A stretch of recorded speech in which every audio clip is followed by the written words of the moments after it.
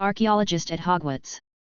The best spellbreaker in Gringotts, the archaeologist in the magical world, the professor of ancient magic at Hogwarts, the destroyer of pure blood supremacy, and the nemesis of Severus Snape. Tobyheimer. Chapter 1. A series of hurried footsteps sounded in the dark corridor. Under the illumination of the dim torches on both sides of the corridor, a face covered with dust and sweat flashed quickly. The long and messy hair was flying back and forth, and it was all tangled in dirt. And behind him, there are countless bandaged faces. They are all mummies, they have come to life again. Hurry up! Al! Haven't you found the exit yet? The man shouted anxiously. Suddenly a dark shadow passed in front of him. It was a sniff. The sniff sniffed the ground quickly, and then immediately pointed out a direction in front of the fork in the road. Well done! The man asked Al to jump onto his shoulders. He changed direction and ran desperately, finally seeing the light at the exit from a distance. With a sudden jump, the man reappeared under the blazing sunshine. But this is not over yet. The ferocious mummy is still chasing him closely, and will soon run out of the tall pyramid as well. The man calmly took out his wand and waved it over the exit, causing the built-in stone door to fall down again. The stone door fell with a loud bang, blocking all the roars inside the pyramid. A mummy's head was smashed and separated, and its head fell from the sky and fell in front of the man. By now! The man laughed and kicked the withered head, causing it to hit the stone door and immediately shatter into pieces. Then he grabbed the struggling sniff, dug into its belly pocket, and took out a pure gold mask. This mask is very similar to the pharaoh mask of ancient Egypt. The facial features are carved on it, but there are no more complicated decorations around it, and it is only the size of an ordinary mask. Finally found! The man picked up the mask and kissed it hard, then threw it back in front of Xiu Xiu. Xiu Xiu quickly stuffed the mask into his pocket, for fear of being taken away by the man again. The man glanced at it with disdain, but Xiu Xiu jumped back onto his shoulder without caring, pretending that nothing happened. Gone! The man patted Xiu Xiu's head and said, gradually walking towards the outside of the pyramid. Gringotts Egypt branch. Ever since the dusty man walked into the bank, he had attracted almost everyone's attention. Most of them were fairies, and there was envy, jealousy, and disbelief in their eyes. You're actually still alive! The goblin behind the counter said in surprise. He clutched the gem in his hand tightly. The customer on the side looked distressed and hesitated whether to stop it. I let you down. The man shook his hair and said, using his palm to push his long hair back to the back of his head. I'm here to see Larry. After a pause, the man added in a more serious tone, now. It didn't take long for the man to be welcomed into a gorgeously decorated living room.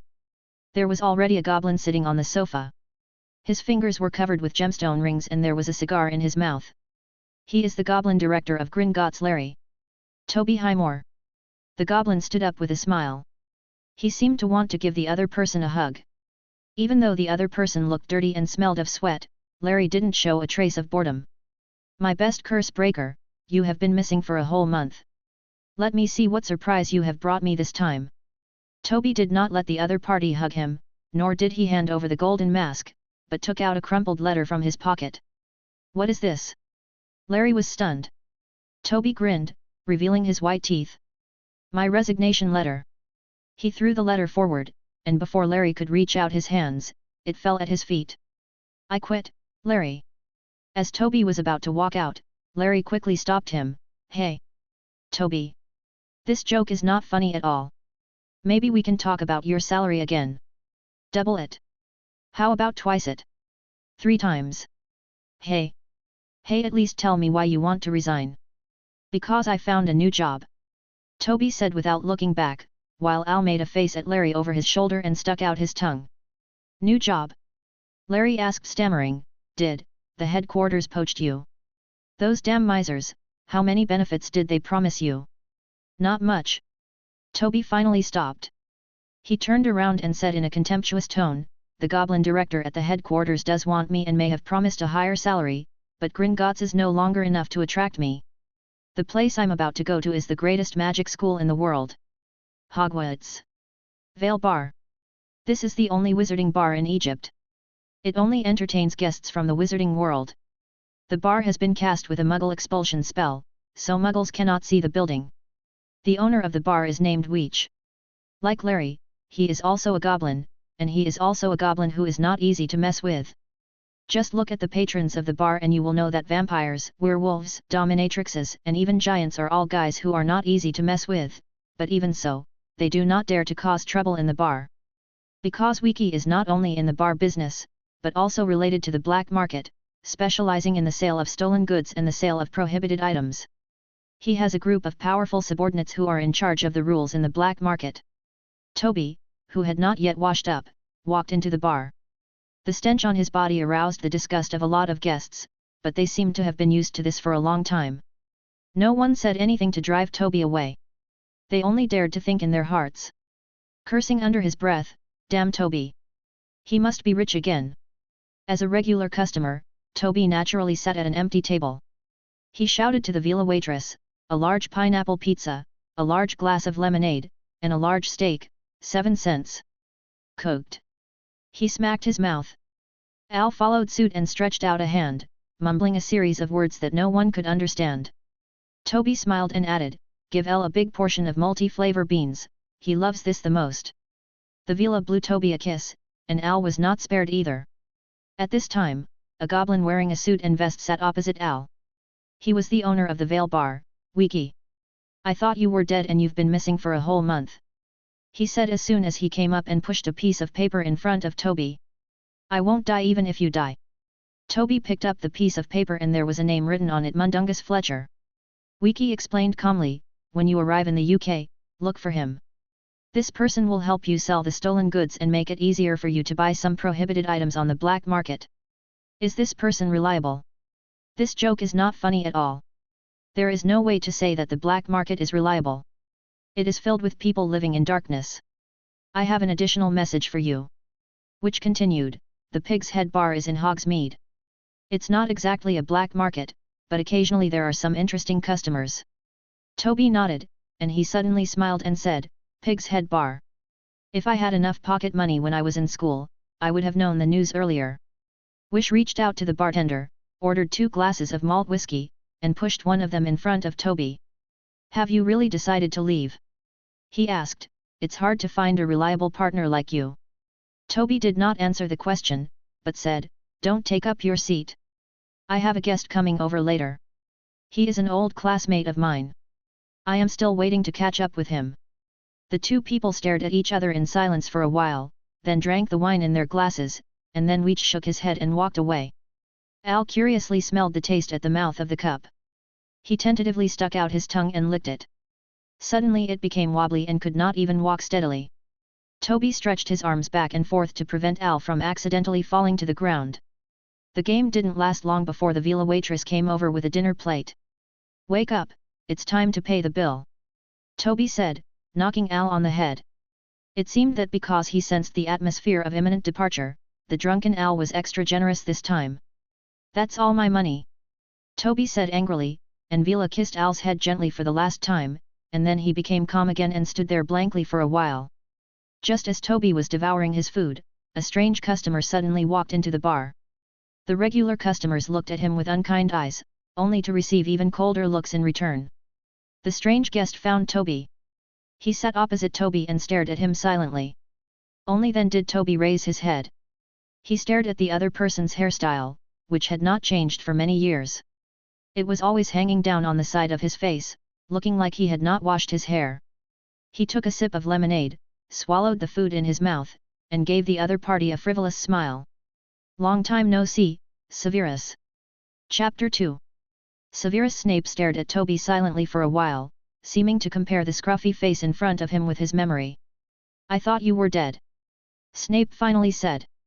Toby spread his hands helplessly. "Why are so many people looking forward to my death today? I really should have looked at the horoscope before going out." Al held a multi-flavor bean and nodded vigorously, as if to say, "That's right." After noticing Snape's gaze, Toby took the initiative to introduce, "It's called Al. He is my pet and can also be regarded as a partner. Compared with ordinary sniffers, it is particularly sensitive to the source of light. It is very important during the exploration of ancient ruins and has saved my life many times." "Ancient ruins?" Snape curved his lips and mocked, "You haven't given up on your whimsical ideas and wasted your time exploring ancient ruins. Hey! Toby retorted ruthlessly, this is better than joining the Death Eaters. If Lily is still alive, I really don't know what she will think of you. You. Snape immediately became angry and stared at Toby fiercely, that's better than you, a coward who can only run away. Toby clicked his ears indifferently, at least I didn't stand against Lily, nor was I an accomplice in killing her. Besides, what's wrong with being a coward? I remember that Professor Slughorn also planned to escape, and you. Different from taking the initiative to join, we have no intention of helping the mysterious person. Snape stared at Toby like crazy, you are not allowed to mention Lily's name again. Toby raised his eyebrows, what's the matter, Severus? Why are you so excited? I thought you had forgotten her a long time ago. It's been so long, and her and James' children should also grow up. Come on. I still remember the scene when you parted ways that Mudblood curse included me, Severus. Accompanied by a chaotic sound of hammers and hammers, Snape suddenly stood up and lifted the table. Al suddenly jumped on Toby's shoulder. He looked at the multi-flavored beans scattered on the floor and shouted against Snape as the culprit. The bar owner Weaky saw this scene from a distance, and Toby reached out to comfort him, please change a table, oh yes, another order of multi-flavor beans. While the house elves were cleaning, Witch came over and said, I thought you were just catching up on old times. Toby looked at Snape with a smile and said, this old classmate of mine does have some enthusiasm. After all, we haven't seen each other for many years. After the table was changed again, Snape suppressed his anger and sat down again. He glanced at Weaky, who was staring closely at this place, and said meaningfully, since graduation, it seems that you have a lot of experience. Toby replied nonchalantly, same to you, Severus. This is the first time the two of them have met since graduating from Hogwarts. Snape stayed in England, and Toby never went back. They are students of the same class at Hogwarts and are both from Slytherin House. Snape had been seeking recognition from pure-blood students when he was in school. Of course, this was also related to his own love of black magic, so he hung out with those evil students all day long. But that was not a true friendship after all. At least Toby had never seen those friends stand up for Snape when he was bullied by James and others. Toby also had few friends when he was in school, and he was marginalized. Slytherin House was originally not favored by students from other houses. Almost everyone agreed that only bad students would be assigned to Slytherin. In addition, it happened to be during the rise of Voldemort's power, which brought great problems to Slytherin House. There was a deeper and more stereotyped bad impression, but the students of Slytherin House were not unjust at all. Many senior students were blatantly discussing whether to join the Death Eaters. But Toby is different. He had no intention of becoming a Death Eater and did not want to serve Voldemort, but he was not accepted by students from other colleges. Because he is an extremely rare Muggle-born person who has been assigned to Slytherin House for many years. This was unimaginable to Toby, and to everyone else as well. Slytherin House has always been a house that pays attention to blood. Pure blood is the highest honor. How can a Mudblood be allowed to enter? This made Toby feel lost for a long time at first, not because of his Muggle-born status, but because of the lack of recognition. Fortunately, there is still magic accompanying him. For Toby, who has lived in the Muggle world since childhood, magic has always been the most attractive existence to him. This strong interest allowed Toby to achieve extremely excellent results. Whether it was the OWL exam or the NEWT, his scores in every subject were excellent. This brought him attention, and the best of them came from Professor Slughorn. He himself was a pure-blood wizard, but he would not judge a person because of his blood, but rather whether he was good enough and had the necessary qualities. Sufficient collection value. Toby's excellent grades made Professor Slughorn look upon him with special regard, and he was often willing to make a convenience. But good grades bring not only positive reactions, but also negative ones. Toby was targeted by Voldemort, and the terrifying Dark Lord was willing to recruit him regardless of Toby's bloodline. Of course, the solicitation methods are not so friendly. It was impossible for Toby to agree to Voldemort's recruitment. The fact that he was a Muggle-born could not be changed. He also could not agree with Voldemort's concept of purifying his bloodline, nor could he forget his experiences as a student. Always treated with indifference. Fortunately, Toby's will is strong enough. He has been an orphan since he was a child. He knows how to deal with himself and how to avoid trouble. This is completely different from another marginal character, Severus Snape. Many times, in Toby's view, Snape is looking for trouble. Of course, it became difficult to explain this kind of thing clearly later on. The hatred between Snape and James had reached the point where it could not be resolved, and tracing the source became meaningless. They are not born to deal with it. Toby was good at observation. He knew very early on that Snape liked Lily, but he was never able to say it out loud. As a result, Lily got together with James, whom she had always hated, and gave birth to a savior of the wizarding world, the boy who lived Harry Potter. And this Harry happened to be related to the reason why Snape went to Egypt. "Tell me about it," Snape asked in an interviewer's tone. "Harry Potter is also going to enroll this year. Are you here specifically for him? For the boy who lived?" Chapter 3. Harry Potter. Toby glanced sideways at Snape, and he mocked disdainfully, "You really don't think I would believe that a baby killed a mysterious person, do you?" "What do you mean?" Snape stared at him closely. "It's just like what I said," Toby said lazily. "I would rather believe it is James, and that." He raised the corners of his mouth with a wicked smile, "The unspeakable woman. It was they who successfully fought back against the mysterious man before they died, and the baby just survived. Does Harry have any special blood? A vampire? A goblin? Even a troll will do, but he has nothing. He is just a simple and pure wizard.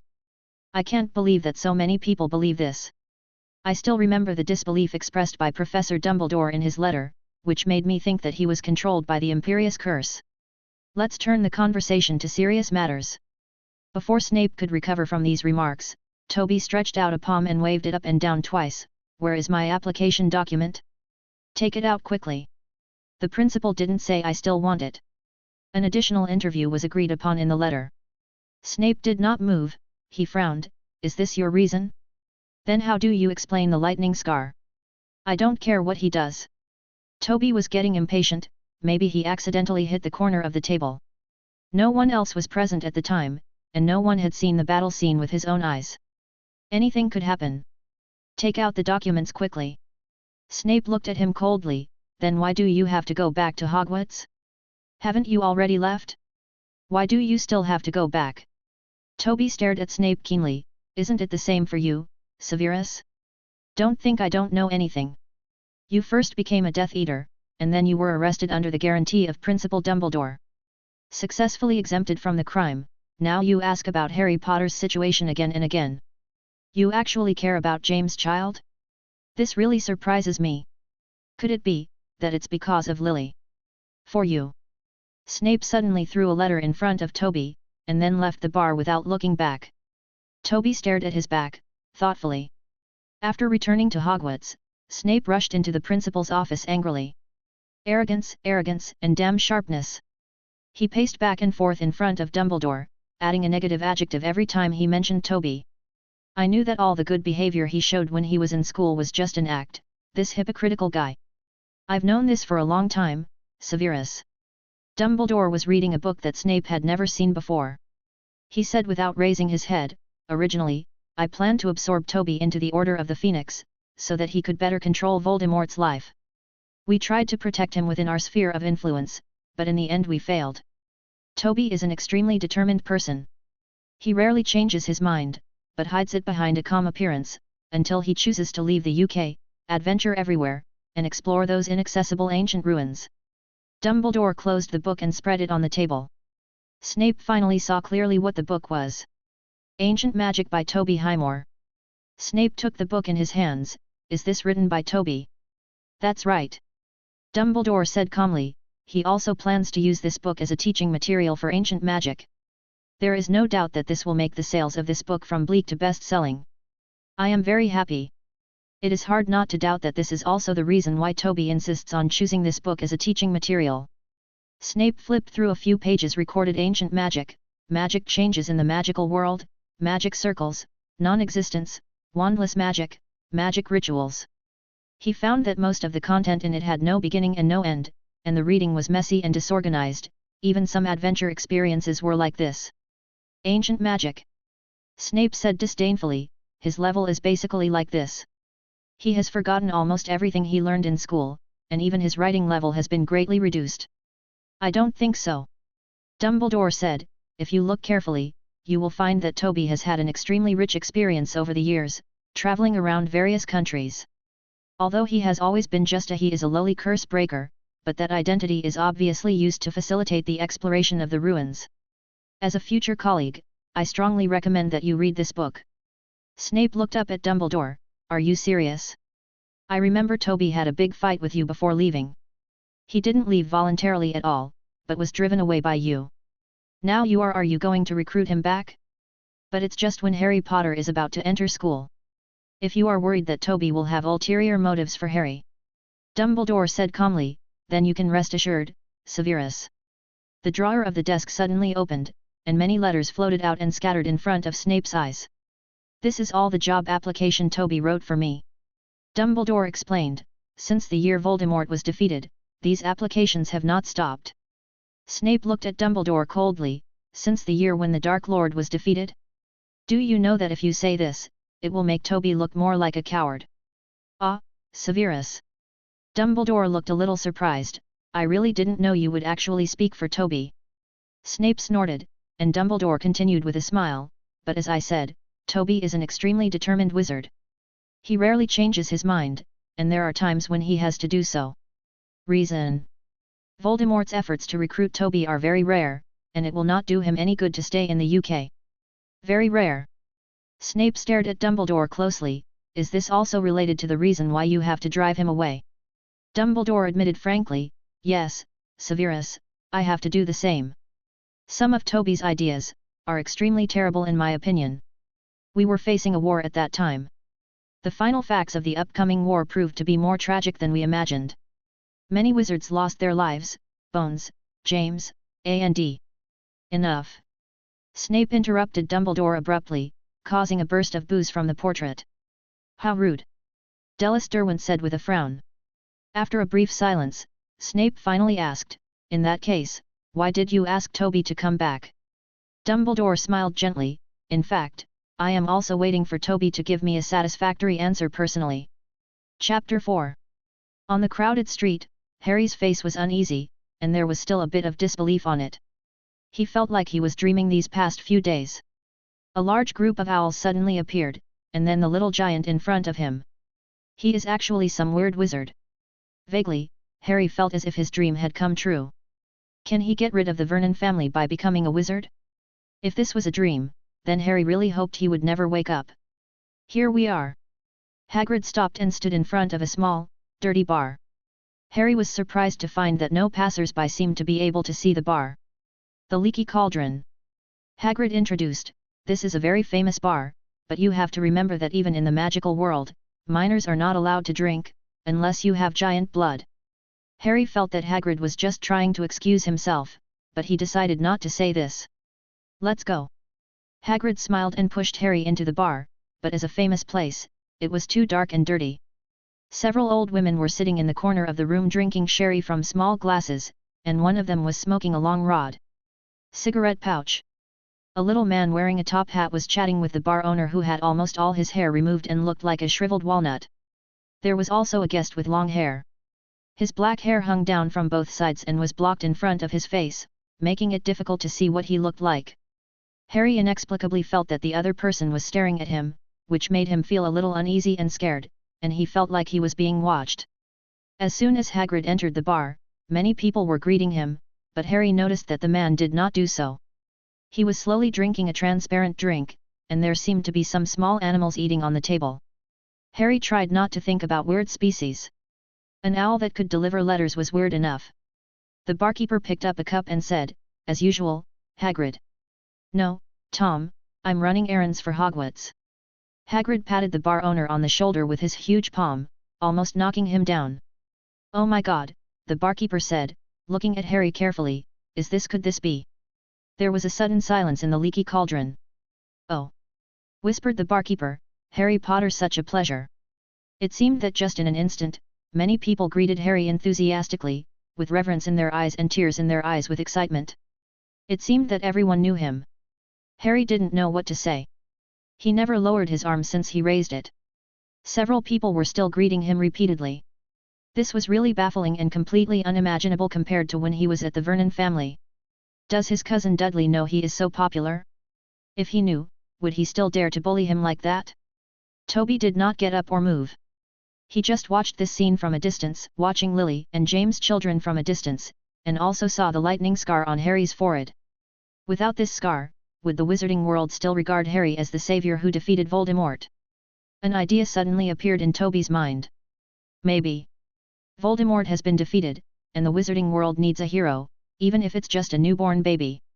It's just that from the way Harry is dressed, it seems that he has not been having a good time these past few years. Toby was no stranger to the style of Harry's clothes, which were all ill-fitting. He himself wore cheap clothes like this when he was a child. They were strong and durable, and he only needed to buy one piece to last him for many years. At this time, a pale young man walked around Toby and walked up to Harry.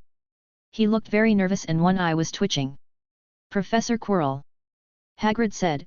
"Harry, Professor Quirrell is one of your teachers at Hogwarts." Potter," Professor Quirrell stammered, grabbing Harry's hand, "I'm unspeakably happy to see you. What kind of magic do you teach, Professor Quirrell?" Dark magic defense," Professor Quirrell said vaguely, as if he thought it was better not to mention it. "You don't need to learn this anymore, do you, PP? Mr. Potter?" He laughed nervously. Toby set his eyes on Quirrell, and never took his eyes away from him since he noticed him. As the crowd gathered more and more, Hagrid had to raise his voice and said, "It's time to go, there are still a lot of things to buy. Let's go, Harry." Hagrid led Harry through the bar and into the small courtyard surrounded by walls, and disappeared from everyone's eyes. Quirrell carefully walked back to his seat. He looked very timid indeed. "Professor Quirrell!" A voice suddenly sounded, startling Quirrell. He turned around and saw a man with curly hair. His eyes were blocked behind his hair. The blurred vision made the man look uncertain and full of uncertain threats. "Who are you?" Quirrell asked hesitantly. He didn't know the other person and had never seen this guest before. "Hello." Toby showed a big smile and pushed his hair behind his head with his palms, revealing his angular face, which looked very kind and handsome. "I am also the new professor at Hogwarts, an archaeologist, Tobyheimer. This is your seat? Since we are already future colleagues, let's have a good chat." Before Quirrell could refuse, Toby had already picked up the lemonade and walked to the empty seat at Quirrell's table to sit down. Sniffing Owl was very conscious and asked Toby to carry the plate over to him so that he could continue to enjoy BB. Multi-flavor beans. Quirrell was stunned. He vaguely felt that something was wrong with the other party, but he couldn't tell what was wrong. "Okay then," Quirrell stammered. He just wanted to pay and leave quickly. But Toby obviously didn't think so. He asked enthusiastically, "Are you the new professor?" Quirrell shook his head. I used to teach Muggle studies, which is a subject that was changed this year, defense against the dark arts." Toby said happily, "That's great. I'm responsible for teaching a lesson on ancient magic." "Ancient magic?" Quirrell stopped stammering. "Is there such a course at Hogwarts? Why don't I remember that I have learned it?" "Of course not." Toby shook his head and said, "As an archaeologist, I don't have many choices. Ancient magic is the most suitable course for me. This is the result of my hard work, otherwise I would just can teach defense against the dark arts classes." When he said this, Toby looked at Quirrell with a dead look in his eyes. Quirrell realized this deeply. Even if he was not looking at a dead person, he was definitely looking at some unlucky person. He is the unlucky guy. "What happened to defense against the dark arts?" Quirrell asked anxiously. "Alas!" Toby sighed deeply, as if he was feeling sorry for Quirrell in advance. "You really don't know?" Toby deliberately lowered his voice and asked, "You must have graduated from Hogwarts, right?" Quirrell nodded quickly. "Then you should know." Toby said in confusion, "In 7 academic years, 7 professors have been changed. Don't you think there is something wrong with this?" Quirrell opened his eyes in horror. What's wrong?" Toby's voice suddenly became even lower. "Defense against the dark arts, this course is cursed, and every professor must die." What? Quirrell was frightened and screamed, attracting the attention of many guests. "Keep your voice down." Toby quickly stopped him. "We are future professors. How can we wantonly publicize negative news about the school on such an occasion? This will affect the number of enrollment." Quirrell couldn't hear what Toby was saying at all. His face turned pale and there was a large amount of sweat on his forehead. No. Quirrell finally reacted, "When I was at school, there was no news of the professor's death at all. Of course not everyone is like this. Toby said calmly, but at least you will be unlucky for a while. It will be very bad. If you can't bear it, just... He tilted his neck and stuck out his tongue. It's too bad to die. I. Quirrell suddenly became extremely panicked. He stood up, but couldn't even finish his words. He held it in for a long time before he finally said one sentence, I have to. Gone. He hurriedly took out a few silver coins and ran out of the leaky cauldron without looking back, tripping over the threshold and almost falling. Toby stared at his back silently, and the hair that had been pushed back to the back of his head fell down again, blocking his eyes. Shiu Shiu chirped twice, and Toby seemed to be answering or talking to himself, I feel a strong threat from Quirrell. You know, Al, this is one of my few. We have many divination talents, which allowed us to successfully escape many times while exploring the ruins. This time, maybe it will be no exception. Professor Quirrell. Toby carefully recalled Quirrell's ordinary, even cowardly behavior. He concluded. Really excellent acting skills. The guy who dares to teach defense against the dark arts, it's really not easy. Chapter 5. Come in, stranger, but be careful. What will happen if you are greedy? Just asking for nothing, getting something for nothing. You will definitely receive the most severe punishment. These were the words engraved on the silver door, and Harry was frightened when he saw it. Like I said, if you want to rob this bank, you're crazy, Hagrid said. The goblins welcomed them inside, which was a tall marble hall. Harry was dazzled by what he saw. There were about 100 goblins sitting on high stools behind a row of long counters. Some of them were using copper scales, weighing coins, some were inspecting gemstones with eyepieces, while scribbling notes in the large ledger. In addition, there are countless doors in the hall, and I don't know where they lead. Morning, Hagrid said to an idle goblin, we're going to take some money from Mr. Harry Potter's vault. Do you have his key, sir? Hagrid was hurriedly taking out the key from his pocket. There were so many things in it, and there was also a moldy dog biscuit. Harry really hoped that his key was not moldy. He looked to the right and saw a goblin weighing a pile of rubies the size of red-hot coals. How much would that be worth? If it were replaced by cakes and sodas, it would probably last Dudley a lifetime. Never ending, another life, another life. What are you doing stupidly? Hagrid's big palm flapped back and forth in front of Harry's eyes several times, blowing up all his hair. The wind was as strong as a small fan. It's time to go. Hagrid couldn't help but show off again, go to your vault first, and then go to Vault 713. The task assigned to me by Dumbledore must be completed. What's in there? Harry asked. I can't tell you this. Hagrid put his finger to his mouth, this is absolutely confidential and I can't tell you. Harry's curiosity was quickly attracted by the narrow corridor behind the door, which was brightly illuminated by burning torches. The stone corridor was a steep descent with a small railway below. The leading goblin whistled, and a small cart rushed towards them along the railway. They climbed on the cart and set off as if they were flying. Not long after they left, Toby also took Al into Gringotts. He walked straight to the counter and said to the goblin, 714 Treasure House, get something. He didn't take out the key, and the goblin just looked at Toby's face carefully. It is really you, Mr. Tobyheimer, who is interested in accepting the role of curse breaker. No. Well, you won't lose anything if you give it a try, Lacey. The goblin named Lacey came over and said respectfully, please come with me, sir. Toby followed Lacey, and they walked into the room next to Harry. After the cart appeared, Toby sat on it skillfully, and Al held his hair tightly. Let's go. Lacey said. At first, they galloped along the maze-like winding passage, turning left, right, and so on countless times. The cold air whizzed by, and Toby's eyes narrowed slightly, and he spoke with the collar protected Al, who was shivering from the cold. They passed an underground lake and saw flames spurting out from the end of the passage. Is that a fire dragon? Toby asked. Yes, sir. Lacey replied, Ukraine's iron belly is enough to keep out any intruders. I know this cannot be hidden from you, but I hope it will not spread as much as possible. Toby nodded slightly and said nothing. Gradually, the cold wind became biting. Toby protected Al on his chest and used his hands to block it from the biting cold wind. Finally, after an unknown amount of time, they stopped at a mountain stream.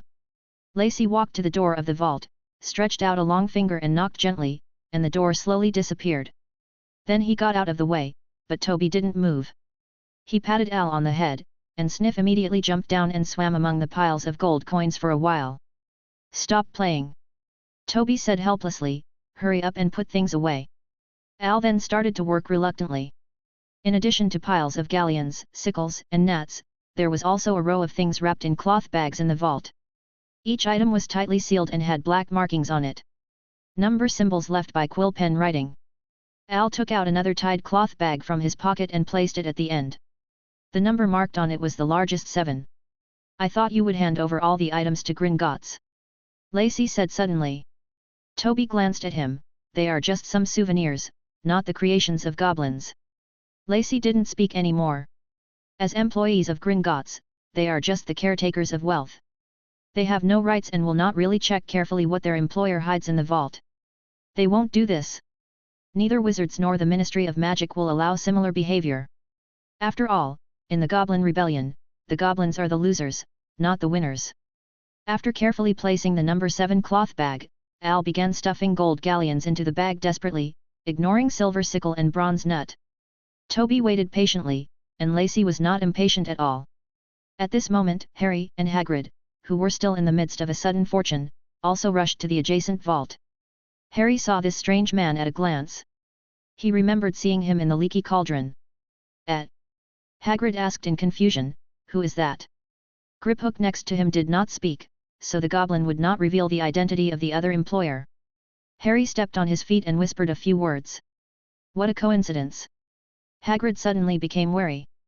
It was a bit strange to meet this person twice in a row. The contents of the vault were a task specially assigned to him by Dumbledore. There must be no mistakes. However, the man in the distance suddenly pushed his hair back with his palms. Toby smiled and said, "Hello, long time no see, Hagrid." "You are Hagrid." Carefully recognized the other person's face, and he shouted out in surprise, "Toby! Tobyheimer! You're actually still alive." Toby felt that he really should go out after watching the stars. "Hey!" Hagrid waved his hands vigorously, but there was a bottomless gorge between the two vaults. Griphook immediately grabbed Hagrid tightly and was dragged a short distance by him. "Hagrid! Hagrid! Are you looking for death?" Toby was also shocked. Hagrid was really the same, he hadn't changed after so many years. "We will have a chance to meet in the future," he shouted loudly. Only then did Hagrid stop. Yes, he still had the task assigned to him by Dumbledore. He quickly took out the contents of the vault and carefully placed them in his pocket. Al on the other side finally couldn't stuff anything anymore, and it came over staggeringly. Toby had to shake it several times to make Al's body feel relaxed again. The two carts set off at the same time, with Hagrid and Harry's cart hanging far behind Toby. "Who is Toby?" Harry couldn't help but asked curiously. Don't ask me now." Hagrid's face turned livid. "We can wait until we get out. I feel like I'm going to vomit." As a result, he actually vomited. The cart had to stop for a while, and Griphook and Harry jumped up and patted Hagrid on the back. On another cart, Lacey shouted loudly, "Watch your pet, sir. We are going to pass the fire dragon again." "I know." Toby subconsciously wanted to grab his left shoulder, but missed it. When he turned his head in confusion, he realized that Al had appeared on the edge of the cart at some point and was almost thrown out. Toby quickly caught Al back. "With your little meat, even the fire dragon can't get enough." Al didn't react at all. He lay obediently in Toby's arms, motionless, just clutching the pocket on his belly. After finally going out, Toby didn't stay in Gringotts for too long. He found a quiet and uninhabited place in Diagon Alley, then turned his head and stared directly at Al. Al whistled guiltily, not daring to look at Toby. "Take it out." Toby stretched out his hand and said, "You dare to do anything under the eyes of the goblin? If I hadn't helped you cover it up, you might have been discovered." Al persisted for a while, but in the end he reluctantly dug into his pocket and finally took out a bright red gem. "It's just a gem and you. The moment he touched the ruby, Toby was suddenly stunned, and then he quickly urged, "Quick! Give me Dumbledore's chocolate frog picture." Al quickly rummaged in his pocket and finally took out a well-preserved picture of a chocolate frog. Toby quickly reached out and took it. Whether it was a coincidence or some other reason, Dumbledore in the picture was staring at him angrily. Toby silently turned over the picture and found the line of description he wanted: effective in alchemy with partner Nico Flamel. In addition, Hagrid mentioned the task that Dumbledore gave him, and the red gem in front of him. Toby's throat rolled hard. He asked cautiously, "You must have changed the bag, right? Put the ordinary rubies back in." Al nodded vigorously, as if asking for credit. "You're really going to give me a hard time." Toby held his forehead and sighed, "I have just been successfully applied for the job, and I have to face such a difficult choice. This is definitely Nick Flamel's Philosopher's Stone." Al nodded faster, and his excitement was completely saying, "Am I awesome?" Chapter 6. The Philosopher's Stone by Nick Flamel. This means endless lifespan and countless gold. Even if Toby walks away from now on, as long as he can find a foolproof hiding place, he will probably be able to spend the rest of his life in a way that almost all wizards would envy. Of hundreds of years. After all, Nick Flamel and Albus Dumbledore are both so old that no one knows how long they can live. As for the reason why Nico Flamel would give the Philosopher's Stone to Dumbledore, it is clearly written on the chocolate frog picture: his success in alchemy with his partner Nico Flamel. This may be another collaboration between the two, and the Philosopher's Stone undoubtedly has sufficient research value. Al raised his head and looked at Toby, his dark little eyes blinking constantly. He quietly took a few steps forward, trying to get the magic stone back and stuff it into his pocket again. "I just know how to cause trouble." Toby pushed Al back with his fingers. He put the Sorcerer's Stone in the pocket of his witch robe, patted it twice, and ignored Al's struggle and said, "Don't be so whimsical, you can also dare to use Dumbledore's things. Still, he is still alive, and Hogwarts has not become an ancient relic, so there is no need for us to go archaeologically now. Don't forget our experience in Europe these years, Al. We all know what a terrible enemy Grindelwald is, but he has been imprisoned in Nurmengard, and Voldemort is also unknown whether he is alive or dead in the Wizarding War. Only Dumbledore is still alive and well. Let's go." Toby comforted Al for a while and let him jump on his shoulder. Al deliberately turned away and ignored him, still sulking. But Toby still insisted, "It's time to report to Hogwarts early. I plan to delay it for a while. But you have given me a reason to go see Dumbledore." Toby set off quickly. He strode along Diagon Alley without seeing Hagrid and Harry. They were probably still walking through the corridors. When Toby returned to the Leaky Cauldron, he unexpectedly discovered that Quirrell was back again. But when Quirrell saw Toby, he gave up taking only a small sip of the drink and ran away in a hurry. "Don't go!" Toby shouted, but Quirrell didn't even look back. New colleagues are really difficult to deal with. Toby shook his head helplessly and said. He borrowed some flow powder from Tom, the owner of the Leaky Cauldron, and sprinkled it on the fire in the fireplace, and a green flame suddenly rose from inside. Toby walked straight into the fire, shouted Hogwarts and disappeared in the blink of an eye. Toby was surrounded by flames, and he vaguely saw some wizards' rooms as he spun around. They all flashed past before he could see clearly. Then he spun slowly, and Al shook his head vigorously, and used his little hand to control the room. "Brush the dust clean." Finally, Toby appeared in the vice principal's office at Hogwarts. Professor McGonagall, who was working, glanced at him, and Toby also saw him. "Long time no see, Professor McGonagall." "Yes, Toby, I thought you were dead. There has been no news for so many years." The two people were obviously very familiar with each other. Toby stepped forward and hugged Professor McGonagall gently. He whispered, "I'm sorry about Elphinstone Elcott, Professor." Elphinstone Elcott was Professor McGonagall's former boss at the Ministry of Magic. He pursued McGonagall and spent many years. Finally, the two got married in 1982. Unfortunately, they only got married in 1982. Elphinstone died accidentally in 1985 after being bitten by a venomous tentacle. Minerva McGonagall's emotional experience was particularly rough. Toby heard part of it when he was in school. She was an extremely strong and independent woman. "It's all in the past." Mag wiped the corners of her eyes without leaving a trace. "Fortunately, there is still Hogwarts, this is also my home." Toby pretended not to see it and looked at the scenery outside the window. "Hogwarts is still the same," he said, looking at the Black Lake from a distance. "With the giant squid stranded on the edge of the lake, Principal Dumbledore has protected the school very well." Professor McGonagall's mood gradually calmed down. She raised her head and asked, "Are you here to see Albus?" "Oh, I remembered that he recruited you as the school's new professor not long ago." I remember Snape also. He went to Egypt specifically for this purpose, and he was not in a good mood when he came back. Toby couldn't help laughing. Severus is still the same. Well, Professor, I have to go see Principal Dumbledore. We will get together again when we have time and call the other professors. It's a pity. Professor Slughorn is no longer at the school. Albus is in the principal's office. Professor McGonagall said, the password is Ice Mouse. Toby looked a little surprised.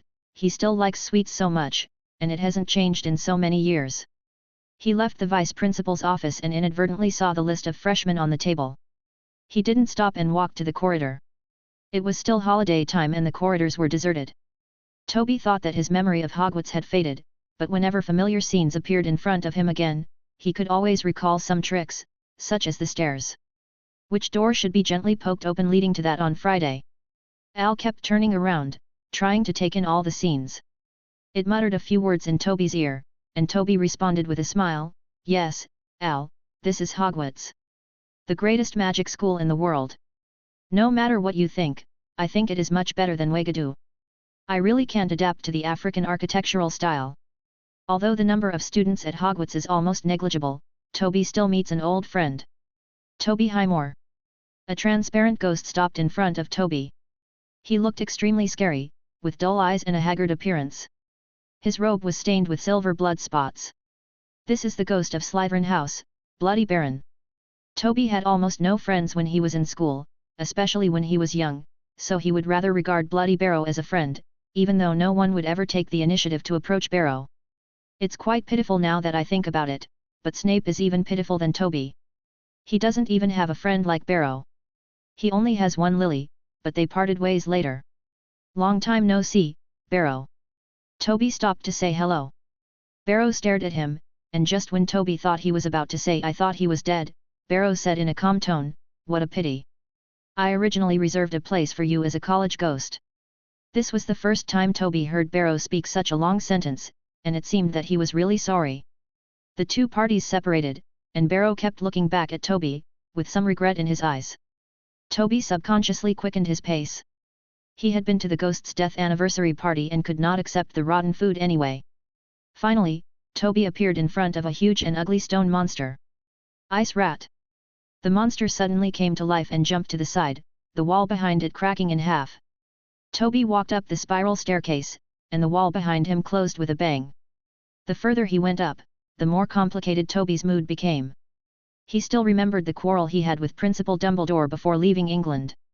In that moment, guilt, anxiety, uneasiness, anger, and various emotions formed a more complex psychology.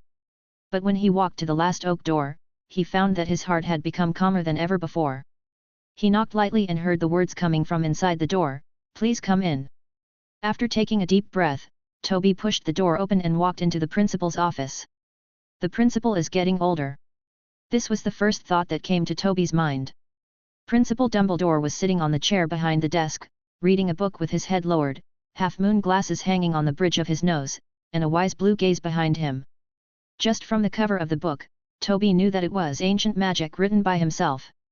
"Bring it here," Dumbledore said without raising his head, tapping his fingers twice on the table. The principal was still so calm and looked like he had anticipated everything. During the Wizarding War, he was also so confident and firmly believed that he would win the final victory. Toby did not hesitate. He took out the cloth bag from his pocket, folded it twice, exposed the magic stone inside, and placed it gently on the desk. Dumbledore then raised his head and stared at the sorcerer's stone. 1 second, 2 seconds, 3 seconds. A full minute passed, and Principal Dumbledore still said nothing and remained silent.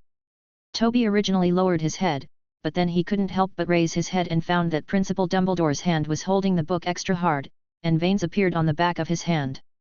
There seemed to be something wrong with the development of things. Toby always felt that Dumbledore was trying hard to resist the urge to beat himself up. "Well?"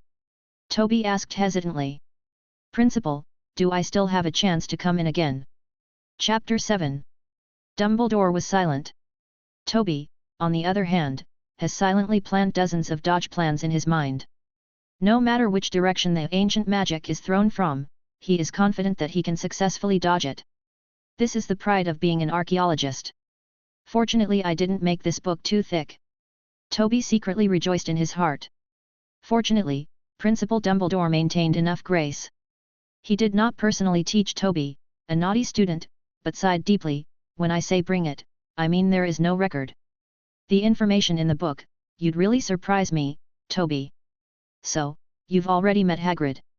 Al didn't dare to move, trying hard to pretend to be a pendant. Toby also tried his best to pretend that nothing happened. "Well, yes, I have met Hagrid and Harry Potter, Lily and James' children.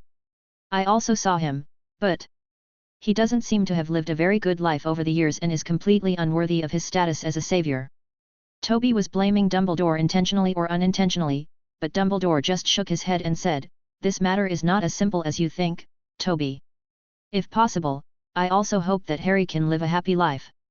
But Toby was listening carefully to Dumbledore's every word, but Dumbledore did not continue speaking, which made Toby feel itchy in his heart. "Let's change the topic." Dumbledore raised his head and said, looking into Toby's eyes, "Only a few people know that since Voldemort's power disappeared, you have been submitting employment applications to me for many years in a row. Can you tell me why?" Toby was sitting opposite Dumbledore. He suddenly became interested in a silver top, fiddled with it with his fingers and said, "If you have read those employment applications, you should understand that I said in the letter. It's very clear only after leaving Hogwarts did I finally realize how much wealth I had lost. This is almost the only ancient building that is well preserved, even compared to other magic schools. Hogwarts is also the oldest. Together with its great founders Godric Gryffindor, Salazar Slytherin, Helga Hufflepuff and Rowena Ravenclaw, in 4. Under the influence of a legendary wizard, countless secrets remain in Hogwarts. I dare say that until now, no principal has been able to know all the secrets in the school, not even you, Principal Dumbledore. Let alone the professors and students, and these secrets are very important to a professional archaeologist. For me, the attraction is fatal. I have been to many countries and explored many ancient magical ruins, the pyramids of Egypt, palaces in the Himalayas, and cities under distant lakes, but I can never ignore the existence of Hogwarts. One day, I will come back, sooner or later." Toby said these words calmly. He did not look at Dumbledore, who was still looking at him. "You're thinking about Hogwarts," Dumbledore said, "revealing your true thoughts in front of a headmaster is really not a wise decision. You should know that I will stop you to avoid having a bad impact on the students in the school. For example, cursed treasure trove, that has already happened once. The Cursed Treasure House was a special event that lasted for a long time, starting in 1984 and ending in 1991. During this period, several students discovered the Ice Treasure House, the Fear Treasure House, the Cursed Treasure House, and the Forest Treasure House. From the plot of the game Hogwarts Mystery. The opening of each treasure trove brings big trouble to Hogwarts. Although Toby was not involved in this series of disputes, the treasure trove incident undoubtedly greatly reduced his chances of becoming a professor and archaeologist. Sounds like someone who specializes in causing trouble. Toby spread his hands helplessly, but I do think so. I also know that I can't hide my thoughts from you at all. It would be better to say it in advance. Dumbledore shook his head and retorted, but you and I both know that this is not all your thoughts. What you are saying now is not as much as the content of our correspondence back and forth. After a pause, Dumbledore added, it also did not include the reason for our quarrel many years ago. When the conversation reached its most critical moment, the topic inevitably led to the quarrel. It was because of that quarrel that Toby decided to leave England. On the one hand, this was to avoid Voldemort's solicitation, and on the other hand, it was also related to his unwillingness to join the Order of the Phoenix. Speaking of which, the reason why Voldemort recruited him was somewhat related to that quarrel. Toby was silent for a while. You know me, Principal, he whispered. It is impossible for me to give up the pursuit of ancient magic, and I have never given up exploring the reasons for the decline of ancient magic. The level of magic in the magic world is gradually decreasing. I have too many examples to prove this. From wandless magic to there were transformations in wand magic, giant-sized demons, and those ancient Greek wizards who had never seen before. Even excluding their influence, there are many wizards who provided evidence in the duel competition alone. Every game has records. That is the most complete information. You also know this, and I told you my purpose truthfully. As long as we figure out the reason why the magic level has decreased, and then find a way to gradually increase the intensity of the magic, we will have more powerful power. The so-called wizard. War and mysterious people are nothing compared to this power. Dumbledore stared at the determined Toby, and time seemed to have returned to that night many years ago, at the same place. In front of the most trusted self, Toby showed his strong aspirations and ambitions. He wants to restore the magical world to its proper level and attempts to trace the origin of magic. In the end, he wants to prove to the entire magical world, Muggle-borns are no different from pure-blood wizards. Even better. I did read your letters. Dumbledore sighed and said, I really didn't know that my words of comfort would lead you to such an unknown direction. But you are right. Toby said immediately, even Muggle-born people have the blood of wizards, but it took many generations to regain the mastery of magic and awaken the talents hidden in the blood. The so-called Muggles. Those who are born are all descendants of wizards. Especially in earlier times, Muggle-born people were called Mumber, and they were more respectful than they are now. The wizards at that time believed that Muggle-born people were more respected than wizards from pure wizarding families. Much more talented. It was not until the implementation of the International Federation of Wizards secrecy that wizards began to distrust Muggles. Pure blood supremacy also began to gradually spread, and the name Mabel was gradually abandoned by people. Toby.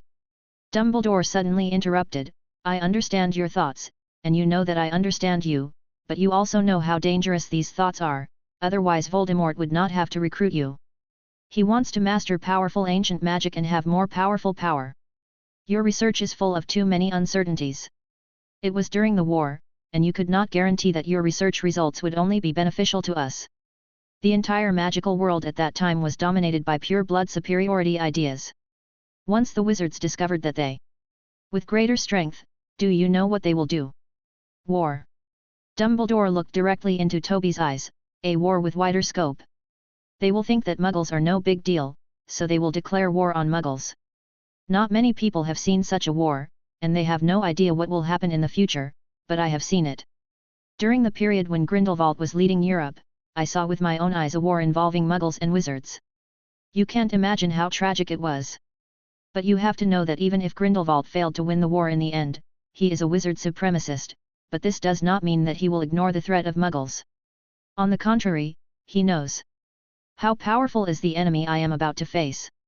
But Grindelwald still failed.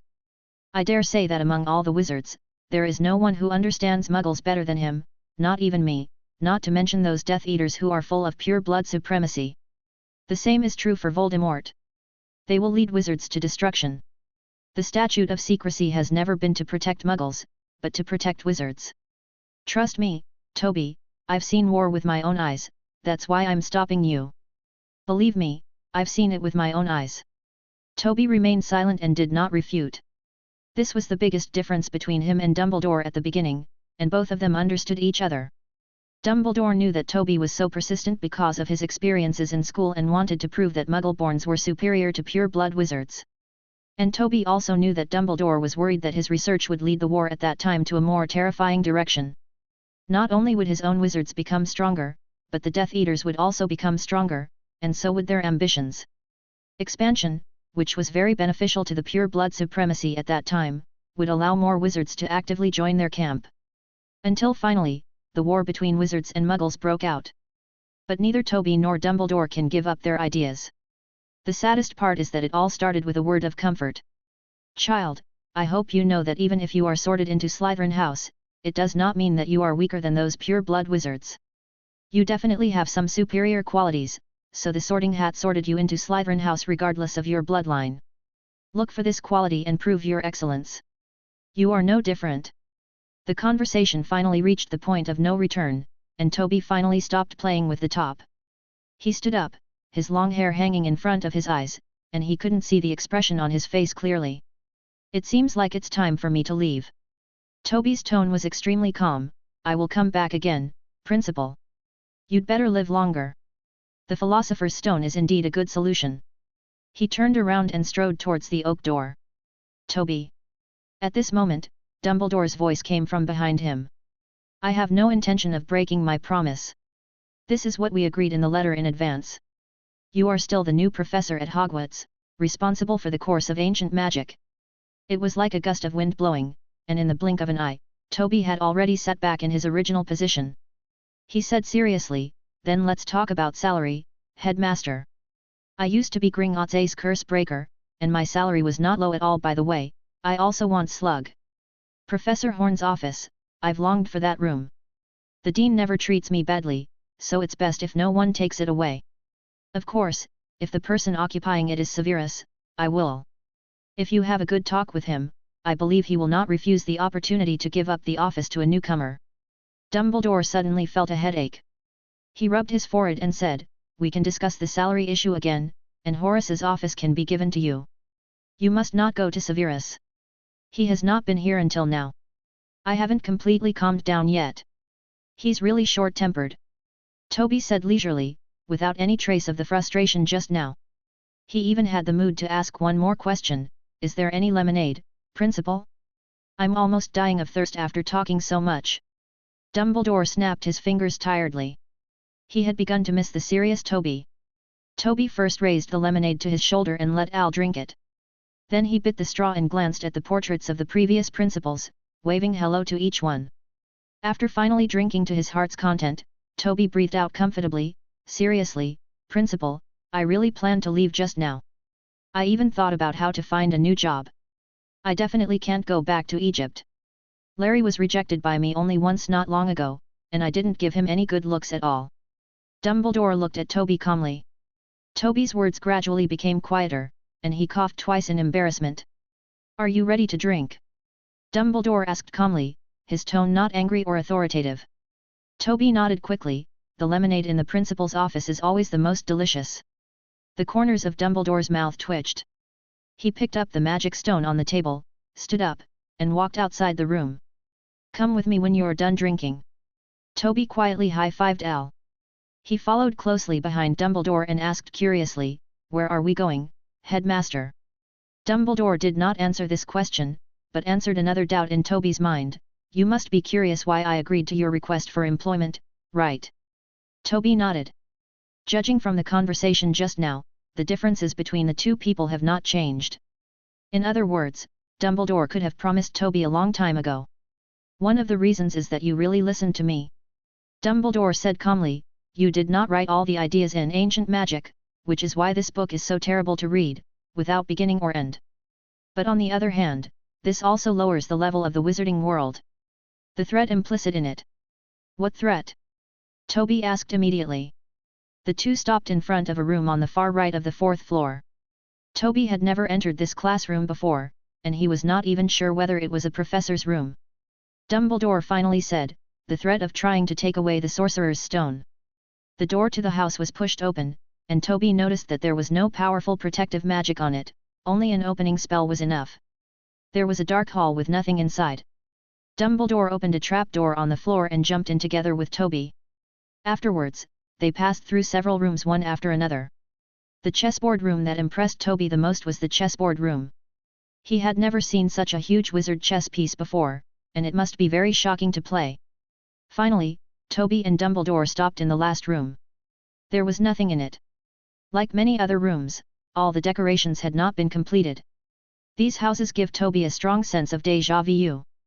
He has explored many ancient ruins, and some of them require you to pass through level after level to finally reach the end of victory. It may be an unknown treasure, or it may be just an empty room with nothing to show for it. You asked me why I agreed to it. Dumbledore turned around, his eyes behind the lenses were extremely complex and full of inexplicable meanings. But there is no doubt that Toby saw guilt in it. Deeply guilty. Dumbledore named a person whom Toby had met not long ago. Harry Potter. Chapter 8. Harry Potter. It was already afternoon, and Toby was walking down the streets of Diagon Alley, repeating the name. He left in such a hurry that he didn't even have time to say hello to Snape. He really wanted to see the expression on Snape's face when he was successfully applied for the job. But Toby's thoughts at this time were all occupied by another name, Harry Potter. Why did the principal insist on mentioning Harry Potter? Does he also believe in the Savior? Toby suddenly felt that the wizarding world was not worth saving, and even Dumbledore had become old and confused. Toby's mind has never changed. Compared with Harry as a baby, he would rather believe that James and Lily defeated Voldemort. Both of them had excellent grades in school, and they were as good as himself in every exam. Come and go. Of course, James is worse. He is more academic and is best at transfiguration. Only a few students are all round, such as Lily, Remus Lupin, and Snape. 1. As for the guilt in Dumbledore's eyes, Toby could understand part of it. He believed that James and Lily would undoubtedly join the Order of the Phoenix, but they both died in the war, and the child Harry left behind did not look like that. Seems to be well taken care of. Perhaps it is precisely because of this that Principal Dumbledore feels guilty about Harry. Sir, sir. Unknowingly, Toby had walked up to the counter of Gringotts, and he was greeted by the same goblin from the morning. Oh, I'm here to get something. Toby came back to his senses and said, 714 Treasure House, as soon as possible. The goblin named Lacey was called over again. He stared at Toby with strange eyes, clearly remembering that he had just met him in the morning, and that Toby had taken away a large sum of gold galleons at that time. In just a short time, all the money was spent? This is truly a generous guest. A sincere smile appeared on Lacey's face, and Toby glanced at him and ignored him. The cart soon set off and they walked through the dark corridor. Al hid in Toby's collar and glanced around, seeming to be looking for an opportunity to strike. It wasn't until Toby patted him twice that he became honest again. Stand up. Here we are, sir. Lacey said as he stepped off the cart and opened the door to the vault. Toby remained as motionless as before. Al immediately jumped into the vault and swam happily among the piles of gold coins. Stop it. Toby had to remind him again, do business first, Al, take things out quickly. Al jumped up, grabbed the bag numbered 1, stuffed it hard into the pocket on his belly, and then stared at the pile of gold coins with reluctant eyes, but unfortunately it couldn't fit it in any way. Time to go. Toby was just about to go in and catch Al, but from the corner of his eye, he suddenly caught a glimpse of something strange in the vault next to him. 2 figures, one tall and one short, walked out of the vault. The one in front was the goblin Grip Hook, but the man behind him. The whole body is hidden in the dark witch robe. That was the 713 vault that Hagrid had just visited in the morning. This person is definitely not Hagrid, nor Dumbledore. The man in black also noticed Toby, who was looking over. The elf Lacey also reacted immediately. He grabbed the whistle on his chest and blew it hard, and the whistle resounded throughout the deep stream. There's a thief! There's a thief! Help! There's a thief! Suddenly there was a large strange noise in the invisible darkness. The goblin guard reacted quickly. Then Toby and the man in black raised their wands at the same time, and they shot spells at each other without hesitation. Lacey was hit by a mist spell, and his body was immediately covered with large and painful pocks, as if his whole body was turning into a pus bubble. Toby attacked without saying a word. He could vaguely see the flames spraying from the distance. The fire dragon was about to arrive. The Divine Edge is shadowless. The Divine Edge shadowless curse successfully hit the opponent, and Toby heard a hiss of pain. Armor protection. Immediately after Toby cast the iron armor curse loudly, he only needed to continue to delay time, but in the next second he heard the other party shouting in a hoarse voice, Avada! It's a death curse!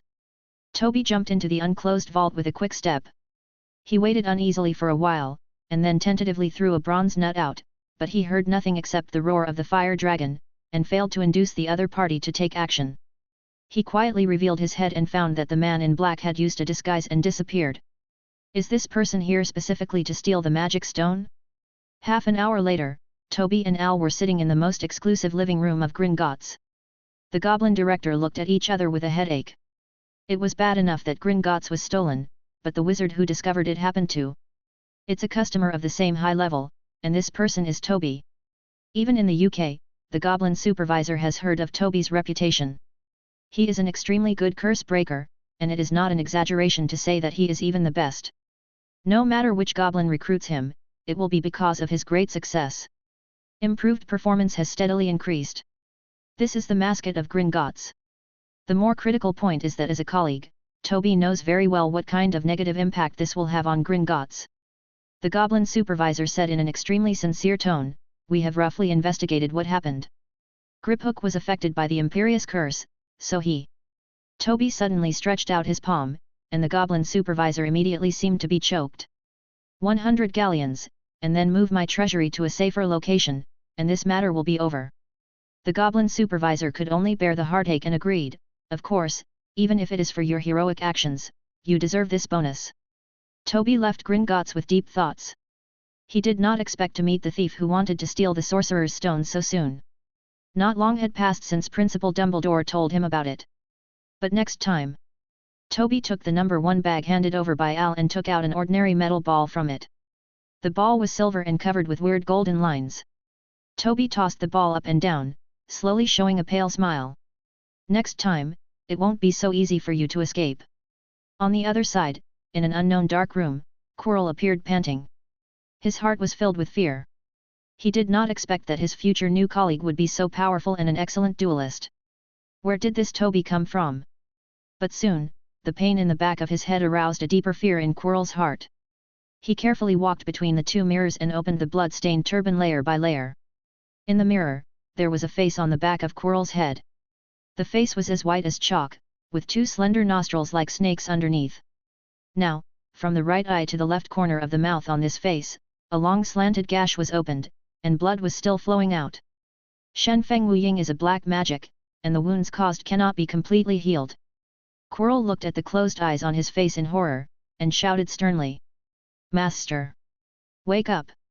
Master! Chapter 9. That's good. In the innermost part of the room on the far right side of the 4th floor, the light that covered all the walls slowly converged and concentrated on the metal ball in the middle of the room. Toby picked up the ball and gave it to Al to put it away. He clapped his hands and said, "You should be relieved now, Principal." As the new professor at Hogwarts, Toby has also become a member of the Protector of the Philosopher's Stone. He knew the purpose of these rooms before he rushed to Hogwarts. They were all specially arranged by the professors to protect the Sorcerer's Stone. Now Toby thinks this is necessary. Not long ago, he told Principal Dumbledore about the thief who broke into Gringotts. He was a powerful dark wizard. Toby also used the Shadowless Curse too. The incident of hitting the opponent was recounted. If nothing else happens, there will be an obvious scar on the thief's body. Toby roughly measured the distance with his fingers. It will probably be this long, and it will be difficult to heal, and scars will remain. You did great, Toby. Principal Dumbledore said with a double entendre, not only for Toby's move to force the thieves away, but also for Toby's excellent defensive measures in the last room. Toby was not complacent, but asked with a serious face, "Who do you think the other party will be?" He could not think of anyone who would force Nick Flamel to seek help from Dumbledore. This could not be judged from the function of the Philosopher's Stone. The mere Midas touch and immortality were enough to attract too many people. I did have some guesses, but they were just guesses. More time is needed to confirm. Unknowingly, even I made a lot of enemies. It's hard to say whether I should be honored by this. So it is more convenient to explore ancient magic. Toby made a joke at the right time, and at the same time he was telling the truth. The living are much scarier than the dead. Dumbledore was silent for a while, and he sighed heavily. The living and the dead. I hope it won't be the worst outcome. Could this have a worse outcome? Toby couldn't understand this. It's better to change the topic to a lighter topic. The solemn atmosphere was swept away, and Dumbledore asked gently, "As the principal of Hogwarts, it is difficult for me not to care about the teaching quality of professors. How are you preparing for your lessons? Bring it to me. Read it again." Toby stared at Dumbledore suspiciously. "Care about the quality of teaching? Are you serious? I still remember when I was in school, the level of the defense against the dark arts professors was completely uneven. It's not easy to get excellent grades in the course, it was simply the most difficult course, and I almost failed it once." "Oh." Dumbledore thought carefully, "Are you referring to Professor Nguyen? I remember her, but I have to say that you did show enough bravery in front of her." "Professor Nguyen's? I'm satisfied with the performance. She didn't really eat your liver for a whole year. Do you know how difficult it is for a dominatrix?" Toby subconsciously asked, "How difficult is it?" Dumbledore smiled and said, "It's more difficult than James not showing off his Quidditch results." Toby understood at this moment, it's so rare that it's almost as difficult as Snape washing his hair. The two people laughed at the same time until a cold voice sounded. "What's so funny? Maybe you should tell me." Snape's figure appeared in the darkness. He appeared quietly like an old bat. He was holding a lot of bottles and cans in his hand, and it seemed that he was here to set up the level. Obviously both he and Toby have long hair, but Snape's hairstyle only makes him look more gloomy. Toby muttered quietly next to Dumbledore, "I regretted it. It should be said that it is almost as difficult as Snape's haircut."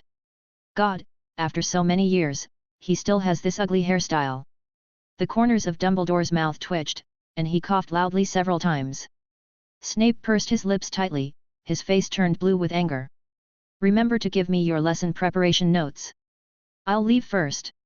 You two old classmates can continue to reminisce about the past. For the first time, Toby noticed that Principal Dumbledore was walking so fast and disappeared in the blink of an eye. To buy HAMO. Snape said through gritted teeth, as if he was going to throw the potion on Toby. Severus Snape. Toby's attitude was much more enthusiastic than his. He seemed to have just discovered Snape. I have good news for you. I have officially become a professor at Hogwarts. Ancient Magic. It is not an elective course, just like you. Are all formal courses. Honestly. Toby ignored Snape's almost murderous gaze and said, maybe we should find an opportunity to get together with Professor Slughorn. We are all his favorite disciples, and he later helped us a lot. Many requests for leave have been successfully approved. Do you know where he lives? Snape stared at Toby fiercely and said nothing. It seems you don't know. Toby said disappointedly, it's a shame that the Dean took such good care of you before, but you don't remember anything. You really feel strange to me now, Severus. Forget it, I'd better ask the principal. He must know where the principal lives. When Toby walked up to Snape, Snape suddenly said in an extremely gloomy tone, I am the head of Slytherin now, Highmore. Toby jumped back to avoid Snape actually throwing the potion on him, which would have been poison. Hey!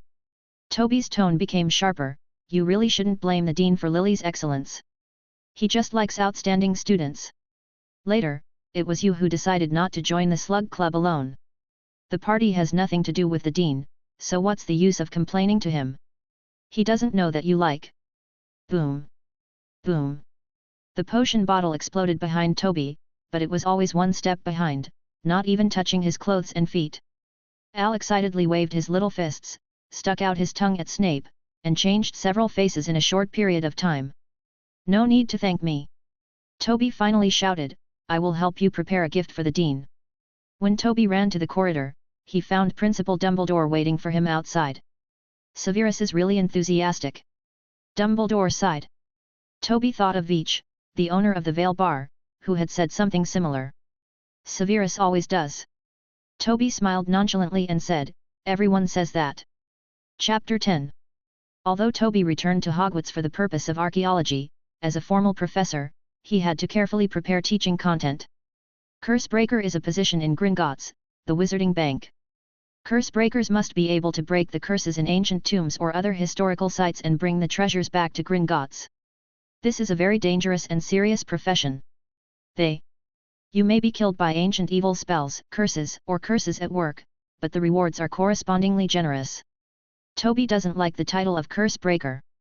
He prefers to call himself an archaeologist. The articles he published in magazines alone are worthy of this reputation, but he rarely does so later. Later, Toby had more academic exchanges with Dumbledore alone in his cover letter, which benefited him a lot. The principal did not like his research, but in terms of magic, the principal was always willing to bring him some novel ideas. Those ideas are very interesting and inspiring. If he hadn't received feedback, Toby wouldn't have persisted in writing cover letters for so many years. Of course, he also played a trick in the letter. He would not mention his job application at the beginning, but pretended to mention it casually in the last few lines. Principal Dumbledore always ignored the last few lines, and it was not until this year that he changed his mind and agreed to let Toby return to Hogwarts. Regarding lesson preparation, although Toby considers himself the only archaeologist in the wizarding world, this is obviously not suitable for teaching. It is too much content for students, and there are not so many ancient ruins waiting for them. When students go digging, it is difficult to cope with the dangers contained in the ruins alone. Therefore, Toby plans to split the archaeologist content into two parts. One part is about ancient magic. This is also the main content. It contains Toby's own ideas about the pursuit of magic. It will also be used by students in the process of exploring the ruins in the future. Inevitable encounter. The other part is the adventures that Toby has personally experienced. This part of the content is not recorded in detail in ancient magic. It is only mentioned occasionally, and some even directly capture some fragments, which seems to be without beginning or end. But this is just enough to prevent dark wizards with ulterior motives from finding the specific location of the ruins. God knows what they will find. Toby has seen some of its power with his own eyes, and a smaller part has been collected by him. It is in Gringotts. Inside the vault. Once the crazy dark wizard gains something from it, it will definitely be a consequence Toby doesn't want to see. As for the content to be taught in the formal class, it is very simple. In fact, Toby has already prepared it and written it all in his book Ancient Magic. It is not difficult to extract the 7-year curriculum from there. And Toby doesn't need to do it completely in the first year, because this is a brand new course. Whether he is facing 7th graders or freshmen, he only needs to prepare similar courses, but the difficulty is higher. Needs some slight changes. For example, the introductory course of Ancient Magic is also the simplest one, Magic Circle. Freshmen need to successfully draw the magic circle of floating spell, while 7th grade students will learn more complex things, such as flying spell, transformation spell, and even magic circle. Apparition, these must be prepared in advance. I don't know if students will like this course. Toby was a little uneasy, but when he thought about Snape becoming the potions professor and the headmaster of Slytherin House, plus the strange black people Toby met when he was in school. Professor of Defense Against Magic. To be honest, Toby feels that no matter how bad he is, he can't be worse than a dominatrix, right? Not to mention the pale vampire. Like dominatrixes, they look at students as if they are looking at food, and they never eat together with the teachers and students so as not to discuss them. If you think about it carefully, professors for this course are really scarce. I hope my new colleagues can stick with me for a longer time, that should be possible, right? That Quirrell is not simple at first glance. If it weren't for his keenness, Toby might have been fooled by him. Toby trusts his intuition. This talent has saved him many times during his exploration of ancient ruins. It is one of his few divination talents. And all this is due to his wand. It is 12¼ inches long, and the core of the wand is the heart nerve of the fire dragon. It is very powerful and can perform gorgeous magic. The most important thing is the wood of Toby's wand, black walnut. Black walnut is not as common as ordinary walnut wands. It generally seeks owners with keen intuition and insight. It looks beautiful, but is not easy to control. Black walnut also has an obvious quirk, that is, it cannot properly coordinate internal contradictions. If its owner deceives himself, its power will be greatly reduced. This requires Toby to face himself and others honestly, and he must have enough self-awareness. Once he succeeds in doing this, the black walnut wand will become the most loyal and impressive of all wands, and will be the most influential among all wands. Each type of spell has special talents. Although this honesty was not welcomed by others in some cases, such as Snape, Toby still did a good job, which allowed the black walnut wand to exert its due power and saved many dangers in many experiences. Toby is an honest Slytherin. He had a scholarship fund when he was in school. It was not much, but Toby would rather use second-hand textbooks, wizard robes, and even quills to have one of his own magic wand. He had lived a hard enough life, so now he chose the office he had long admired, the one belonging to Dean Slughorn. This office is located on the 7th floor of the castle. It has a wide view and is very large. It is larger than the principal's office and is the largest office Toby has ever seen. Professor Slughorn is a very enjoyable person. Toby heard that he left Hogwarts in the same year that Voldemort was defeated. He didn't know why the dean chose to retire, but this office was still cheaper for him. Toby had no idea of suffering. Just exploring the ancient ruins was hard enough, and he often couldn't eat a normal meal for many days. So he really couldn't understand that Snape's office was actually in the basement. Even the potions professor was there. It was cold and damp, and his hands and feet would freeze in the winter. Wasn't he already in the Slytherin dungeon? Is it enough accommodation? The dungeon is not as comfortable as the 7th floor. Toby leaned on the velvet sofa and put his legs on the footstool, feeling warm all over. Al also enjoyed the blessing. He picked up a pile of multi-flavor beans in his left hand and another pile in his right hand, threw them one by one into the sky, caught them with his mouth, and then let out a scream. At number and percent, dollar number. It said something incomprehensible and grabbed its neck tightly with both hands. But Toby unexpectedly understood. It was very spicy, probably from the Mexican pepper. Toby calmly snapped his fingers, and immediately a house elf popped out of the air. A glass of iced milk. Toby requested. The house elf bowed deeply, and when he came back, he was holding a glass of cold milk in his hand. Al quickly drank several sips, gradually reducing the spicy taste in his mouth. Then it lay down slippery. On the coffee table, I burped comfortably. Al started talking nonsense again. Yes. Toby agreed, it is indeed much better here than Egypt, and the weather is not that hot. But you don't just have to enjoy yourself, we have serious things to do. This is Hogwarts, and there are places everywhere. It is a treasure that has not yet been discovered. I now have a few suspicious locations and need you to find an opportunity. The house elf suddenly coughed violently. Toby gave him a strange look. Why haven't you left yet? Sir. The house elf bowed again. The principal asked you to give him your lesson preparation notes. After a pause, he added, as soon as possible. Got it. Toby waved his hands impatiently, and after the house elf left, he muttered in a low voice, why haven't I seen him so concerned about the professor's lesson preparation before? The deliciousness of blood can also be regarded as official content. He still remembered the afterthought expression on the vampire professor's face. He was so greedy looking at it. Toby reluctantly took the notebook on the oak coffee table, and the quill pen sandwiched in the middle stood up immediately, eager to write the content. It's just that the position where it is sandwiched is still the first page, which is even blank. The teaching content of each professor at Hogwarts is different.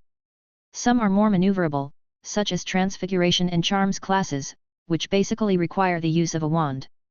Some have more theoretical content, the most prominent one being the History of Magic course, which is all about things that need to be memorized and memorized. Some also depend on talent, such as divination classes. There are also comprehensive courses, and the potions course is a comprehensive one. It not only involves operations, but also requires memorizing the uses and processing methods of various raw materials. Ancient Magic is also a comprehensive class, and Toby has made up his mind that the teaching content will be completely different in each school year. This is rather like the defense against the dark arts class he had in school, where the professor changed every year and the teaching style was completely different.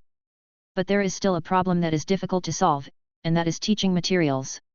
Toby spent a lot of effort on the book Ancient Magic, which contains not only some magical knowledge, but also many of his exploration experiences. It's just that Toby always remembered Principal Dumbledore's admonition, so the content in Ancient Magic is incomplete, which also led to a poor reading experience of this book and very low sales. If Toby hadn't accidentally saved the life of a publishing house owner, his book wouldn't even have been published smoothly. More ideas only exist in Toby's mind and in the letters exchanged with Principal Dumbledore. But now, Toby muttered for a while. Now that Dumbledore has asked him to return to Hogwarts, it doesn't seem like a big deal to let him teach some extracurricular content, right? Al glanced sideways at the quill that was writing rapidly and the excited eyes behind the long messy hair. It yawned lazily and didn't want to care about anything. It just wanted to have a good sleep. An hour later, Toby's lesson preparation notes were handed over to Dumbledore's desk. Dumbledore flipped through the notes roughly, and before he could put the notes back on the table, he was grabbed unceremoniously by another hand. Snape frowned and read for a while. The longer he read, the deeper his frown became. You really want him to teach this stuff in a classroom? He asked with a gloomy face. He will be targeted, and your connivance will kill him. Dumbledore looked at him seriously. I really didn't know you would care about Toby, Severus.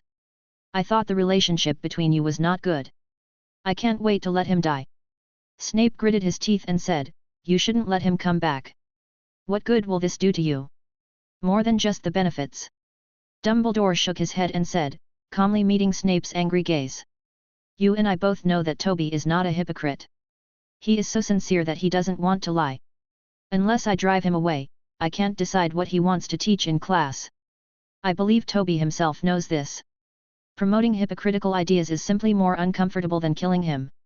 He will not compromise, otherwise he would not have been unwilling to return to Hogwarts, or even to the UK, for so many years. Then why do you want him to come back? Snape stared at Dumbledore closely. Dumbledore sighed heavily, his eyes filled with sadness. The reason couldn't be simpler, he said. The war not only brought trauma to you, I also feel sad for it. Many people are claiming that we have won, but I know very well that one day, Voldemort will come back again, holding an even stronger force. In my opinion, the past war was just a failed war. We need to prepare in advance and reduce more sacrifices. That's why I let Toby come back. He trusts me and deserves the same trust from me. Just like you, Severus. I know you resent him, but you also believe in Toby. Snape completely ignored the last part of Waiting's words. I remember you said that you were waiting for Toby to give you a satisfactory answer in person. Have you waited yet? Yes, Severus, I did say that. It wasn't until Toby appeared that I completely saw it clearly. He has not changed after so many years. I think this is enough to satisfy me. At least it has not made the gap between teachers and students deeper. I am glad for that. Go ahead, Severus. Dumbledore said finally, and he looked out the window. Snape lowered his head and thought for a while, but he had no choice but to look over together.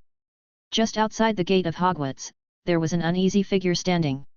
Even from a distance, one could tell that this was a man as timid as a mouse. Time to welcome our defense against the dark arts professor. Dumbledore said. Chapter 11. You're finally here, Professor Quirrell. Quirrell subconsciously stopped at the door of the auditorium. He looked at Toby, who was approaching enthusiastically, and he immediately felt the urge to turn around and run away. It's a pity that he can't do this. The terrible master is still waiting for him to steal the magic stone, otherwise he will definitely be punished extremely severely. Hi! Quirrell stammered, and he stepped forward bravely. Tobyheimer, I didn't expect you to be here too. But Toby suddenly stopped 3 meters away from him. Toby frowned and stared at the turban on Quirrell's head. He fanned back and forth under his nose, and Al also blocked his nostrils. Such a strong smell of garlic. Toby said with disdain, your taste is really unique. There must be no girls who like you, right? Quirrell was about to explode with rage. Fortunately, Snape arrived in time. He naturally ignored Toby and said to Quirrell in a gloomy tone, follow me. I will take you to your new office, which will also be your future dormitory. Quirrell followed Snape fearfully. He felt that something was wrong with the way Snape looked at him. Quirrell suddenly remembered that the way Toby looked at him was the same looking at a person who only had 1 year left to live. He was so immortal that Toby just shouted, hang on, Quirrell, try to break the curse of the defense against the dark arts professor. I don't want to work with a vampire in the future. Snape's steps paused slightly, and then he walked faster. Toby stared at Snape's back. He shook his head and said, you guys are really a good combination. Girls also don't like boys who don't like to wash their hair. Snape turned around angrily, but Toby was no longer in the hall. Quirrell watched this scene silently. He suddenly felt that this was a good opportunity. Toby and Snape were obviously not dealing with it, so he could take advantage of it. So he thought he was cleverly provoking, Professor Heimer's hairstyle is not that good either. It's not as good looking as yours. He is definitely not popular with girls. Snape suddenly stared at Quirrell with a subtle look. Quirrell felt inexplicably that he couldn't wait another year and wished he could die now. Quirrell was stunned for a while, not knowing what he said wrong. After finally sending Snape away, Quirrell stayed in his office uneasily. He didn't suddenly decide to return to Hogwarts. Since being hit by Toby's spell at Gringotts, although the wound has healed, the scar on the back of his head still remains. This is not the worst thing. The key is that Voldemort was also injured. He was already very weak and needed to rest for a long time before he could wake up for a short period of time, but this time he never woke up. This made Quirrell feel a great crisis. Without the help of the Dark Lord, he had no idea how to steal the Philosopher's Stone. And if Voldemort really can't wake up, what's the use of stealing the Sorcerer's Stone? Now, there is only one way left. Through the window, Quirrell looked in the direction of the Forbidden Forest. Only the blood of unicorns can make Voldemort recover as soon as possible. At night, Quirrell left the castle quietly. This was a perfect opportunity to get off the hook. There were almost no people in the school during the holidays, which greatly reduced the possibility of him being discovered. It was pitch dark on the playground, and the moon was bright, but it seemed that even God was helping Quirrell, as clouds kept coming over to cover the moon, plunging the surroundings into darkness. Quirrell was very fast. He quietly passed by Hagrid's hut and heard Fang's cry. Good, Hagrid is not in the Forbidden Forest, which increases the chance of successfully capturing the unicorn. Quirrell suppressed the madness in his heart. He walked to the edge of the Forbidden Forest, took a look at the narrow path hidden deep in the Black Forest, and sneaked in against the breeze. There was silence in the forest. Quirrell walked to the fork in the road.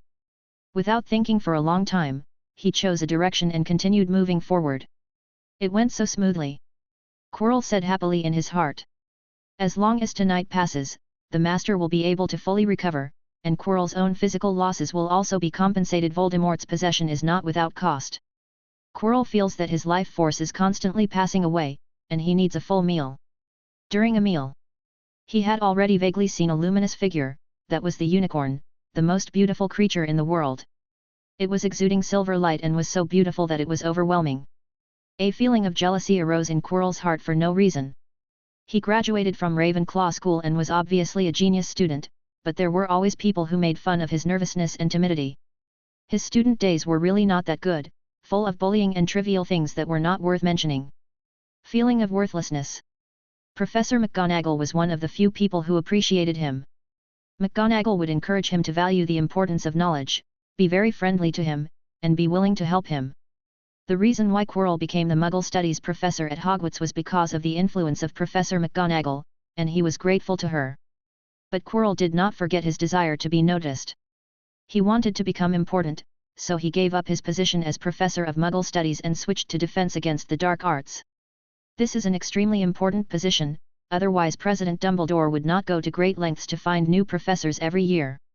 In order to prepare for this course, Quirrell took a period of leave to gain first-hand practical experience. No one knew where he went, only Kylo himself knew that he went to Albania. Even at the beginning, Quirrell went to Albania specifically to find Voldemort. He just wanted to try his luck. He successfully found Voldemort based on rare rumors, and then learned powerful magic skills that no one dared to do. Laugh at him again. But what I never expected was that Quirrell actually did it. He successfully found Voldemort, was persuaded by him, and became Voldemort's servant half-heartedly. He did not dare to resist his master's orders. In order to restore his master as soon as possible, Quirrell had to target the Sorcerer's Stone, so he took the risk and broke into Gringotts. As long as the Philosopher's Stone can be found, Voldemort will return, and Quirrell will have an unparalleled status. Everyone needs to look at him with reverence, and this is what Quirrell has been pursuing. He is almost successful. He believes he will succeed. It all starts with a beautiful unicorn. Quirrell didn't mind destroying this beauty.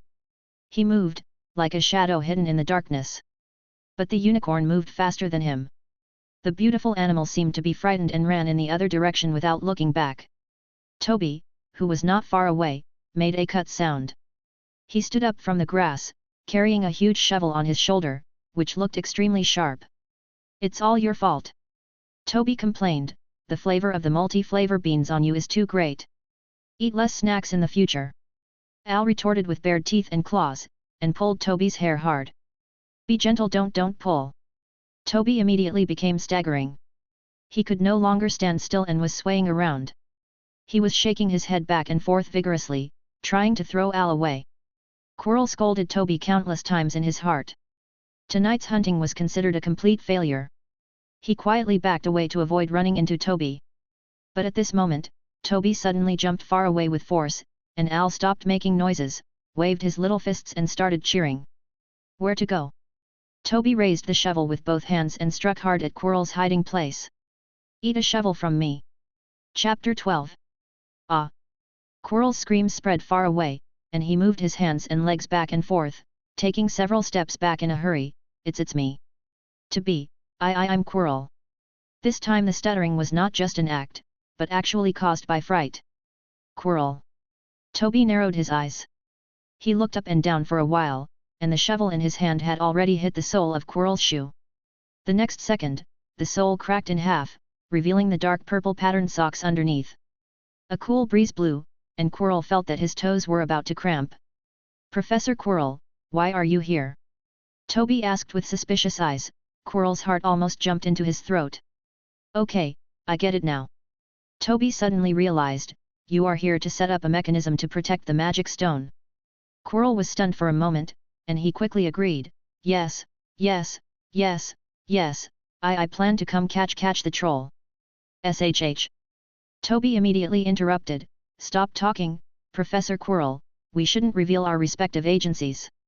It would be bad if others hear it." Quirrell turned his head, "Is there anyone else around here?" "Who can say for sure?" Toby put the shovel on his shoulder and said mysteriously, I will only tell you this matter, and you must not reveal it to anyone else. The thief. It's amazing. I met him in person, inside Gringotts. Didn't you read the newspaper? Gringotts should have published a report on the thief, and I was at the scene at the time. The other party is a very scary dark wizard. I just succeeded by luck. He used the divine edge shadowless curse. Do you know this spell? Once hit, it's like being cut open by a sharp blade. Likewise, some thieves must have an easier time. If you see a newly cut scar on someone's body, be sure to tell me and don't show off for the bounty. Of course, compared to our salary, the bounty is still very high. Toby spoke a lot of words in rapid succession, but thanks to the cover of night and the fright he had just received, Quirrell's pale face did not become particularly obvious. Oh, I know. Quirrell had to interrupt. He stood up with great effort, patted the dust on his body, pointed at the sole of the shoe that was split in two with his wand, restored the shoe to its original state, and put it on again. Hurry up! Toby urged. He stood up straight, like a guard. This is a forbidden forest, and it is full of dangers. Don't stay here for too long. Quirrell looked at Toby, and he couldn't help but asked out of curiosity, why are you in the forbidden forest? And you're holding a shovel. What do you mean? Toby picked up the shovel and shook it. The rising wind blew into Quirrell's face, making him lean back quickly in fright. As an archaeologist, isn't it normal to carry a shovel with you? This is the forbidden forest. It has existed for countless years. It may be older than Hogwarts itself. There may be an ancient ruin buried somewhere, like a lost building at the bottom of some lake. By the way, have you been to Loch Ness? Quirrell didn't understand when the conversation began to shift to Loch Ness. He was stunned for a while and said dryly, I haven't been there, I have to go. Compared with his habit of stuttering, Quirrell's speed was actually very fast. It didn't take long for him to disappear on the road leaving the forbidden forest. Toby stared at the direction where Quirrell disappeared, and murmured in a low voice, coming to the forbidden forest late at night to catch trolls. It's really not easy for a guy who dares to apply for the defense against the dark arts professor. Quirrell didn't dare to stay even a step. He ran back to his office in fear and breathed heavily for a long time. He's targeting me. Quirrell had only this thought in his mind. Toby must be targeting him. First there was the chance encounter in the leaky cauldron, then there was the collision inside Gringotts, and finally there was the thief he had just deliberately told in front of himself. How could there be so many coincidences? That must be Toby trying to observe his own reaction. He might even know that he is the thief. Cold sweat covered Quirrell's forehead. He suddenly held his breath with all his strength, not even daring to take a breath. Now that Toby knows, what about Dumbledore? And Snape, he and Toby are classmates, will he also know? In this short period of time, many thoughts came to Quirrell's mind. He suddenly felt that the magic stone was a trap, and the purpose was to catch him without fail. And the castle was already full of eyes staring at him. Especially Tobyheimer. This guy appears out of nowhere. He is the helper Dumbledore found. Quirrell sat on the floor in fear for a while. He suddenly grabbed the suitcase under the bed and was about to put all the luggage in it. Wait until tomorrow. No. Just tonight. Quirrell plans to leave Hogwarts tonight and never come back. His identity is exposed. At this moment, Quirrell suddenly felt a great fear, and his movements stopped involuntarily. A weak voice sounded in his mind. Stupid, stupid, trash. Master. Quirrell asked in a frightened voice, you finally woke up, Master. My identity has been exposed, let's go now. Shut up. Voldemort's voice interrupted, I already know the whole story, just from your stupid mind. Tobyheimer. Nothing to be afraid of, if he thinks you are a thief, he won't bother to act with you. Voldemort seems to know Tobyheimer well and his character. Stop trying so hard to capture the unicorn. I will give you a formula, hurry up and prepare the potion. This is even more effective than the blood of the unicorn. Then, try to find a way to find the magic stone. ASAP. Quirrell didn't dare to move at all. He had a sad face and looked like he was about to cry. He could only silently keep this complicated formula in his heart. Fortunately, school hasn't started yet, so Quirrell doesn't have to stay at school every day, otherwise he wouldn't even be able to find a place to brew the potion. Damn Tobyheimer! He said bitterly, one day, I will kill you completely. At this moment, Toby was carrying a shovel out of the forbidden forest. When he passed by the cabin, Hagrid also happened to go out to check the situation. "Hi, Hagrid." Toby said hello, and he saw Yaya at Hagrid's feet, who was trying to run outside. "Is this Yaya?" he asked in surprise. "Has Yaya grown so big?" Go in, go in." Hagrid blocked his teeth and returned to the house. He stared at Toby with strange eyes. "You went to the Forbidden Forest? What are you doing in the Forbidden Forest so late?" "Don't worry," Toby said carelessly, "I didn't hurt your little cuties." "Oh." As if he remembered something, a smile appeared on his face. If trolls don't count. Chapter 13. Horace Slughorn was the potions professor at Hogwarts School of Witchcraft and Wizardry. He was an old man of the same era as Principal Dumbledore. Since retiring in 1981, he has returned to the late parents' home. Speaking of the Slughorn family, this is an ancient and wealthy pure-blood family. It is also included in the Pure Blood Directory and is one of the 28 Holy Families. The Slughorns were not pure blood supremacists, but they still encouraged Horace to make appropriate friends when he was in school. But Horace did not listen to his parents. He loved his parents, but it doesn't care so much about blood content, and it can be played even among Muggle-born people. Of course, the prerequisite is that you must be an outstanding Muggle-born person. This concept was also applied to the Slug Club he formed.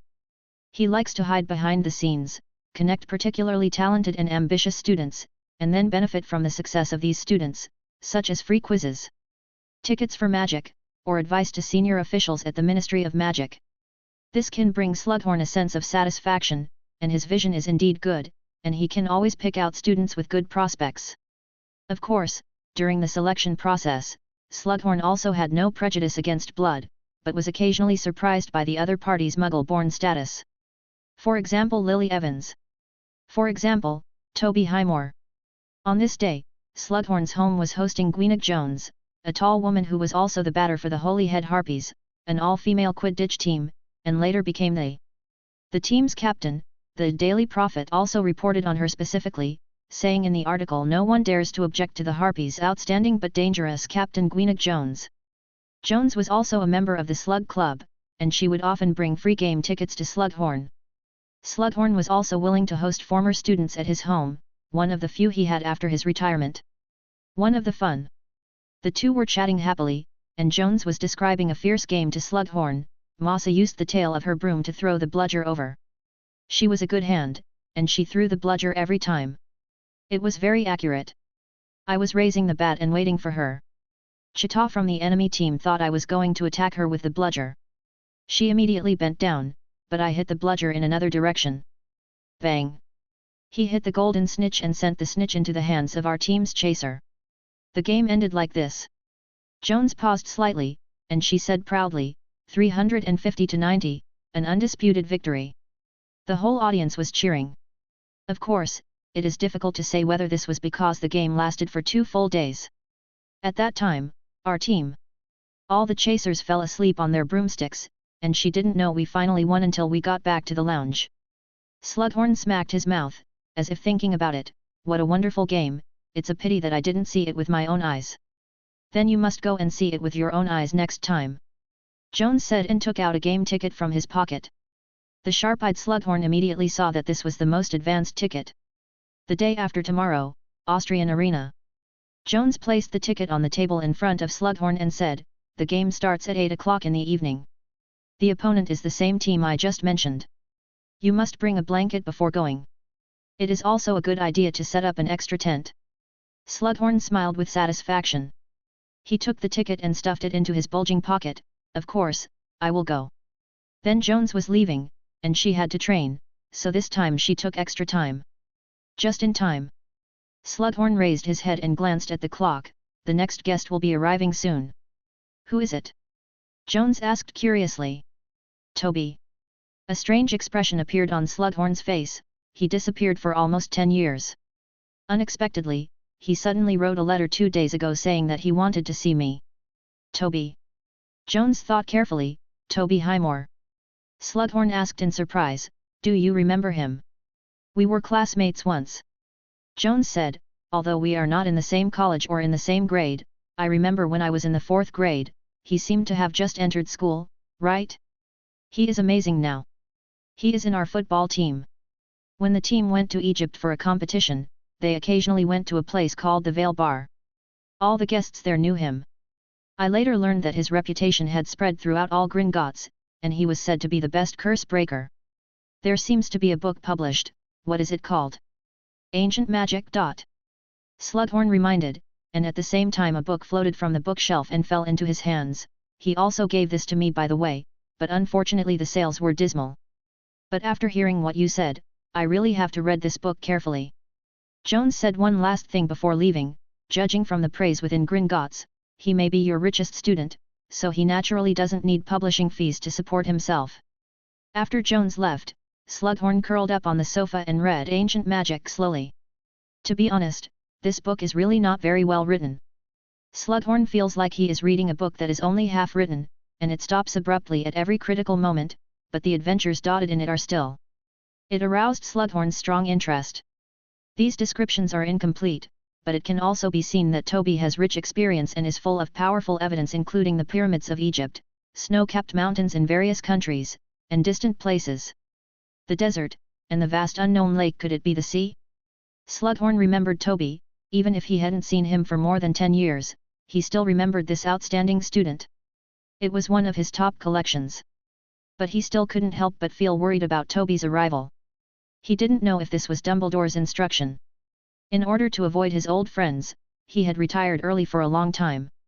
Just as Slughorn was once again plunged into the thrilling adventure of the book, the doorbell finally rang.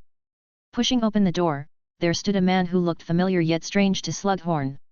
His long hair was pushed back behind his head, revealing his smiling eyes. There was a sniff sitting on his shoulder. Was pulling his hair and playing with it. The man was also carrying several packages in his hands, which were so bulging that the paper bags were stretched open. Toby was also looking at Slughorn. He noticed that the dean had a bald forehead, bulging eyes, a walrus-like silver-white beard, and a big belly that stretched the buttons of his waistcoat tightly. Time seems to have returned to my student days. I don't understand, sir. I am just a muggle born, but why was I sorted into Slytherin? Oh, come on, Toby. I wish I could have an outstanding student like you. Do you know Lily? I have invited her many times in a row, but she has rejected her unceremoniously every time. It's really strange. I clearly remembered that she had a good relationship with Severus, but I didn't expect that she would be so against Slytherin. Well, stop feeling sorry for yourself. Bloodline is not a big deal. I have been friends with many Muggle-borns when I was in school. Friends, they are all as good as you, or even not as good as you. Toby looked at the old man in front of him and smiled. Long time no see, Dean. I'm no longer the Dean. Slughorn also gradually smiled, and he patted Toby on the shoulder vigorously, as if he had comforted him before. Come in, kid, and tell me what you've been doing all these years. To be honest, I thought you were dead. Chapter 14. As soon as he entered Slughorn's house, Toby felt as if he had returned to the former dean's office. Everywhere was filled with gorgeous decorations. The velvet sofa was essential, and emerald green hangings hung on the ceiling and walls. Deep red and gold curtains, with a golden lantern hanging in the center, illuminating the surrounding area red. Toby also noticed that there was a piano placed on the left side of the living room, and a magnificent pine bookshelf stood next to it, which was full of books. Books. My dear great writer. Slughorn picked up Ancient Magic on the coffee table and joked, I wonder when I will be able to read your next book. Don't mention it, Dean. Toby waved his hand and said, that book is a mistake. I might as well divide it into several articles and publish it. First look at the gift I gave you. I also brought Severus's copy. He let the package fly to the coffee table, and the wrapping paper slowly and elegantly fell layer by layer, revealing the valuable gift inside.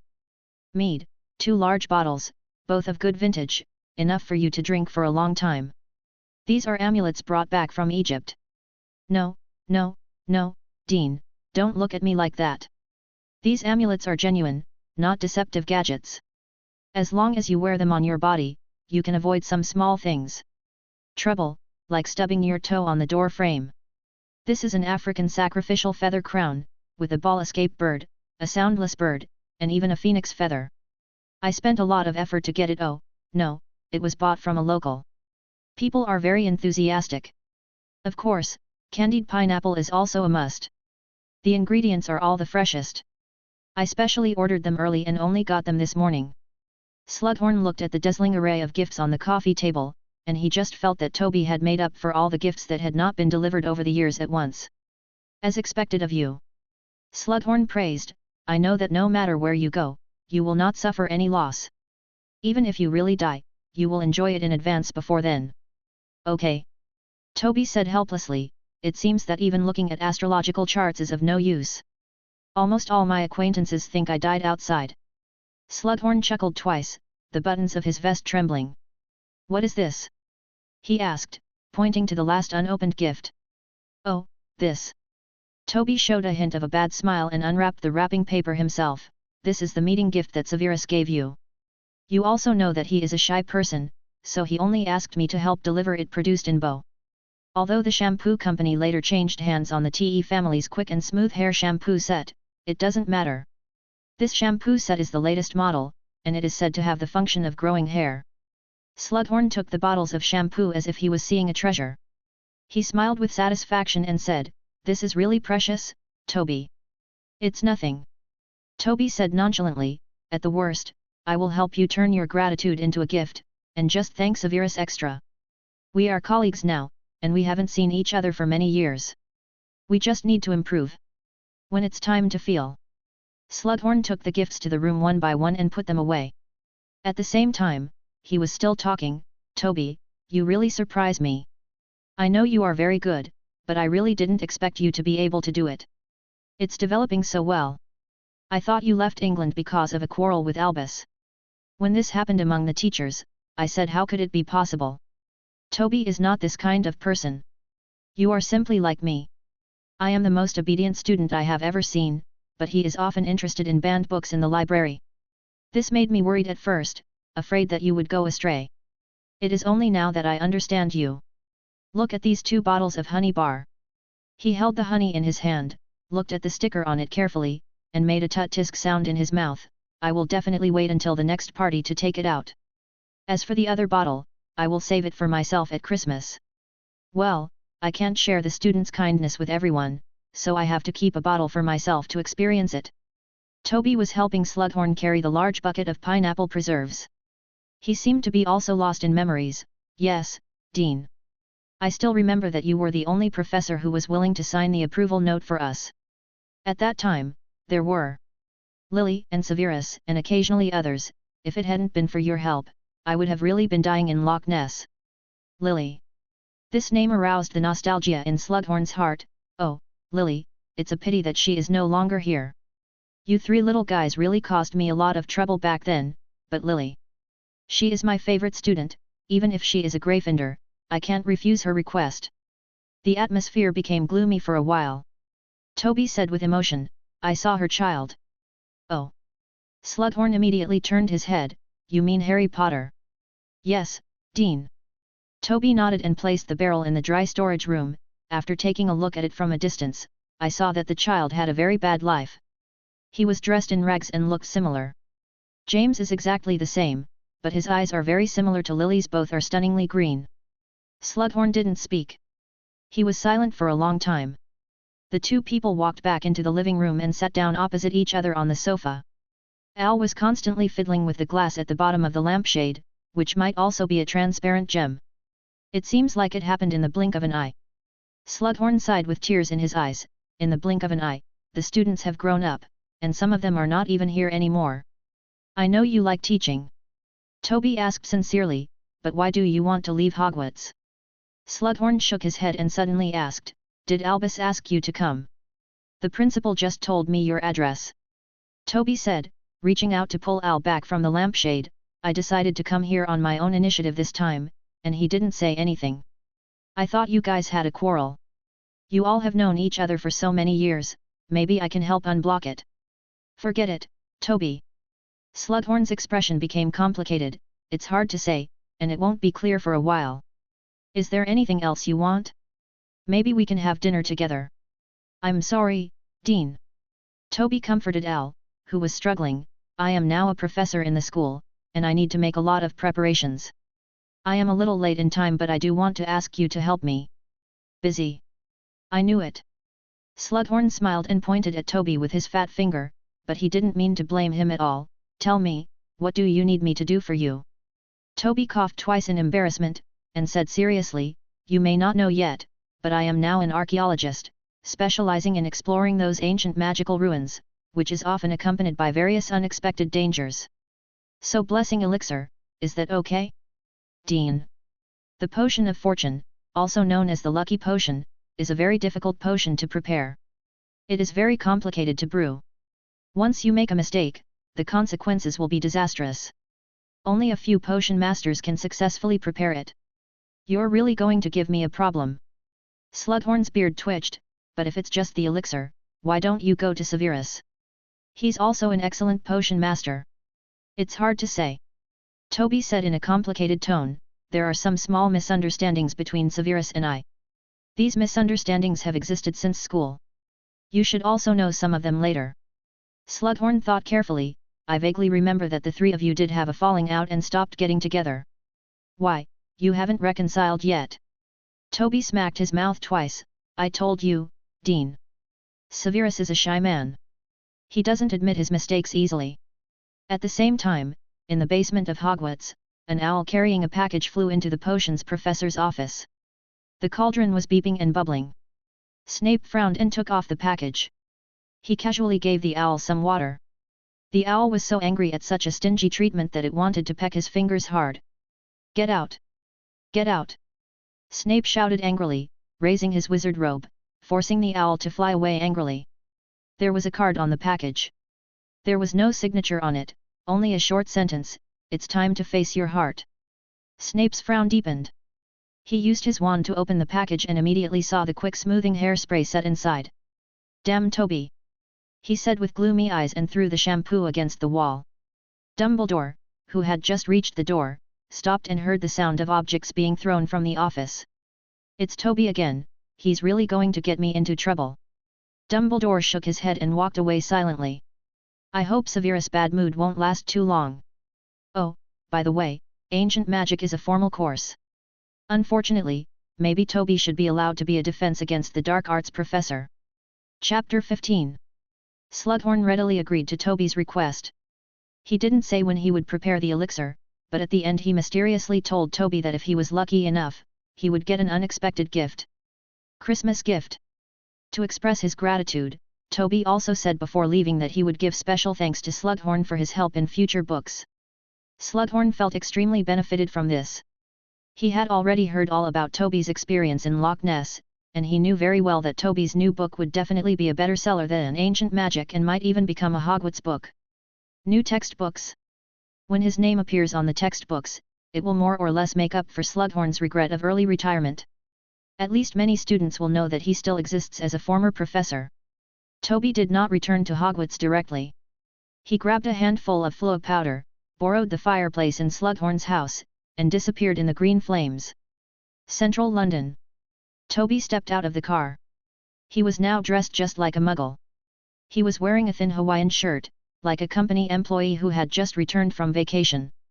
As an archaeologist who needs to run around, quickly integrating into the muggle world is a necessary skill. Al was hanging sideways on his body, and people who didn't know why thought it was some kind of special pet backpack.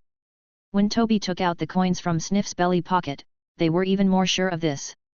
Only Al scratched his claws hard. He stared at the disappearing coins and pinched Toby until his flesh hurt. Toby came to a wide street lined with various shops. He walked to an old-fashioned red brick department store called Dao Taoko, Ltd. It looked dilapidated and deserted, with only a few broken dummies in the window. Wearing wigs crookedly, with different postures, and wearing clothes from at least 10 years ago. A big sign saying "Closed for renovation" is hung on the dusty door. "I came to visit a friend," Toby whispered to the dummy. The dummy came to life. It nodded slightly and moved its connected fingers. Toby went straight through the glass and disappeared into the street. No one noticed that a big living person was missing. He came to a crowded waiting room, where rows of witches and wizards sat on rickety wooden chairs. Some looked normal, reading issues of Wizarding Weekly, while others had horrific deformities, such as long hair.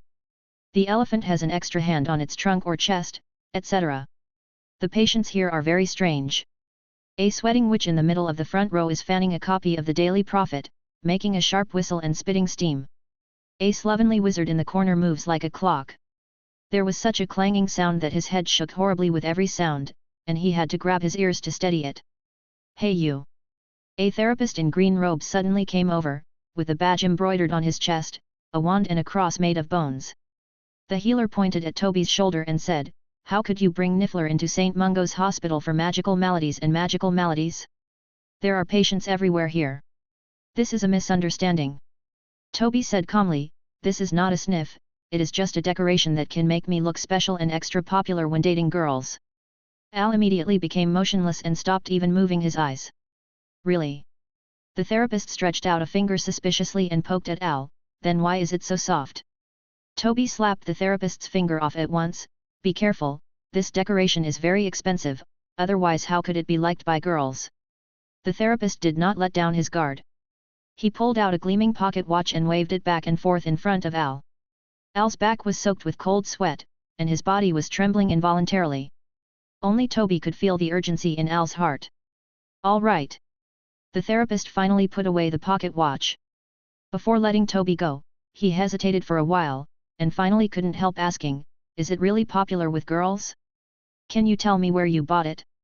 Toby took one look at the miserable therapist and dismissed him with an Egyptian veil bar. "I hope Wei Chi will like this gift." Toby came to the table marked Information Desk. A thin blonde witch sat behind the table. The wall behind her was covered with notices and posters, such as cleaning the crucible to prevent potions from turning into poisons, and antidotes not to be used indiscriminately. Must be approved by a qualified therapist. There is also a large portrait of a witch with long silver curls hanging down, with the inscription, "Dallas Derwent. St. Mungo's Healer, 1722-1741. Headmaster of Hogwarts School of Witchcraft and Wizardry, 1741-1768. Toby had seen her portrait in the principal's office. He saw Dallas waving to him, so he walked over quietly. "Why don't you go back to school?" Dallas asked in a low voice. "School will start in a few days, and Dumbledore is looking for you everywhere. Snape is going crazy, and he has made a mess in your office. Severus is so enthusiastic." Toby whispered back, "Right away, I will go back tonight and ask the principal to prepare a thank you gift for me in advance." "Thank you?" Dallas asked in confusion, "What kind of thank you?" Toby didn't answer. He walked back to the information desk, asked a few words in a low voice, and then walked up the stairs without looking back. As if in the blink of an eye, Toby's body suddenly changed, so fast that the therapist in the portrait could not even see clearly. His shirt turned into a green witch robe, and the therapist's badge was also embroidered on his chest. No different from a therapist in a hospital. His long hair hung down, covering his face. Al hid in the witch's robe and dozed lazily. Toby walked through the double doors, ignoring the portrait of the ferocious-looking therapist hanging on the wall. He walked quickly and finally stopped in front of the double doors marked Spell Damage Department on the 5th floor. He pushed open the door and walked in with such precise aim that no one knew he was a fake therapist. They only thought he was a new intern. "The Ilaho Cave is open." He opened the door to the long-stay ward. It was more like a patient's home, and there were more personal belongings around the bed. There was a man lying on the hospital bed near the door. He was holding a book in his hand. His mind was almost stuck in it and he refused to put it down. Opposite him was a woman with a face covered with scales. She was constantly blowing out a faint stream of cigarette ash from her nostrils. Whenever she yawned, she had to rush her head to the ceiling to prevent the sheets from being ignited by the flames she spit out.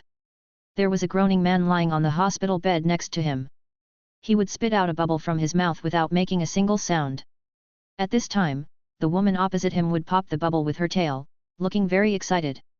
The two beds at the other end of the ward are surrounded by flower curtains to give patients and visitors some privacy. Toby walked over, and by chance the curtain was opened, and out came a terrifying old witch, wearing a green robe and moth-eaten fox fur, and a pointed hat apparently decorated with a stuffed vulture. Behind her followed a sullen little boy with a round face. "Mrs. Longbottom." Toby suddenly walked up and said, he deliberately lowered his voice, "There are some things that you need to go to the first floor to handle extra." "What happened?" Mrs. Longbottom had no doubts. She immediately asked, "Is it related to the couple?" Toby nodded, "I'm afraid yes, madam, please go there as soon as possible." Mrs. Longbottom hurriedly left the ward, holding Neville's arm tightly. "If you don't mind, Toby said behind her, I can help you take care of the Longbottom's children. Anyway, you will be back soon. Mrs. Longbottom thanked her, asked Neville to stay in the ward obediently, and then walked away alone. Call. Toby breathed a sigh of relief. He pushed his hair back and showed a big smile to Neville. Fortunately, I pretended to be a therapist in advance. I really have the foresight. Neville's eyes widened and his lips trembled. He was stunned. Chapter 16. Don't be nervous, Neville. Your name is Neville, right? Neville said nothing. He didn't know what to do now. Who is this man? Why does he want to send Grandma away? What is he going to do to his parents? I'm your parents' friend, Tobyheimer. He suddenly heard a strange man say, You can call me Professor Heimer. Yes, that's the professor you think of. I'm responsible for teaching the course of ancient magic. Have you bought that book? It's also called Ancient Magic. What do you think when you read it? Neville's mind went blank. Of course he knew who Tobyheimer was. It was written in that terrible ancient magic author, Tobyheimer. Is it bad? He saw the man named Heimer rubbing his chin and saying, I knew that book was still too difficult for freshmen. Maybe I should speed up the process of writing a new book like Miranda Gorshak's. Standard spells. I can also produce a set of ancient magic, elementary and ancient magic, secondary. What do you think of this idea? Why does he keep asking how he is doing? And how does he know what is going on in my head? Because you have your thoughts written on your face. Toby shook his fingers and said, I don't think I can even read it. Neville watched helplessly as Toby opened the flower curtain of the hospital bed. There was a couple lying on the hospital bed. They were thin and haggard. Their round and happy faces had long since lost their original round and happy faces. Their eyes were very big, and their hair was white, messy and dry. They saw Toby, but they didn't recognize him at all. They seemed speechless or unable to speak. Even their movements seemed cautious and timid. Frank, Alice, I'm here to see you. Toby said softly, but neither of them responded. Well. Toby sighed heavily, I didn't expect it would be like this when we meet again. To be honest, if I had known this, I wouldn't have come back. You guys look so miserable. He looked back at Neville, whose plump face turned purple. Toby couldn't tell for a moment whether he wanted to escape or beat himself up. Relax, Neville. Toby said, I am an old friend of your parents. They helped me a lot when I was young. At that time, I was being chased by bad guys. It was your parents who accepted me and hid me so that the bad guys didn't find me. They had just gotten married at that time, and Mrs. Longbottom was also there. She didn't know the whole story. She just desperately hoped that your parents could have a baby soon. She thought that my arrival broke their beautiful newlywed life, so she will be dissatisfied with me. Proud, arrogant, thinking that I can control everything, and stubbornly believing that my own ideas are the most noble. This made me pay a heavy price. Fortunately, your parents were not affected. In the end, they still had a healthy child. That's you, Neville, I'm sure they'd be proud of you. Neville didn't go to see Toby, nor did he go to see his parents.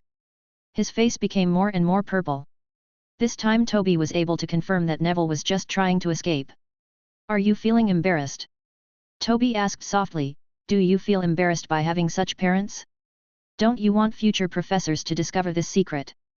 Neville clutched the pocket at the seam of his trousers tightly, and said in a suppressed voice, no, I just can't stand it, I can't bear it.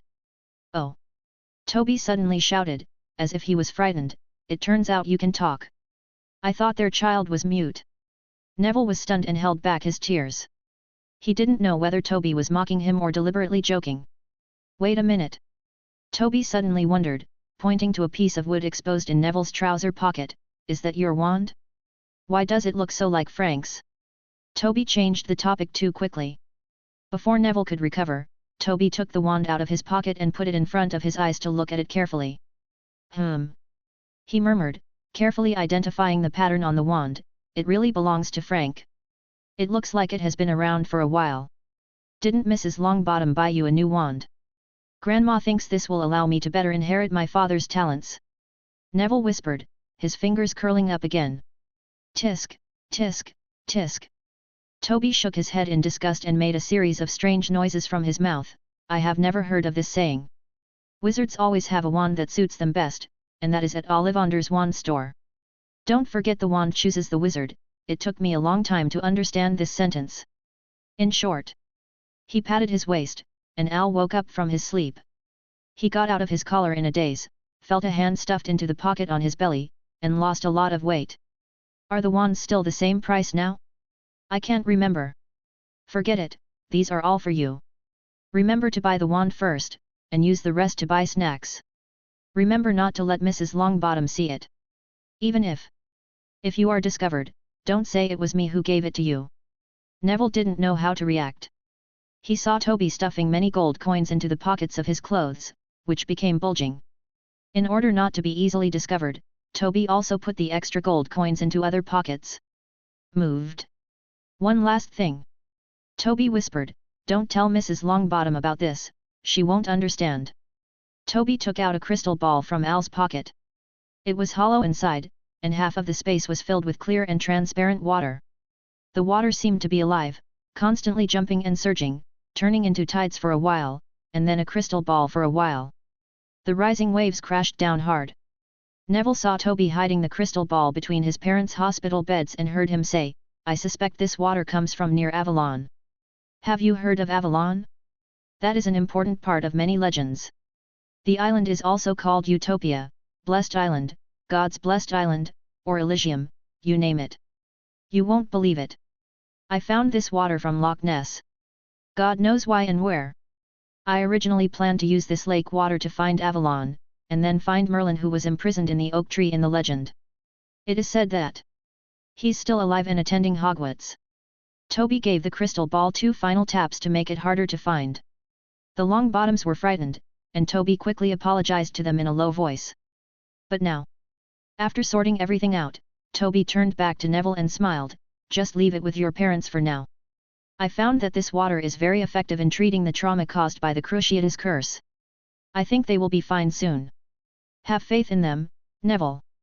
Before leaving in a hurry, Toby gave one final instruction, remember, you must buy a wand of your own, and don't break Frank's wand. He will have to go back sooner or later. Okay, I have to hurry up. Withdraw, it's time for Mrs. Longbottom to come back. Neville didn't know how he got back home. Mrs. Longbottom was still complaining about the unlucky therapist and chattering in the living room. Neville returned to his room alone. He carefully took out a piece of wrapping paper for Joybeo Super Bubble Gum, and then took out a box under the bed. The box was opened and it was filled with all kinds of candy packaging. After placing the candy wrapper in his hand, Neville put on his pajamas and lay on the old-fashioned bed. Fell asleep with tears. Chapter 17. To be honest, Toby never thought that he would still have book fans. Before returning to Hogwarts, he had been living in no fixed place, running around, not to mention spending most of his time on ancient ruins. Even if someone did write to him, the owl would not be able to find it. Usually at that time he was wrestling with an ancient curse. But just today, Toby actually gained a book fan. This really surprised him. He excitedly opened the letter sent by the book fan, but unfortunately the book fan did not send him a gift, perhaps because the other person was in a bit of embarrassment. When the folded parchment was finally pulled out, Toby saw the beautiful handwriting on the paper at a glance. It seemed that his book fan was still a well-educated reader, which made Toby even more satisfied. He raised his eyes and looked at the content. Dear Mr. Tobyheimer. What is the origin of the magic circle? Why has it not been passed down? Where is the lost city?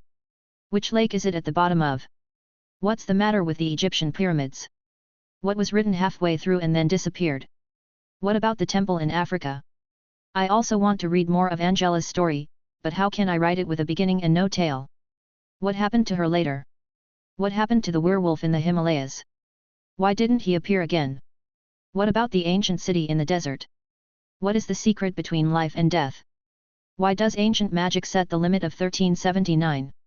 Could you please explain yourself more clearly? Toby flipped the letter over and covered it with a snap, cold sweat breaking out on his forehead. Terrible. Book fans are really terrible. Just through words, Toby could imagine the other person's hysteria, and he didn't want to have such a book fan at all. At this moment, Toby even wanted to curse the other party in advance, so as not to be visited by the other party. Which method is better? Should I go back to Gringotts again? Which marked bag would be more suitable? Just when Toby was struggling in his heart, the two house elves bowed to him and said, "Sir, your house has been reorganized." Oh. Toby looked back and saw that his office had returned to its original state, with no trace of Snape's fuss. Before he could recover from the madness of the book lover, he habitually ordered, "Al, pay the bill." Al was standing in front of the mini mirror, twisting and twirling, dressing himself up. He tilted his head and glanced at Toby with disgust, reluctantly took out 2 silver sickles from his belly pocket, and after thinking about it, he stuffed the silver sickle back, replace it with 2 bronze nuts, and throw them into the hands of the house elves one by one. All the house elves were stunned, their eyes gradually filled with tears, and they kept sobbing, "Mr. Hemmer is such a good man.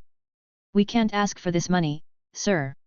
Toby finally realized that he had brought his old tipping habit to Hogwarts. "You should just take it." Toby waved his hand and said, then he coughed twice and whispered, "Just say more good things." The house elves blinked their big eyes and stopped crying. As soon as he saw them like this, Toby immediately ordered again, "Al, keep paying the bill." Although they didn't understand what was going on, the 2 house elves were still grateful. Toby also took the time to ask a question, "What do you think of the book I wrote?" "But sir, we have not read your book." "Oh, just say it, okay. You are a professor at Hogwarts, so of course the books you write are good." He. "Pay the bill. Al. Keep paying." When the 2 house elves left, their hands were filled with bronze gnats. Toby's mood finally improved a little bit, comfortable. He snapped his fingers, causing the letter paper and the envelope to burn. He didn't even dare to read the signature on it, so as not to disturb his finally restored good mood. Al pinched his waist with one hand, pointed the other paw at Toby, and began to murmur non-stop. Toby strongly denied, "How can this be called self-deception? House elves are the creatures that can't lie the most. Besides, it's all my money." Al was so angry that the hair on his body changed color. He jumped up and grabbed Toby's hair fiercely. Just as the 2 guys were fighting, the office door was pushed open unceremoniously. A livid-faced Professor Snape stood outside the door, as if he was trying to kill Toby with his eyes. Toby tilted his neck and greeted enthusiastically, "Hey, Severus. I have seen your masterpieces. After so many years, your enthusiasm has not diminished at all. If you say one more word." Snape no longer just wanted to kill Toby with his eyes. Toby immediately spread his hands, Okay, what do you want to see me for?" Severus said coldly, "Tonight is the opening dinner," and then walked away unceremoniously. "Back to school dinner." Toby blinked. He was so confused by the letter that he almost forgot about it. "Hiss Al. I'm warning you. Stop pulling. Your hair is going to fall out." At the same time, on the Hogwarts Express, Neville lost Leaf again, but he did not dare to look for it from compartment to compartment. He only tried a few compartments and then walked back sadly. There were still tears on his face. There was only one empty seat left in the box. He carefully sat on the car seat near the edge. Next to him was a little girl with brown hair and big front teeth. She was staring straight at a book. Neville could see that. It's Ancient Magic, written by Tobyheimer. He was very afraid of this little girl. Her eyes were not really friendly, and she looked domineering. At this moment, the girl suddenly spoke, startling Neville, "Haven't you found the toad yet?" "It's called Leaf." Neville whispered, and quickly shook his head sadly, "No, I haven't found it. It always wants to run away from me." Okay. The girl suddenly stood up and slapped Ancient Magic on the dining table, which shocked the 2 people opposite. They didn't understand why she suddenly got angry. "I'll go find it for you," the girl said in a tone that could not be refused. On the other side, in Harry and Ron's box, Ron was about to use Charlie's old wand to cast a spell on Scabbers, the mouse, but the box door suddenly opened. "Did any of you see a toad?" she said, sounding arrogant and patronizing. The 2 people shook their heads at the same time. "No, we already said we didn't see it." "Oh, are you trying to do magic?" she said, minding her own business and sitting in an empty seat. "Then let's open our eyes." Ron was taken aback and Harry was at a loss. As a result, after a series of unexplained spells, the magic failed. "Is this a real spell?" the little girl said. "It doesn't look good, does it?" I have tried several spells at home and memorized all the textbooks. As far as I know, Hogwarts Triton is an excellent magic school, and the professors in every course are the best. However, obviously, this does not include ancient magic. My name is Hermione Granger. By the way, what are your names? Name. Ron Weasley, Ron muttered. Harry Potter. Harry said, and then immediately asked, what do you mean by ancient magic?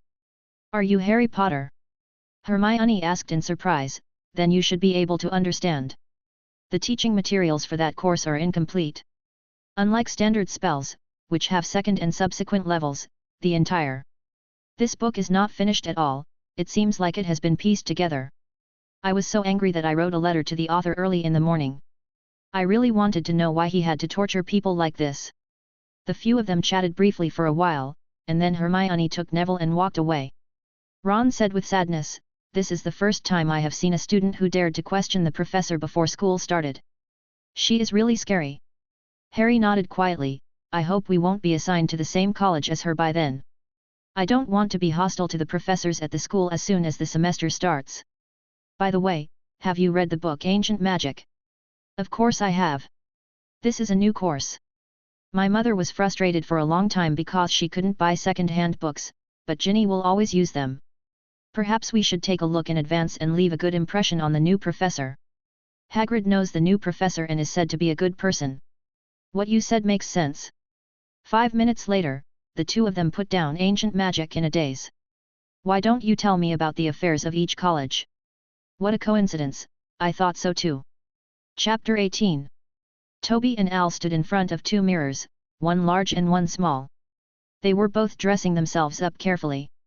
Witch robes with sun and moon patterns were draped on them. Even Al had a miniature version of the witch robe. Everything in it is a scaled-down version. After wandering back and forth in front of the small mirror twice, Al took out a pair of shrunken glasses from his belly pocket, hung them on his long nose, and winked at Toby with his small eyes. No no no no no. Toby shook his finger from side to side, this pair of glasses doesn't suit you. Replace it with the one with half-moon lenses. Yes, yes, that's the pair. I remember the principal wore the same kind of glasses. Al happily listened to Toby's opinion. After putting on his glasses, he took out a small comb and continued to smooth out the black fluff on his body. Oh, come on.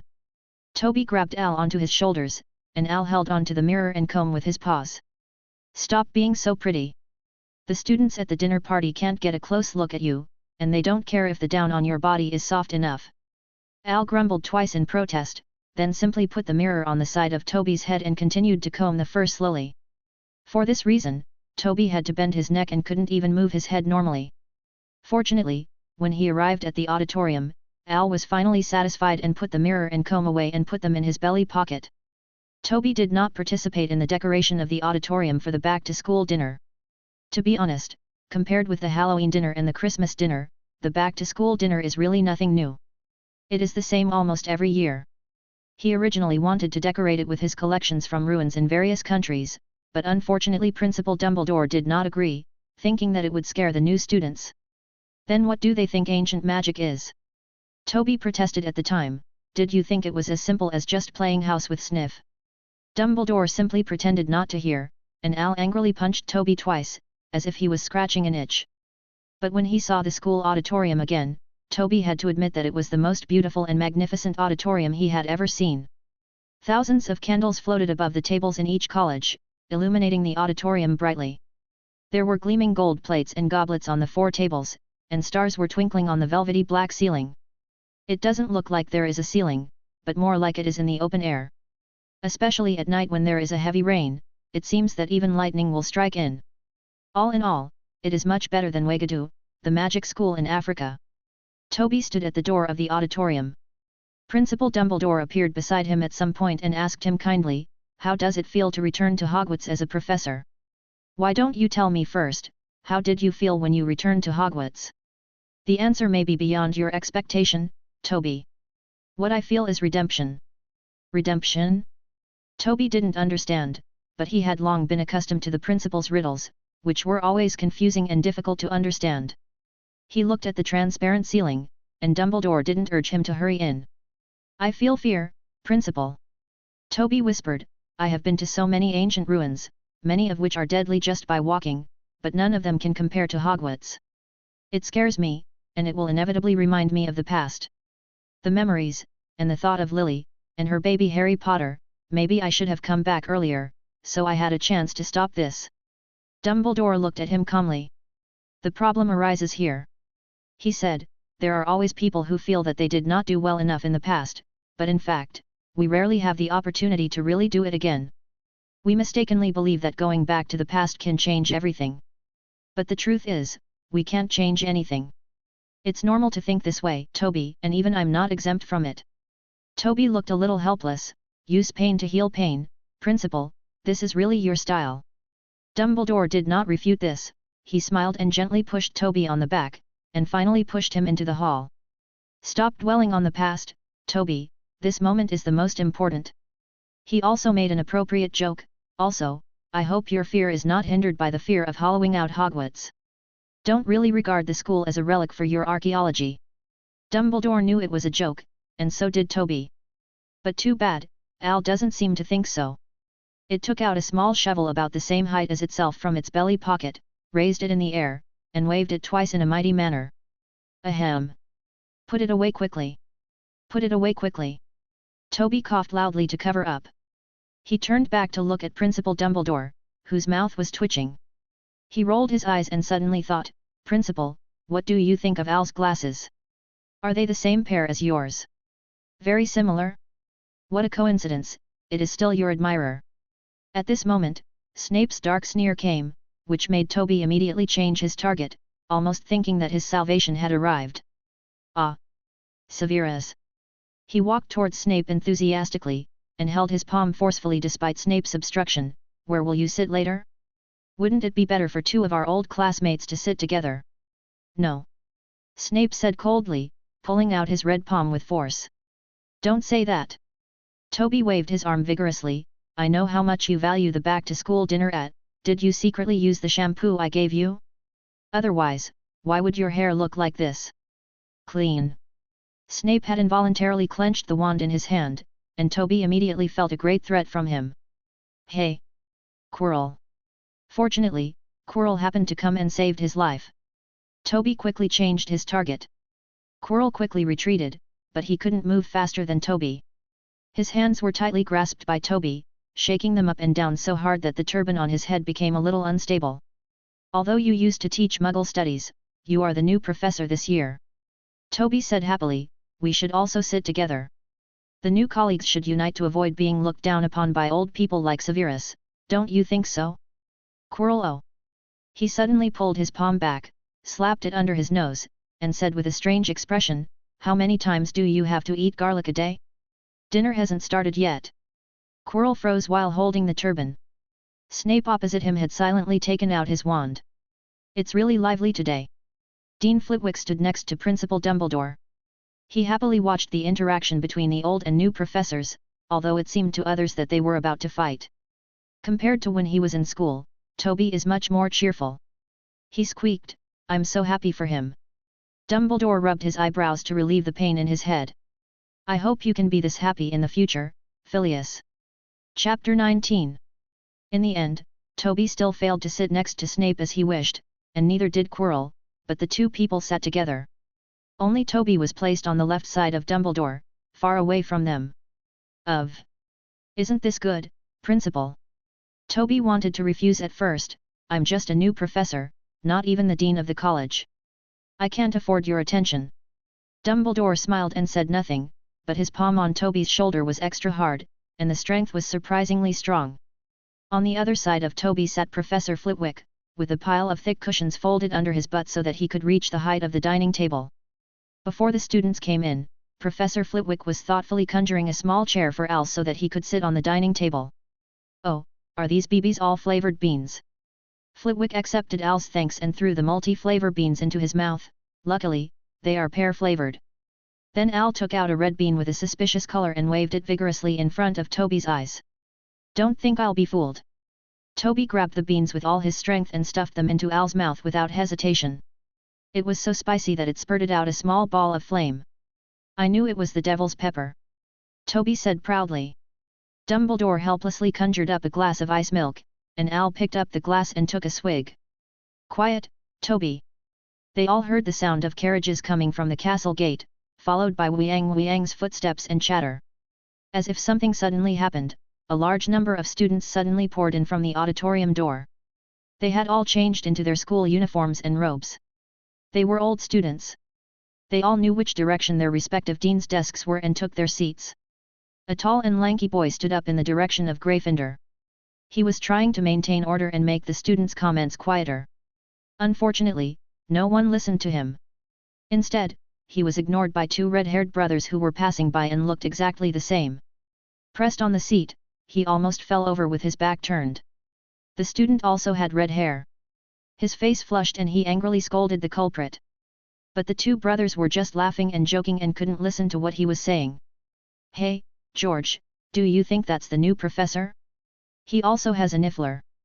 We should get a niffler too. This is much cooler than blowing up the toilet." "I reserve my opinion on that, Fred. Of course we can get a niffler and blow up the toilet." "Don't blow up the toilet," Percy said, "Mom warned you. I will keep an eye on you too." "Are we the ones you should keep an eye on? Isn't it your dear prefect badge?" The gold-red badge with the word P appeared in the hands of the twins at some point. They tossed it around and played with it for a while. Then Percy took it away, wiped it carefully, and then pinned it on the chest of the wizard's robe. "Superior! Shut up!" he shouted, "don't let it happen again." Toby at the teacher's desk whispered to Dumbledore, "Speaking of which, Headmaster, why have you always refused to let me be a prefect? My grades are not worse than Remus Lupin, and even Lily was later. Became the student union president." Dumbledore glanced at Toby. "The reason is simple, because I think you have enough enemies, and there is no need to expand it to more grades of Slytherin students." Toby coughed twice in embarrassment. He suddenly became interested in a student who looked like a troll on the Slytherin table. Quirrell should like him. Marcus Flint, a 6th grade student, felt a chill in his heart for no reason, feeling as if he was going to be unlucky. After the old students sat for a while, the freshmen finally walked into the auditorium under the leadership of Professor McGonagall, with expressions of confusion, fear, and awe on their faces. Toby saw Harry Potter at a glance. He was standing behind a boy with light brown hair, and behind him was another boy with red hair. In addition, Toby also saw Neville, and he smiled encouragingly at Neville. He didn't know if Neville had bought a wand of his own. But Neville looked like he wanted to say something to him, and quietly pointed his finger at a new girl with thick brown hair. Toby looked in the direction he was pointing and found the girl staring closely at him. He frowned in confusion and quietly leaned towards Dumbledore. As a result, the girl's eyes were also following his direction. "His position moves. Sit back quickly." Dumbledore maintained his smile and made a sound through his teeth. Toby immediately moved back to his original position and looked at the girl curiously.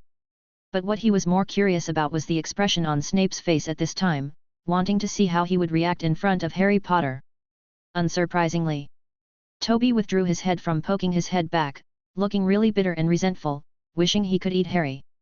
Harry looks so much like James, except for his green eyes. Many students noticed this new professor who didn't understand the rules. How could he move around like this? Fortunately, Professor McGonagall was able to save the face of Hogwarts in time. She gently placed a 4-legged stool in front of the first-year students, and the sorting hat was placed on it. Everyone was staring at the hat, and the freshmen also looked over. Then, the hat twisted and cracked a wide slit, like a mouth, and sang, "You may think I am not pretty, but never judge a book by its appearance. If you can find a more beautiful hat than mine, I can eat myself." When the song ended, the audience burst into applause. Hat bowed to the 4 dining tables one by one, and then stood still. Under the cover of applause, Toby asked Dumbledore, "Headmaster, I have been curious about a question. Who taught the sorting hat to sing in the first place? Was it Godric Gryffindor?" "Yes." "Is singing a bonus for being sorted into Gryffindor?" Then he was horrified to see that Dumbledore nodded seriously. "Even if you can't sing, you must at least know how to appreciate music. You will see it later." Immediately afterwards, the branching officially began. Professor McGonagall took a few steps forward, holding a roll of parchment in her hand. "Whoever's name I call now will put on his hat, sit on the stool, and wait for the sorting," she said. "Hannah Abbott." A little girl with a rosy complexion and 2 golden braids walked out of the queue. She put the sorting hat on her head and was sorted into Hufflepuff House. Toby clapped along with Dumbledore. Even if some students were assigned to other houses, he did not hesitate to applaud. Al sat on his small chair, deliberately pretending to be serious, crossed his arms, and nodded incomprehensively every time a student was sorted, as if to express his affirmation of the result of the sorting hat. At the same time, Toby was pleased to see that Neville was sorted into Gryffindor House, and so was the little girl staring at him. He also knew the other person's name, Hermione Granger. When they were almost at the end of the line, Professor McGonagall finally shouted, "Harry Potter!" Everyone was looking at Harry, and everyone was looking up, trying to see what he looked like. The sorting hat was placed on his head, he waited for a while, and finally shouted, "Gryffindor!" Toby watched Harry stumble towards the long table of Gryffindor House.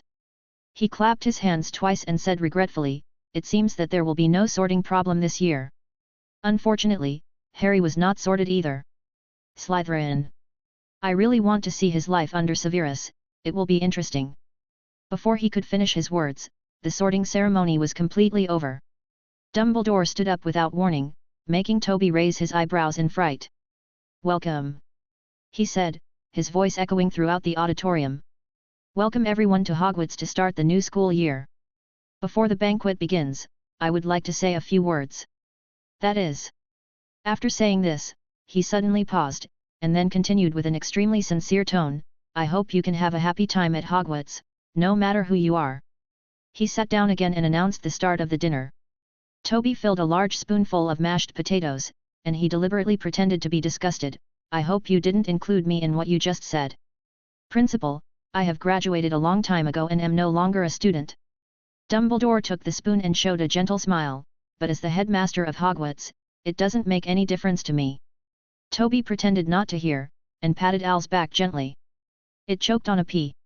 Chapter 20. The plates were filled with food, and Harry was stunned. He had never seen so many of his favorite foods appear at the same time, and there was no Dudley nearby who would snatch the food away. Ron held the chicken legs with both hands. He took a bite from the left side and then another from the right side, leaving his mouth bulging. "Eat quickly, Harry," Ron said vaguely.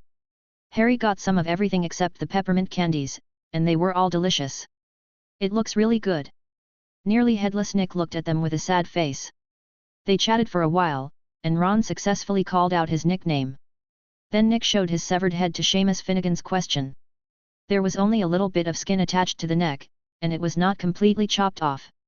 Nick happily looked at the stunned expressions of the new students, and he said, "Okay, new Gryffindor classmates. I hope you can help us win the Academy Cup this school year, okay? Gryffindor has never been. I haven't won a prize in such a long time. Slytherin won 6 consecutive championships. Bloody Barrow is really unbearable, he is the ghost of Slytherin. I hope you can cheer up." He added additionally, "Did you see the new professor? Tobyheimer, he is also from Slytherin House. If you want to win the Academy Cup, you must work harder." Tobyheimer. Harry looked towards the teacher's table and saw that the long-haired man was fighting for a piece of ribs with Sniff, neither of them willing to stop first. "He is actually from Slytherin?" Harry asked doubtfully, "But Hagrid told me clearly that Professor Highmore is a good person, but he seems a bit silent at ordinary times."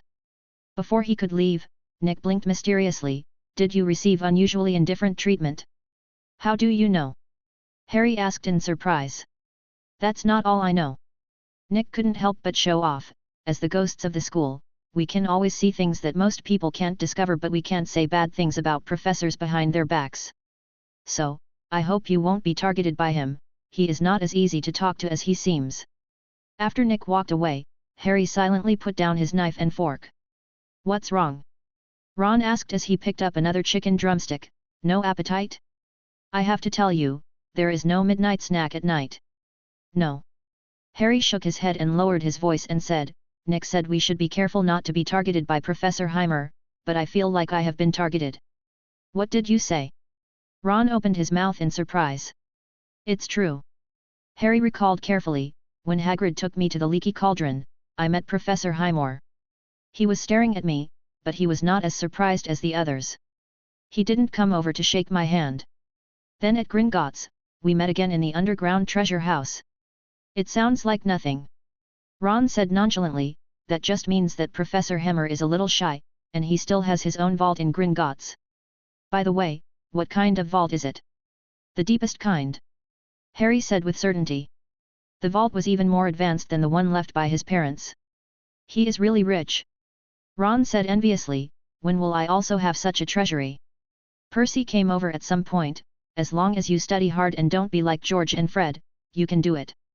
Bill is very rich now. He is working as a curse breaker, which requires a lot of money from you. NEWT certificate for each course. Continue. Ron held up the chicken leg and said, no matter how hard you try, I won't be able to eat it all. Harry didn't listen to what they were talking about. He had a worry in his heart, only he knew that the Sorting Hat almost sorted him into Slytherin. But before that, he was assigned to Slytherin House. Tobyheimer is eyeing. Harry suddenly remembered that Highmore was staring at him before Tom recognized him. Could it be that he came specifically for him? Just like the Sorting Hat, he also knew that he would be sorted into Slytherin? Harry, Harry. Percy patted him on the shoulder. What's wrong with you? You look so ugly. No. It's nothing. Harry quickly covered it up. Stop pretending. Percy said confidently. He could tell at a glance that something was wrong with Harry. Are you frightened by Nick's words? Don't listen to his nonsense. Take a look at this. It may have some effect on you. Help. Percy secretly handed over a copy of Wizard Weekly from under the table. He seemed to have this magazine with him at all times. What is this? Harry asked. Percy skillfully turned the magazine to the pre-folded corner and handed it to Harry to read. It is an academic article once published by Professor Heimer. He has not many articles. It took me a lot of time to find this book. Such great strength will definitely change your impression of Professor Heimer. He is a very amazing wizard, even groundbreaking. Ron on the other side asked curiously, where did you get the money to buy books? Is this a prefect reward from your mother? Shut up. Percy said, I found this on Bill's bookshelf. You should really get to know your outstanding brothers and at least become a prefect in the future. Ron silently put the chicken legs down. You really succeeded in doing it. Mom will definitely be proud of you. I'm full just listening to your lessons. Harry was looking at this article carefully. He noticed that he was not born when the article was published, and it was published in 1978. On the combination of wands and ritual magic. Ritual magic can also be called wandless magic. It usually requires the use of some special rituals to perform. The ancient way was sacrifice, and it is still available now, but the objects of sacrifice are changed from living people to animals. Fortunately, the author encountered. It's all in this type of way, otherwise there would be no chance to publish this article. The best effect among ritual magic is living sacrifice. The author has personally visited many wizard tribes in Africa, and some of them still retain the ancient habit of living sacrifice. If you are eating, it is best not to read the following words. Harry didn't listen, and he soon regretted it. When the ritual magic started, a thick layer of smoke first enveloped the sacrifice, and then a series of sounds came from the smoke, like the sound of wild beasts biting, and domestic animals began to howl in pain. The author did not. I saw what happened in the smoke with my own eyes, but I didn't want to see it from the bottom of my heart. The author only saw the result after the smoke dispersed. The body of the livestock was completely opened. Yes, it was the kind of opening you imagined, and the meat was in. On the outside, the skin is on the inside, and the internal organs have disappeared. It seems that this is a monster that likes to eat animal internal organs. Chapter 21. According to the sacrifices of the tribe, this will bless them with good weather in the coming year, and also bless them with catching enough fish in the river so that they can have a full stomach.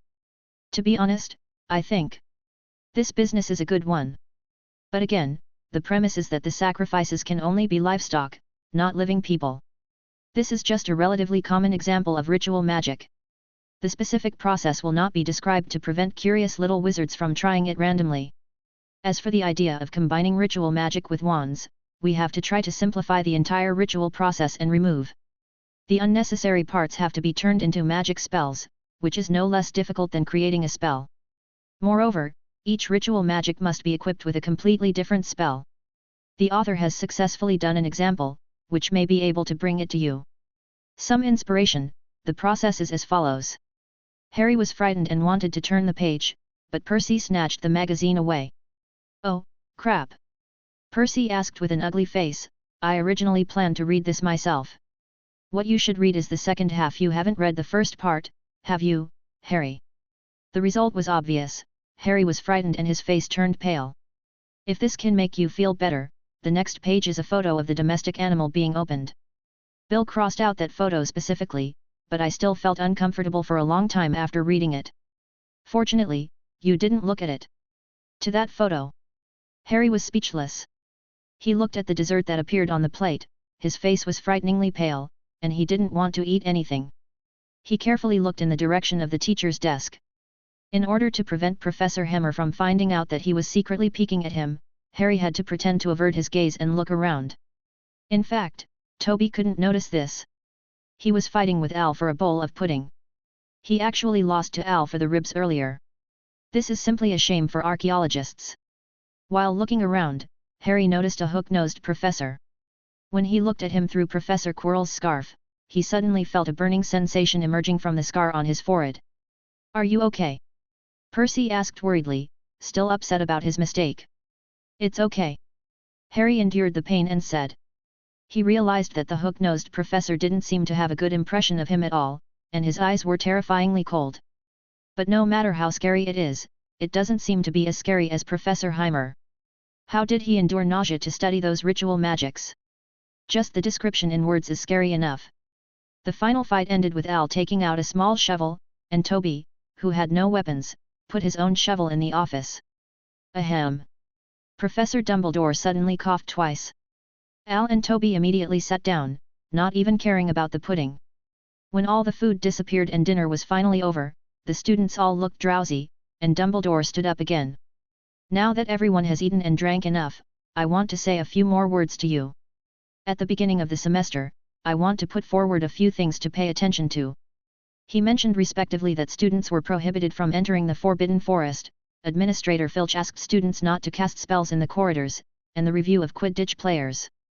"In addition, I would like to introduce to you a new professor of ancient magic, Tobyheimer." He extended his palm to Toby, who stood up and bowed slightly to all around. Harry clapped a little absent-mindedly, but it didn't matter. Toby's face was still good, at least as good as the one with the same long hair. Compared with Snape, his smile was much more friendly, and he didn't look like a murderer who had predicted it in advance, which earned him a lot of applause. Tobyheimer is a former Hogwarts student. He has travelled abroad for many years and is willing to share appropriate magic knowledge with everyone. Dumbledore emphasized the pronunciation of the word appropriate. Toby pretended not to hear it and kept a decent smile. He even had the leisure to force out a voice from between his teeth to remind, "Mr. and Mrs. Longbottom."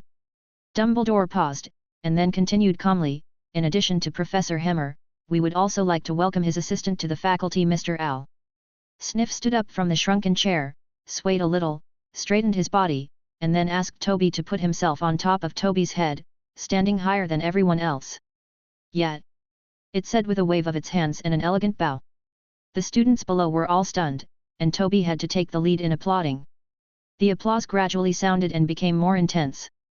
It was countless times louder than the applause Toby received. "I knew it! I knew it!" Fred slammed the table hard and shouted, "I knew this would happen!" George clapped even louder than him, "What's next? Let Peeves be the headmaster? I'm so looking forward to it!" But the professors haven't come to their senses yet. They were all frightened by this sudden decision. How can a magical creature be a professor at Hogwarts? Not even as an assistant. But Al didn't care, it jumped off Toby's head and raised his eyebrows at him proudly. Toby snorted, his expression filled with envy and jealousy. Then Toby walked up and down the long table, greeting the professors one by one, and shook their hands respectively. Professor Flitwick chuckled, Professor McGonagall was a little solemn, Quirrell looked strange, and only Snape refused to reach out to hold Al's paw. "You are talking nonsense!" he scolded in a low voice. Al spat at Snape, then sat on a miniature flying carpet and fled. Amidst the applause that seemed to never stop, Dumbledore lowered his voice and said, "But you still have to do the teaching yourself. Don't think about being lazy, Toby." Toby suddenly became interested in the silver cup on the table.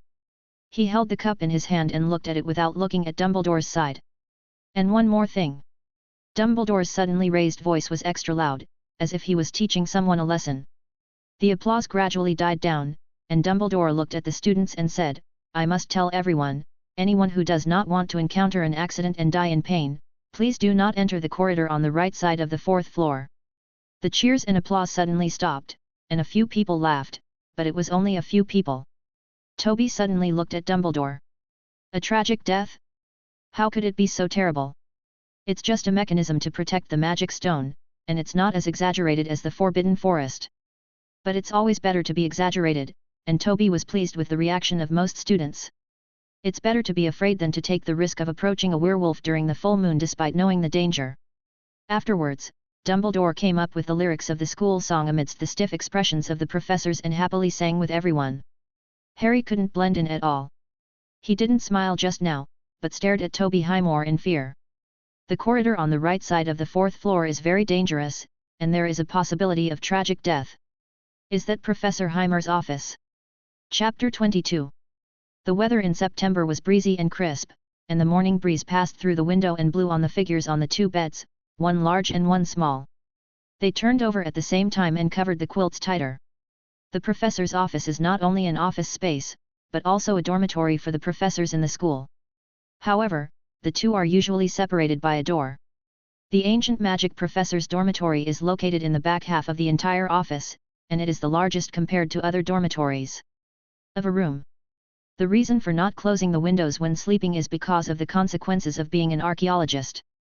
As long as it is not particularly cold, Toby will try his best to ensure safety while being able to hear the surrounding noises while sleeping, so as not to really lose sleep. Wake up, die in a dream. There is a golden horn placed above the bed, which is the horn of the reem cow. The reem cow is a XXXX level magical animal, very rare, like a giant cow with golden fur. The blood of the reem bull can temporarily increase the strength of the drinker. However, the supply of this blood is very small. So it is rarely available on the open market and it is not easy to get it. This horn is one of Toby's many collections, and it was also found by him in ancient ruins, or it would be more appropriate to say it is an ancient cemetery. It is full of bones, as if a war had occurred. Until now, Toby still hasn't figured out the origin of the Horn War. He doesn't know why the two sides started fighting. He can't even confirm who the two sides are. However, this is normal in the process of exploring ancient ruins. Not every adventure can yield sufficient rewards. But Toby still kept the horn, and it finally came in use. When the sun slowly rose from the horizon, the sunlight shone on the horn, which was like a signal to start a war. Suddenly, bursts of the braying of reem cattle came out from the horn. Toby closed his eyes, stretched out his arm and touched back and forth on the bedside, grabbed the horn, and threw it several times. The horn finally stopped blowing. This is still an alarm clock. Get up, Al. Toby said as he stood up in a daze. Al stretched out his paws and got up too. He climbed onto Toby's shoulders and didn't even take off his nightcap. Toby pulled it off and threw it away. The toothpaste in the bathroom has automatically squeezed onto the two toothbrushes, one large and one small, and they fly up to clean their teeth. After washing up, Toby had changed his clothes, his long hair was pushed back, and Al also put on the half-moon glasses again. Toby took out the teacher's schedule and took a look. There was a class for first-year students in the morning. It was estimated that this would be the first class for the freshmen at Hogwarts, followed by second-year, third-year, and fourth-year students. Till the end. This was Toby's initiative. As a new course, if even the freshmen can accept it more easily, then there should be no problem for the old students behind it, unless their brains are like trolls and can't understand anything. I never thought I would one day return to school to teach. Toby thought and murmured, then let's set a small goal first. At least it must be more popular than that guy Severus. Al nodded in agreement, with an expression of disdain for Snape on his face. The ancient magic classroom is located on the 7th floor of the castle, on the same floor as Toby's office.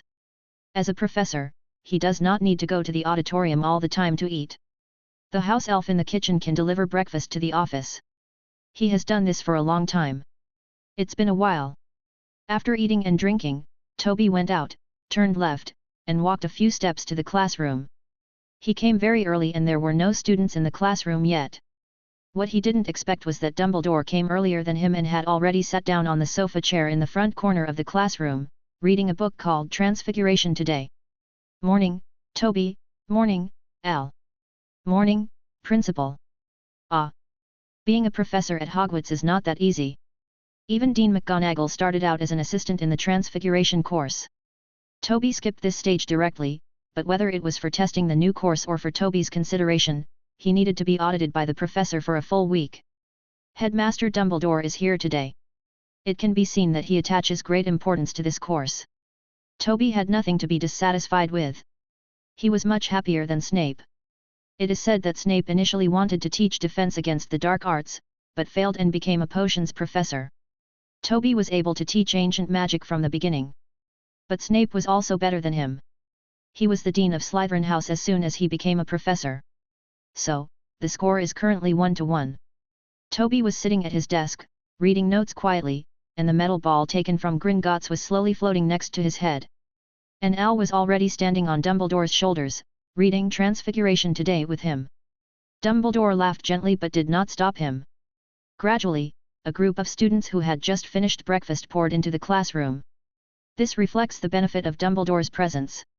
They didn't dare to make any noise at all, and only dared to quietly glance at the strange Al, can he understand it, and Professor Heimer, who was always looking at his notes without looking up. His hair drooped down again because he lowered his head, blocking his eyes, looking like he was not easy to mess with. This was a class shared by Gryffindor and Slytherin. Both sides looked at each other and sat on opposite sides of the classroom. After a while, the class bell rang, and there was a rush of footsteps in the silent corridor. Harry and Ron hurried to the door of the classroom. "Sorry, Professor Heimer." Ron gasped and explained, "We took the wrong stairs, and accidentally. Late for no reason." Toby suddenly interrupted. He finally stood up, his hair flowing back one by one, revealing his angular face. He didn't laugh. 1 point from Gryffindor. His tone was very calm, but Ron's face suddenly turned red, and Harry lowered his head deeply. They silently walked to an empty seat and sat down. A little blonde boy not far away made a loud mocking sound. Harry turned his head angrily and recognized that it was Draco Malfoy whom he met on the carriage. But at this moment, disrupting class. Toby said indifferently, "Slytherin will deduct 1 point." Draco looked like he was being choked, no better than Ron. The first class for freshmen has not yet started, but points have already been deducted from both colleges. Next, Toby picked up the roll call and read out the names of the students one by one. Everyone who was called seemed to be sent to the guillotine in advance. Neville's voice trembled, but no one dared to laugh. Toby put down the roll call sheet and looked at the students below. "This course is called Ancient Magic. It is a course full of dangers and more dangers. I believe many of you have never heard of my name before, but that is not important. At least, not as important as ancient magic." At this moment, the metal ball suddenly dispersed and fell to the ground as if it melted, turning into a silver and gold liquid that surged around like ocean waves. Many people were frightened and quickly raised their feet.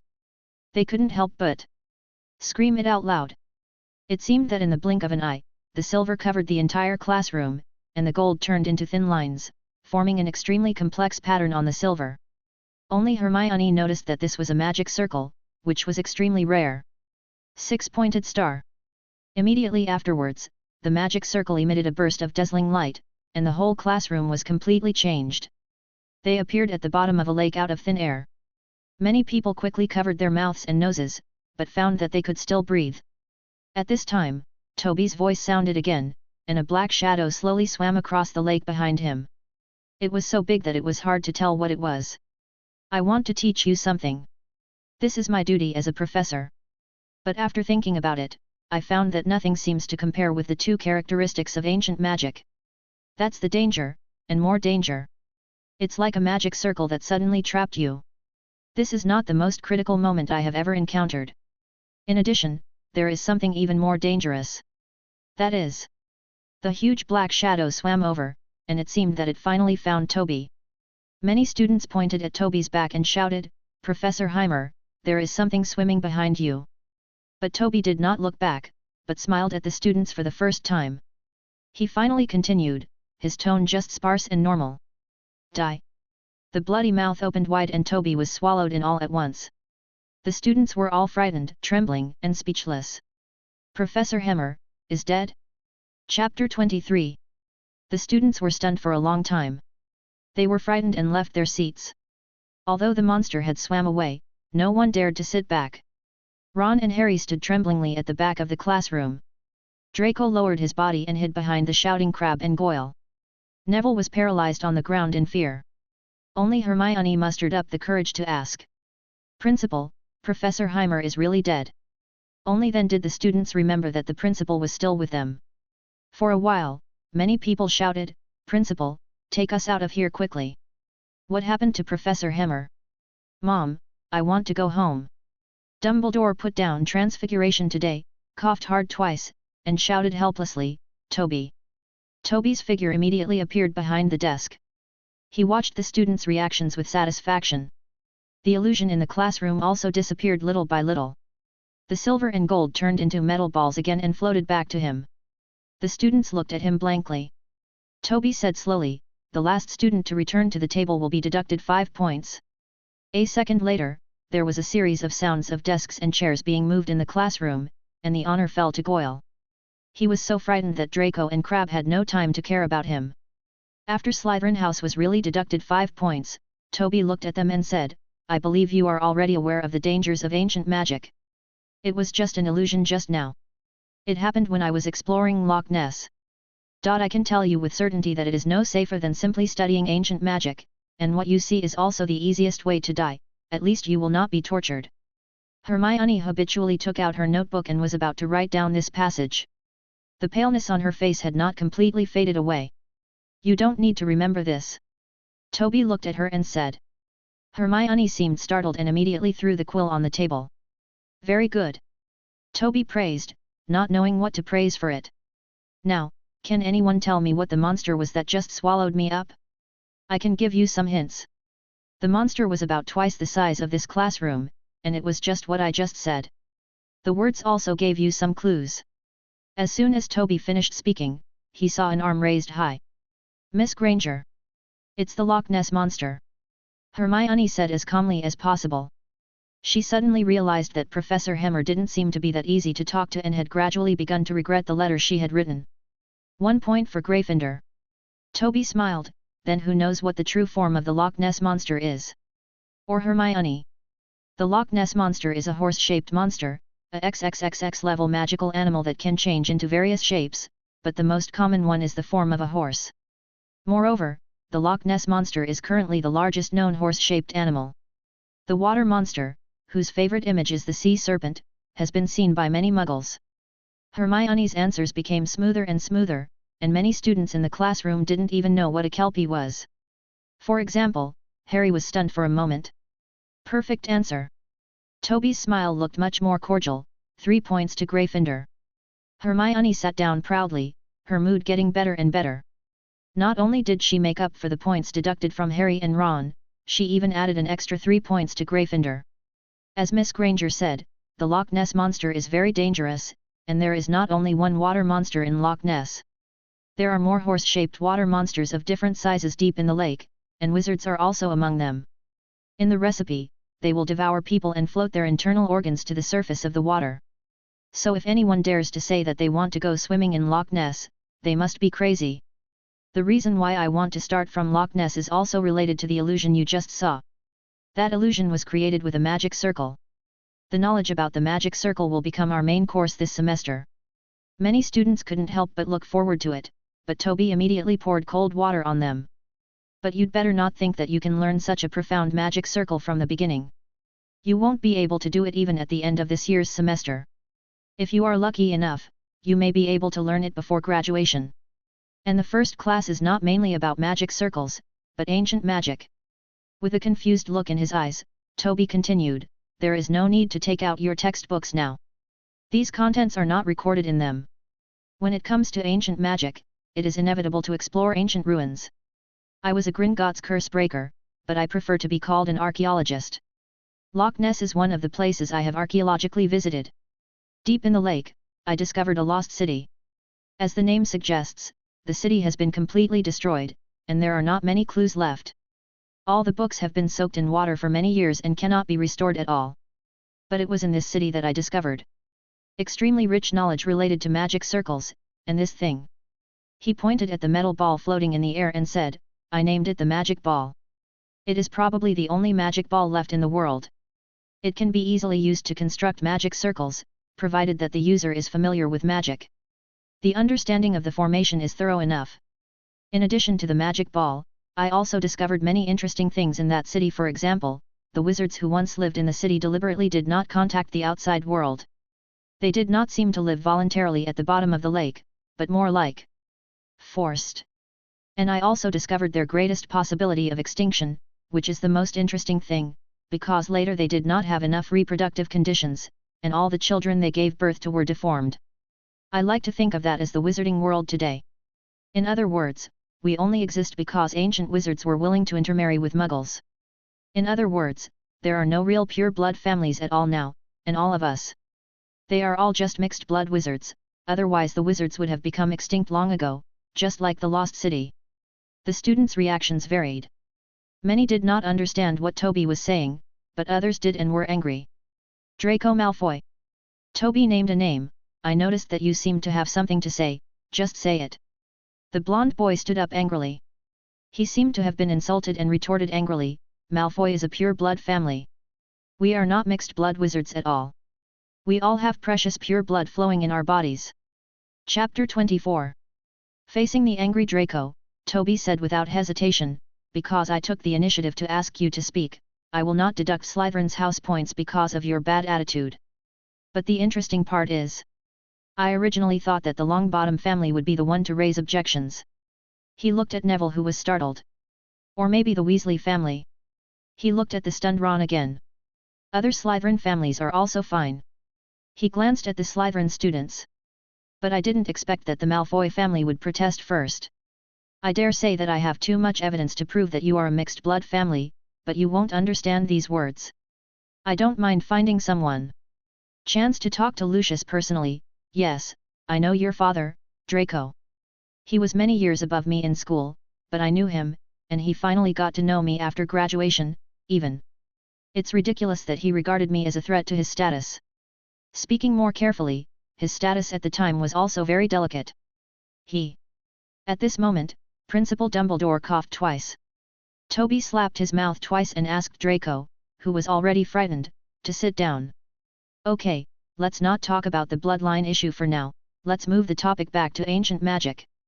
As I said at the beginning, I want to teach you something, but it can't compare to making you truly realize the importance of ancient magic, nor can it compare to letting you learn ancient magic spontaneously. This is a course of great significance and has close ties with the entire magical world. In the process of my research on ancient magic, there has always been a constant concept: the level of magic in the entire magic world is declining today, far less than that of earlier eras, such as the Middle Ages, and the ancient times further back. Greek period. One of these years, 1379, I call this year the age of the death of ancient magic. Because there was a wizard duel competition held that year, and 4 wizards made it to the semi-finals. There was nothing to say about the first game. At most, it belonged to the category of human body transformation and animagus. 2 wizards. He became a bull and a serpent, but the serpent won. But in the next game, one wizard conjured a huge storm cloud and used lightning to attack the opponent. And the other wizard conjured a powerful whirlwind, which not only blew away the storm, but also blew away the judges. Mostly spectators and a few trees. There is no doubt that these 2 powerful magics belong to ancient magic. But in the next final, a wizard recited a long and complicated spell. If he had the chance to finish it, this spell would make a mountain rise from the ground and fall on the opponent's head. Superior. But he lost the game, and this was just because his opponent cast a disarming spell. Yes, you heard it right, it is a disarming spell. The spell is to disarm you. From now on, the wizard duel competition will never have such a grand scene. Every competition has complete records. You can check the relevant information in the library. But on the other hand, perhaps only a few people realize that the overall magic level in the magic world is gradually decreasing, so it will become increasingly difficult for wizards to perform such powerful magic. For example, the ancient Greek wizard the invincible Andras, he was able to summon a patron saint the size of a giant. This was unprecedented and has never happened since. The magical world has gradually transformed into an older and more powerful existence. If you don't believe it, you can ask Principal Dumbledore if he can summon a patroness the size of a giant. The students looked at Dumbledore curiously, but Dumbledore just smiled back and said nothing. Toby took a moment to take a sip of lemonade. He looked at the students and asked, "So, are you interested in learning ancient magic now?" The students nodded like chickens pecking at rice. "Then do you want to know the reason why the magic level has dropped?" The students nodded faster. It was hard to imagine what kind of honor this would be. The Ministry of Magic would definitely award the founder the Order of Merlin, first class. The kind Professor Heimer showed a big smile. "Very good, I want to know too." The students were dumbfounded. They only heard Toby continue, "This will be your homework for this class. Write a paper guessing the reason for the decrease in magic level. It should be at least 12 inches long. Submit it before the next class." At the same time, the bell for the end of get out of class finally rang, and the students walked out of the classroom in a daze. They were listening fascinated, and they didn't understand why homework was suddenly assigned. "This is the first day of school." Toby looked at the empty classroom with a smile. The feeling of attending class for the first time was not bad. He felt that compared with Snape, he was at least 2 to 1. At this time, Dumbledore's words came faintly, the specific location of Loch Ness, the blood composition of the wizards, the speculation about the reduced magic level. "Toby, you really gave me a difficult problem." Toby shrugged his shoulders indifferently, at least the students seemed to like it. His behavior was very natural, but Al, who pinched Dumbledore's shoulders diligently, still revealed his uneasiness. No matter what Toby thought, Al didn't want to be kicked out of school after one class. It's enough to be this assistant. Just as Toby secretly glanced at the expression on Dumbledore's face with his peripheral vision, Dumbledore stood up directly and placed a copy of The Tales of Beedle the Bard on his desk. He walked outside the classroom, turned his back to Toby and said, "I suggest you read the story The Fountain of Good Luck carefully. There are comments I wrote at the end." After Dumbledore disappeared into the corridor, Toby quickly opened the storybook to the page of The Fountain of Good Luck and looked directly to the back. It does have Principal Dumbledore's comments on this story written on it. Mr. Lucius Malfoy, who is a member of the Hogwarts School Board. Mr. Malfoy submitted a written request to suppress the story. Any work of fiction or non-fiction that depicts intermarriage between wizards and muggles should banned from the bookshelves of Hogwarts. I do not want my son to be influenced by reading these stories promoting miscegenation between wizards and muggles, tarnishing the purity of his bloodline. I refused to remove this library, and received the support of a majority of the board of directors. I wrote a reply to Mr. Malfoy explaining my decision, the so-called pure blood family, through denial or lies, who deny having muggles or muggle-borns in their families in order to maintain the purity of their bloodline they claim. They also seek to impose their hypocrisy on the rest of us by banning those who tell the truth they deny. Every wizard in the world has muggle blood in his veins, and I believe that it would be unreasonable and unethical to purge this subject from the knowledge base of our students. Ah! Al excitedly pointed to the content of Dumbledore's reply, and Toby gave it a high five. "I know, Al. It's time to prepare for a permanent stay at Hogwarts." At the same time, the contents of the first ancient magic class are also being spread to the outside world. Some people are amazed, some are incredible, and some are angry and criticizing. The whole Hogwarts is boiling. Chapter 25. It's not until you lose it that you regret it. This is what Harry is thinking at this moment. He feels that he is being targeted by the entire Hogwarts. No matter where he goes, there are a group of people staring at his forehead. Forget it if they are just students, even Flitwick. The professor was shocked when he called his name. But that's not the worst. Harry originally thought that he was being targeted by Professor Highmore, but that was not the case at all. Professor Highmore did not pay any special attention to him in the ancient magic class. The person who really targeted him was Snape. Harry knew that Snape hated him. In the potions classroom, Snape had just finished his long speech. He had the same ability as Professor McGonagall and Professor Highmore, and he could keep the classroom in order without any effort. But as a student from Slytherin, Snape did not stop Draco Malfoy from teasing Harry about being famous, even though it was against order. "Potter," Snape said suddenly, "what will I get if I add narcissus root powder to wormwood infusion?" Harry didn't know how to answer this question at all. He didn't even hear clearly what Snape said. Snape curled his lips contemptuously and ignored Hermione's raised arms. He asked a second question: where to find a bezoar? "I don't know, sir." Harry forced himself to look straight into his cold eyes. "Potter, Tell me, what is the difference between Aconitum scaphoides and Aconitum wolfsbane? Hermione simply stood up. I don't know, Harry whispered, but I think Hermione knows the answer. Why don't you ask her? A few students laughed out loud, and Snape looked unhappy. Sit down, he shouted at Hermione. Hermione sat back unwillingly, but at this moment, a clear coughing sound came from the classroom door. Toby was standing at the door, looking even more unhappy than Snape. Severus. He stared at Snape coldly. Can I take up some of your time? Snape narrowed his eyes slightly. I'm in class. You can continue later, Toby said. Anyone can hear the excitement in the conversation. Snape strode out of the classroom, and Ron was panic-stricken and excited. Do you think they will fight? Harry said, dissatisfied. Then I hope Professor Highmore can teach Snape a lesson. I really don't understand why he targeted me so much. At this moment, in the corridor outside the classroom, the professor's voting results are out. Toby stared at Snape closely. I heard you voted against it. Are you kidding me? Today is Friday, and Toby has completed the ancient magic courses for all grades in the morning. During lunch, the principal called all the teachers and staff in attendance to vote to decide whether Toby can continue to serve. The result is of course gratifying. Although Toby's teaching style had a great impact on Hogwarts, causing his office to be flooded with letters from owls for several days, that was only the first lesson.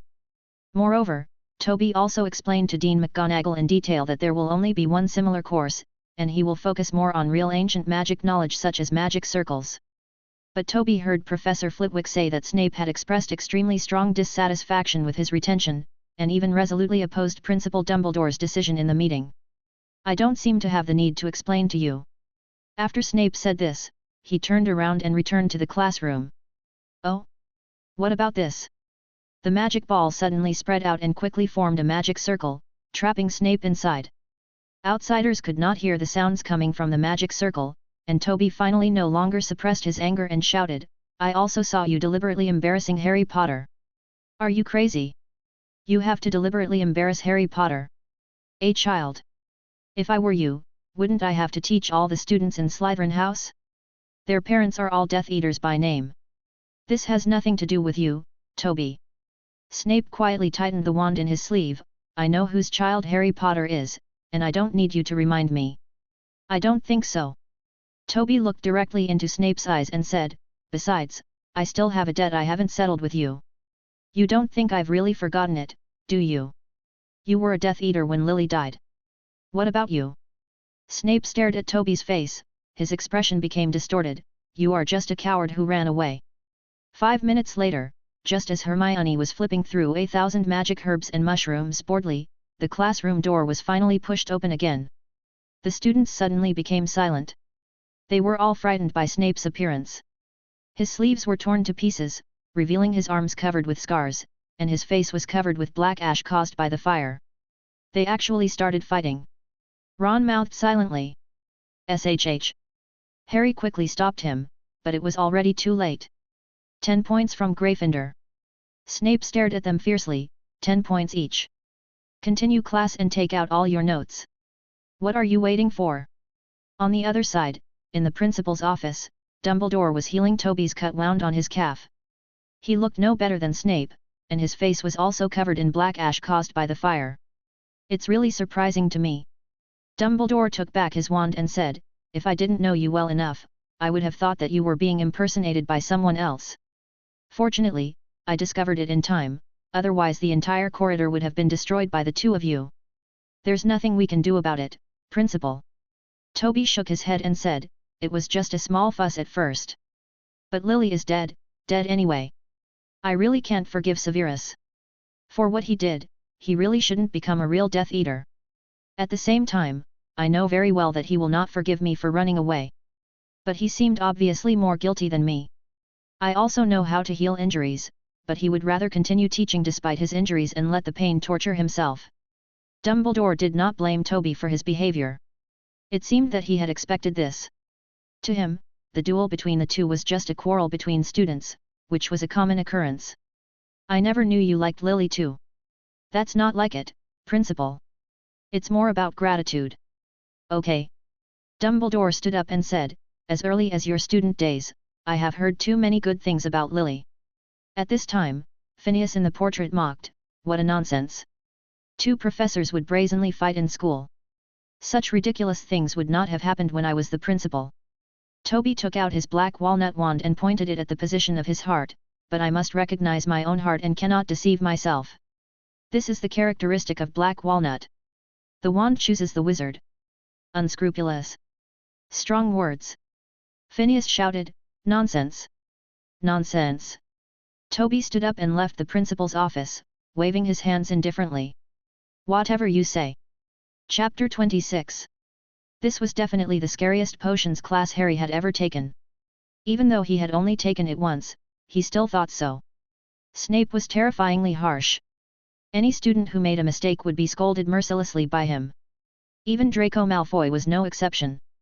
He was frightened by Snape's roar. Harry tried his best to reduce his sense of presence. He tried not to look at Snape's cut arm, and tried not to think about why he refused to suspend class for treatment. Finally, they waited until the end of get out of class. The students almost seemed to be running away, and they did not dare to breathe in the potions classroom. In the process of climbing out of the underground classroom along the steps, Harry's thoughts were swirling in his head and his mood was low. He didn't know why Snape hated him so much. And Professor Hemmer, such an irritable person, ignored class time and. After fighting with Snape, he began to be unsure whether Professor Highmore was a good guy or a bad guy. Fortunately, Hagrid had made an appointment with him for afternoon tea in advance. He decided to ask Hagrid, and Ron also wanted to go with him. The two left the castle and walked across the grounds to Hagrid's residence. Hagrid lived in a small wooden house on the edge of the Forbidden Forest. There was a crossbow and a pair of rubber galoshes in front of the door. "You are finally here," Hagrid said happily and introduced Yaya to them. They chatted for a while, and Harry started talking about Snape. "I think he hates me." "This is impossible," Hagrid said loudly, but his eyes seemed a little evasive. "Snape has never liked any students, how could he target you?" "What about Professor Hemmer?" "What's wrong with Professor Hemmer? Do you think he hates you too?" "To be honest, I think you should go to the school hospital and have a look. Madame Pomfrey is very good at comforting people." "I'm not kidding, Hagrid." Harry mentioned the strange thing about Toby that he noticed in the leaky cauldron. Ron looked like he wanted to refute something, but his teeth hurt from the rock cake and he was grinning and gasping, unable to speak. "Oh, come on." Hagrid waved his huge palm and raised a small whirlwind. "You think too much, Harry. Toby is a very good person." "Yes, he is a very good person. By the way, how is your brother Charlie?" Hagrid looked at Ron and asked. "I like him very much. He is very good at dealing with animals." Harry suspected that Hagrid was deliberately changing the subject. Just as Ron was answering, he suddenly noticed a small piece of paper under the teapot's warm cover. It was a report cut from the Daily Prophet. Latest reports on Gringotts break-in. This was a report about the theft of Gringotts. Harry looked at the date and found that it happened to be his birthday, and Ron had also told about it on the train. If that's all it is, forget it. Harry suddenly remembered that on the same day, Professor Heimer happened to appear in the vault next to them. "Hagrid." Harry couldn't believe what he found. He said in a trembling voice, "Could the stolen vault be Professor Hemmer?" "Hagrid." Suddenly there was a shout from outside the window, which scared Harry and pretended to be nonchalant, but his skills were still too poor. Ron could tell at a glance that something was wrong with him. "What's wrong with you?" "SHH." Harry wanted to hide, but Hagrid had already pushed the door open. Outside the wooden house, Toby was carrying a shovel. With his other hand, he picked up the crossbow placed at the door and looked back and forth in front of his eyes. "Is this thing really useful? Is it too old? Try it and you will know its power," Hagrid said, "but remember not to point this thing at centaurs, they are not easy to mess with." Toby glanced back, and Quirrell stammered, "You use no need for a crossbow, a wand is enough." "Okay." Toby put the crossbow back. He finally saw Harry, who was trying to hide himself in the room. Ron behaved completely differently from Harry. He boldly looked at Toby and found that there didn't seem to be any injuries on his body and he looked clean. "Did you win?" Ron blurted out, his mouth moving faster than his head. "What victory?" Hagrid looked at the two of them in confusion. "It's nothing." Toby shook his head and said, "It's just some minor conflicts between old classmates, which have been successfully resolved. Hagrid immediately sensed something was wrong. Are you in trouble again? What do you mean we got into trouble again? Toby looked at him with a strange expression. It's just once. But it's only been a week since school started. Hagrid shouted loudly, do you know how much trouble you have caused Principal Dumbledore? This is the first time I have seen so many owls. Is this really the first time?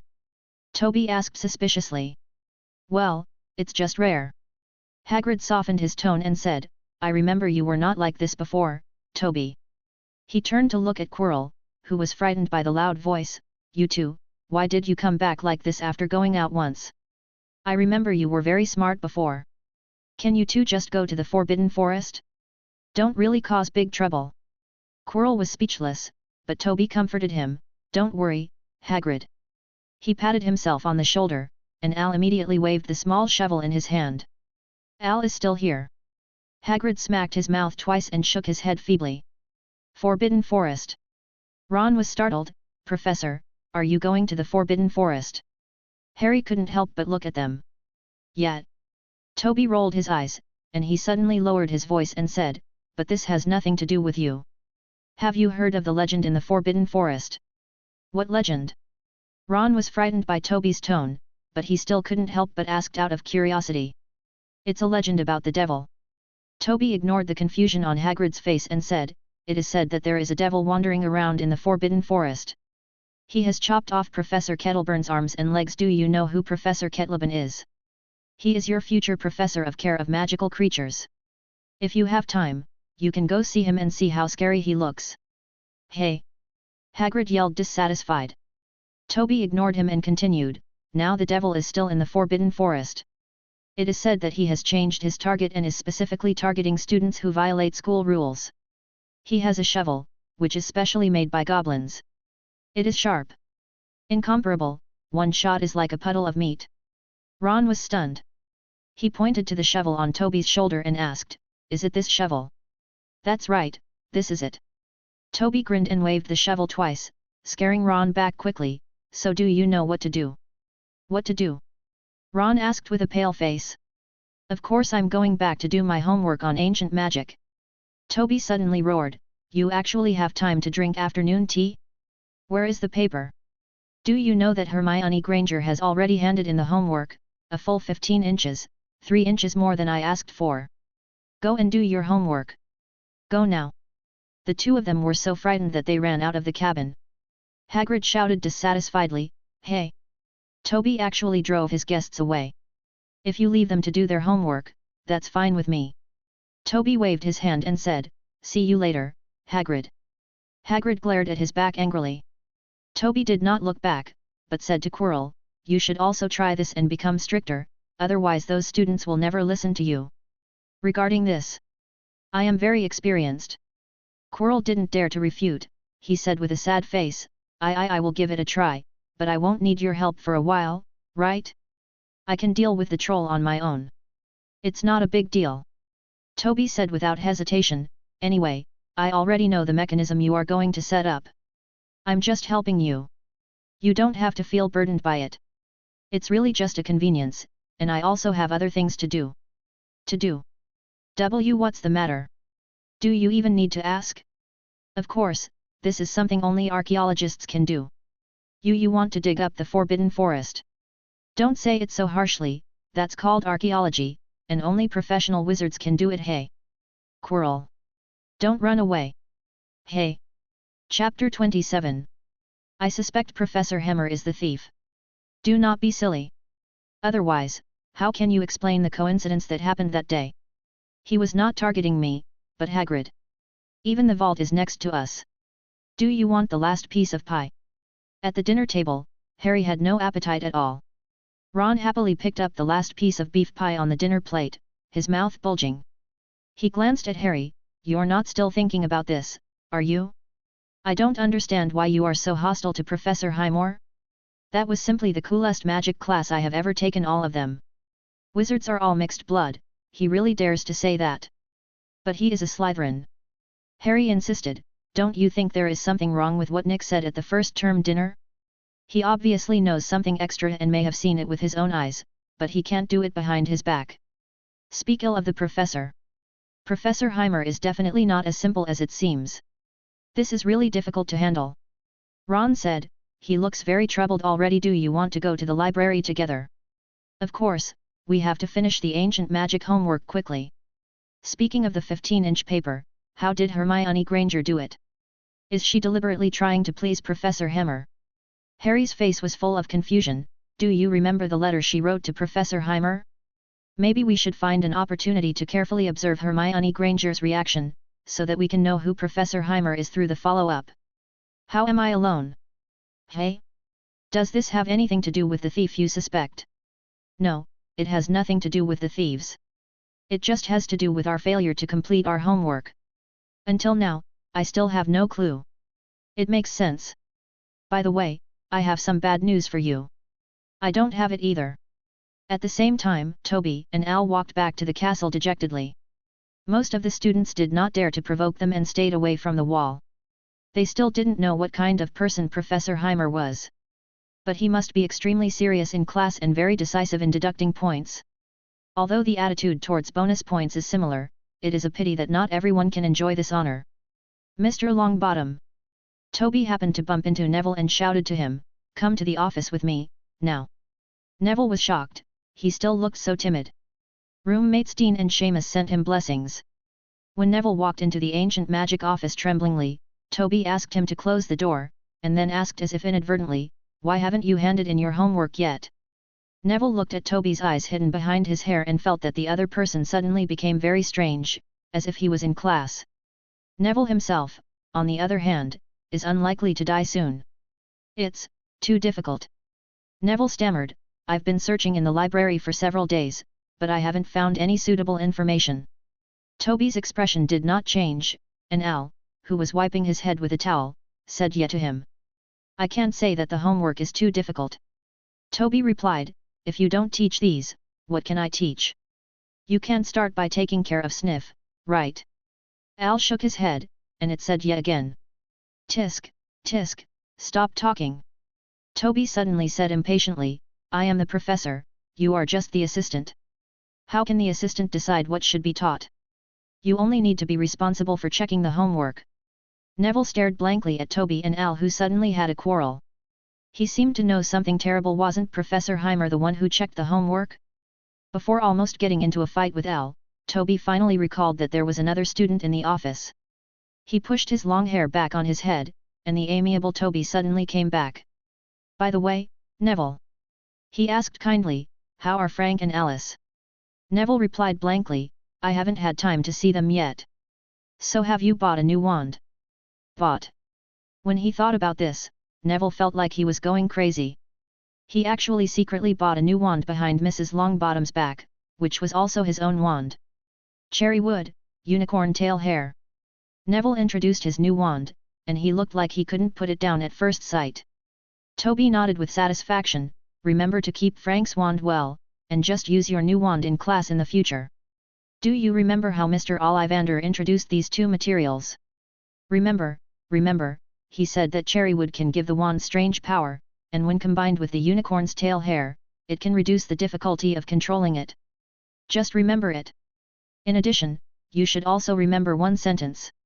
It is the wand that chooses the wizard. Ollivander's experience is very useful. Don't ignore this sentence. Oh, one more thing. I remember when you were at the opening dinner. Seems to have secretly pointed at Hermione Granger. What happened to her? She. Dong dong dong. There was a knock on the door suddenly. "Please come in." Toby and Neville looked out the door and found that the person who came in was Hermione. This shocked Neville. No matter what, he would not dare to offend this domineering little girl.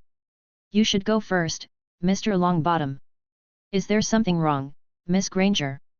Hermione watched in confusion as Neville left as if running away, but then she remembered the purpose of her coming. It was because of the crazy letter sent before the start of school. Ever since she saw Professor Heimer's harsh behavior in class, Hermione thought she would be called over and scolded, but she didn't expect that there would be no movement at all. This tortured her so much that she couldn't help but worry that Professor Heimer was planning to embarrass her in the final exam. That was also the thing she paid most attention to, the exam results. "Professor, Oh, we'll talk about your business later. You're here just in time. We can talk about your paper. Oh.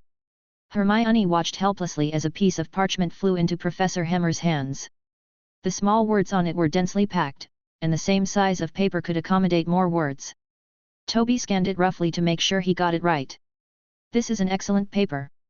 Toby praised, I really like your reasoning logic and your efforts in researching information. I can see that you are an excellent student.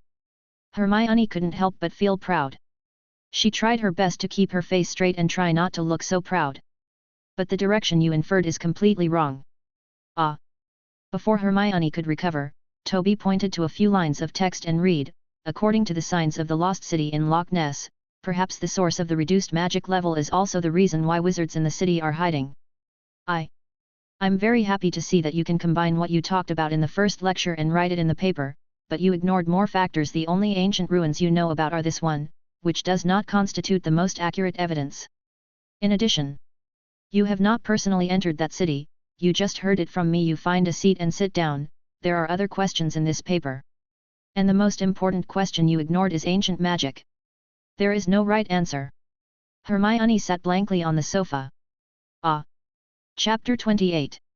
10 minutes later, Hermione could still vaguely understand something.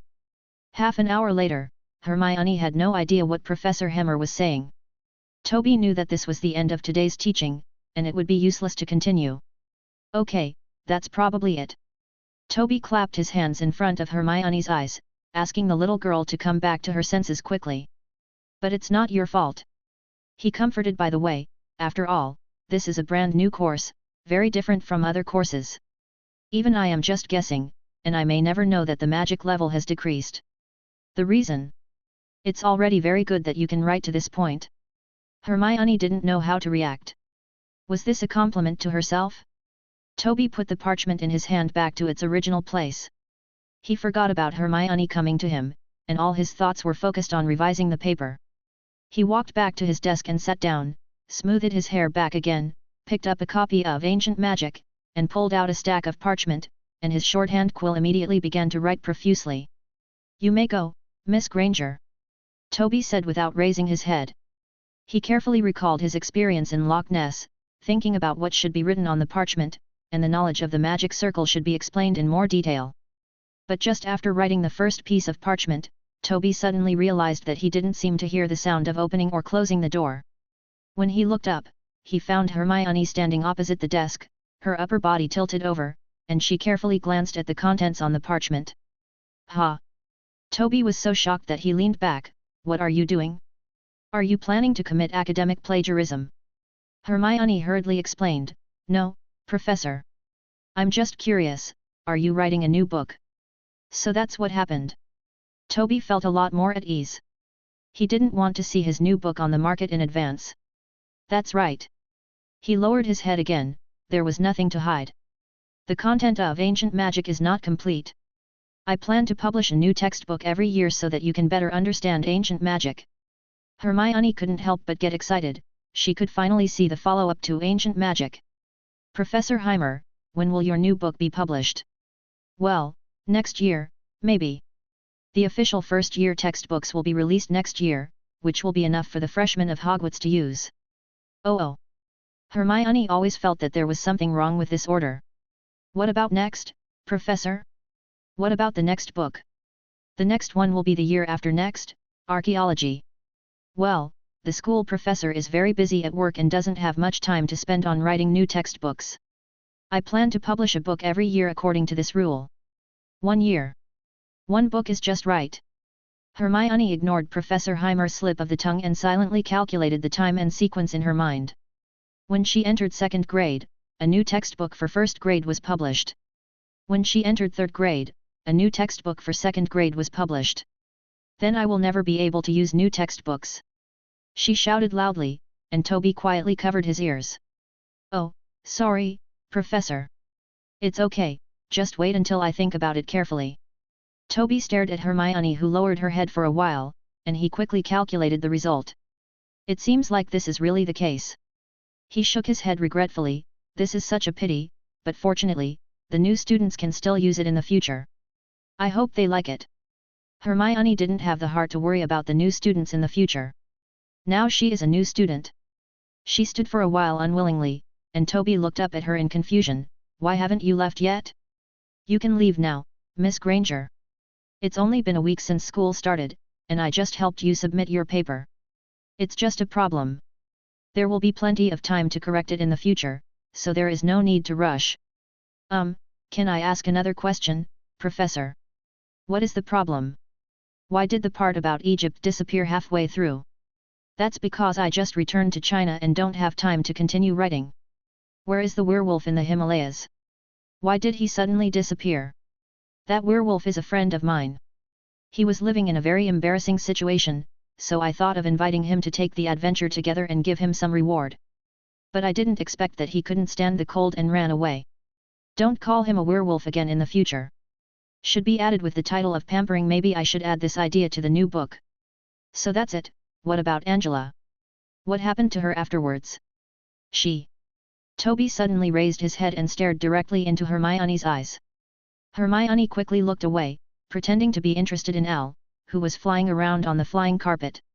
Toby slowly lowered his head, but before writing 2 words, he looked up again. Hermione had quietly moved to only a few steps away from the door. It's you! Toby exclaimed. It's not me. Hermione shook her head quickly, her long brown hair swaying around. That's you. Toby stood up and sat back down again, with a look of horror on his face. That crazy book lover! He said word for word. 5 minutes later, the two sat opposite each other, separated by a thick desk. Hermione lowered her head deeply, explained the reason for the incident, and silently waited for Professor Heimer's punishment.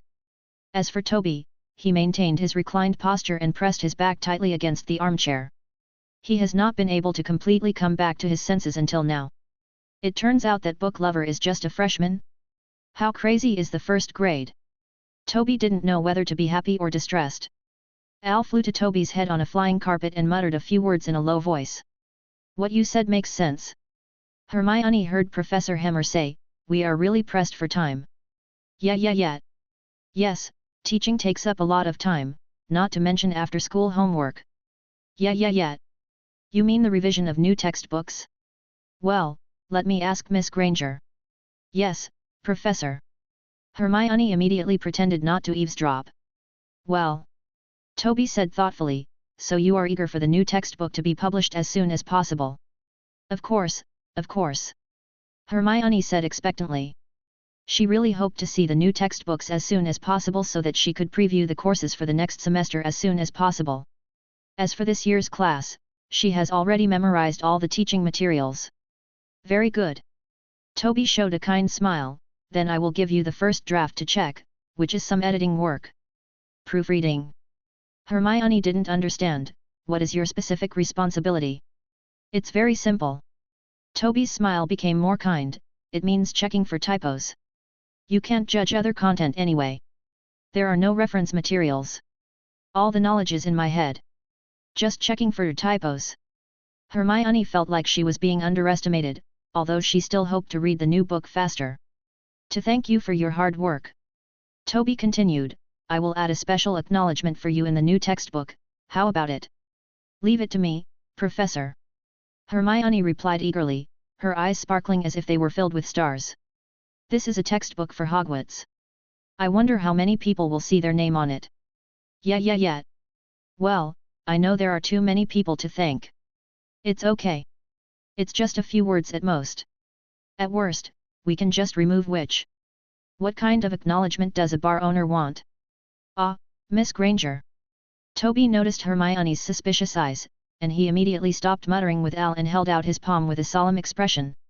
Then, it's a pleasure to cooperate. The two of them shook hands gently. Hermione wasn't sure what she just heard, but it seemed to have something to do with the number of people thanking her. Just as she was about to open the door and leave the office, she happened to pass by the Slytherin Quidditch team members in the corridor. They ignored Hermione, and some just looked at her with disgust. Wait a moment. Toby's shout suddenly came from the office, is that Marcus Flint who just passed by? Miss Granger, please call him in, and if there are other Slytherin students, call him in too. Hermione immediately did so, and Marcus Flint led the players into the office in confusion. What are you going to do? It's Quidditch practice, sir. You're training now that school has just started? Have you written your ancient magic homework? Not yet, sir. We just finished the first class yesterday. Yesterday? After class yesterday, shouldn't you have started doing homework yesterday? First, sir. Now. All of you, stay in the office and do your homework. Right now. Don't leave until you finish. But it's nothing. If you have any questions, just ask your headmaster to come to me. I will have a good talk with Severus about your time allocation. You just need to remember one thing. From now on, there will only be players who miss training because of ancient magic, and there will never be students who miss ancient magic because of training. Chapter 29. There is a legend circulating in the distant Hogwarts, where a devil named Tobyheimer lives. He has a lovely assistant, Mr. Owl, who transports the flying carpet of prohibited items from nowhere. He also has a terrible old mantra called "Have you finished your homework?" Never meet him unless you have done all your homework and there are no problems. But this is impossible, because you can never imagine the vastness and mystery of ancient magic. Be glad you didn't meet Tobyheimer, no matter when it was. Sternness during class, ink stains after class, or the naughty expression that occasionally comes out. It is rumored that the switch for personality change is hidden in his hair. When it droops in front of your face, remember to stay away from him. Even if you are combed behind your head, don't approach him rashly. Because he is Tobyheimer, the devil who teaches ancient magic. This is the legend circulating in Hogwarts, the legend of distant Hogwarts. When the Sorting Hat song ended, Dumbledore smiled and clapped softly. Maybe I'll sing this song at the back-to-school dinner next year. The Sorting Hat hit his mouth and said, seeming to still have something to say. And Toby across the desk was almost furious. That's how they programmed me. He stood up and shouted angrily, I worked hard to teach them ancient magic, and I also tried my best to check their homework, but this is how these students arranged me. Calm down, Toby. Dumbledore said with a smile in his eyes, I usually call this the beginning of students accepting you. As a professor who has been in class for less than a week, this is definitely a good sign. Really? Toby asked doubtfully. Of course it's a lie. Phineas in the principal's portrait sneered, what does hate have to do with acceptance? It's always just hate. Don't listen to Dumbledore's nonsense. He's just fooling you. 2. I say, those students should be hung up and cleaned up one by one, that's what Slytherin would do. Shut up. Phineas. The witch in another portrait raised a wand and pointed it at him, if you dare to talk nonsense again, I will make you look good. But I quite believe in Principal Black. Toby shrugged his shoulders and said, he is the most unpopular principal in history. He must have extremely rich experience in dealing with students' disgust. Okay, Toby. Dumbledore quickly changed the subject, I didn't just call you here today just to let you listen to this song. So this can be considered one of your goals, to make the Sorting Hat sing this song in front of me. No. Well, I do want to see your reaction to this song. After all, your teaching style is really different. Is this a compliment? Unfortunately, not really. So Toby started to fiddle with the small silver top again, pretending not to hear. Dumbledore looked at him helplessly. I turned down the Rita Skeeter interview for you, he said. Who is Rita Skeeter? Toby finally looked up and asked. A journalist who has painted me as a rigid old madman, Dumbledore said. You should understand the impact of your first lesson, especially your remarks about blood. I have tried to keep these effects as low as possible. It will penetrate into Hogwarts and interfere with the teaching work. So if she contacts you, you must refuse her interview. I understand, Principal. Toby said confidently. Dumbledore decided to ask more, what do you know? No need to ask. Toby smiled mysteriously and leaned forward, as if he wanted to reveal some secret plan. And that's exactly what he did. Of course it's Rita Skeeter. That woman dared to slander you like this, let alone target me. I will find a time to teach her a lesson. I have many interesting collections. It was found from ancient ruins.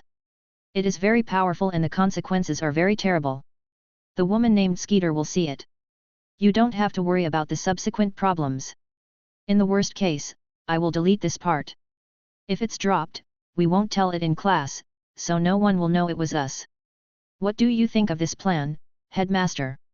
Dumbledore stared directly at Toby. Don't do this to anyone, anywhere, anytime. I warned you. His tone was unusually harsh. Toby looked a little confused. What? Has the way wizards do things changed now? I remember that the Death Eaters did this when I was in school. If they are not more ferocious and cunning than them, how can they defeat their enemies? But it's not a war anymore, and Rita Skeeter is not a Death Eater. Okay, let's talk about the next thing.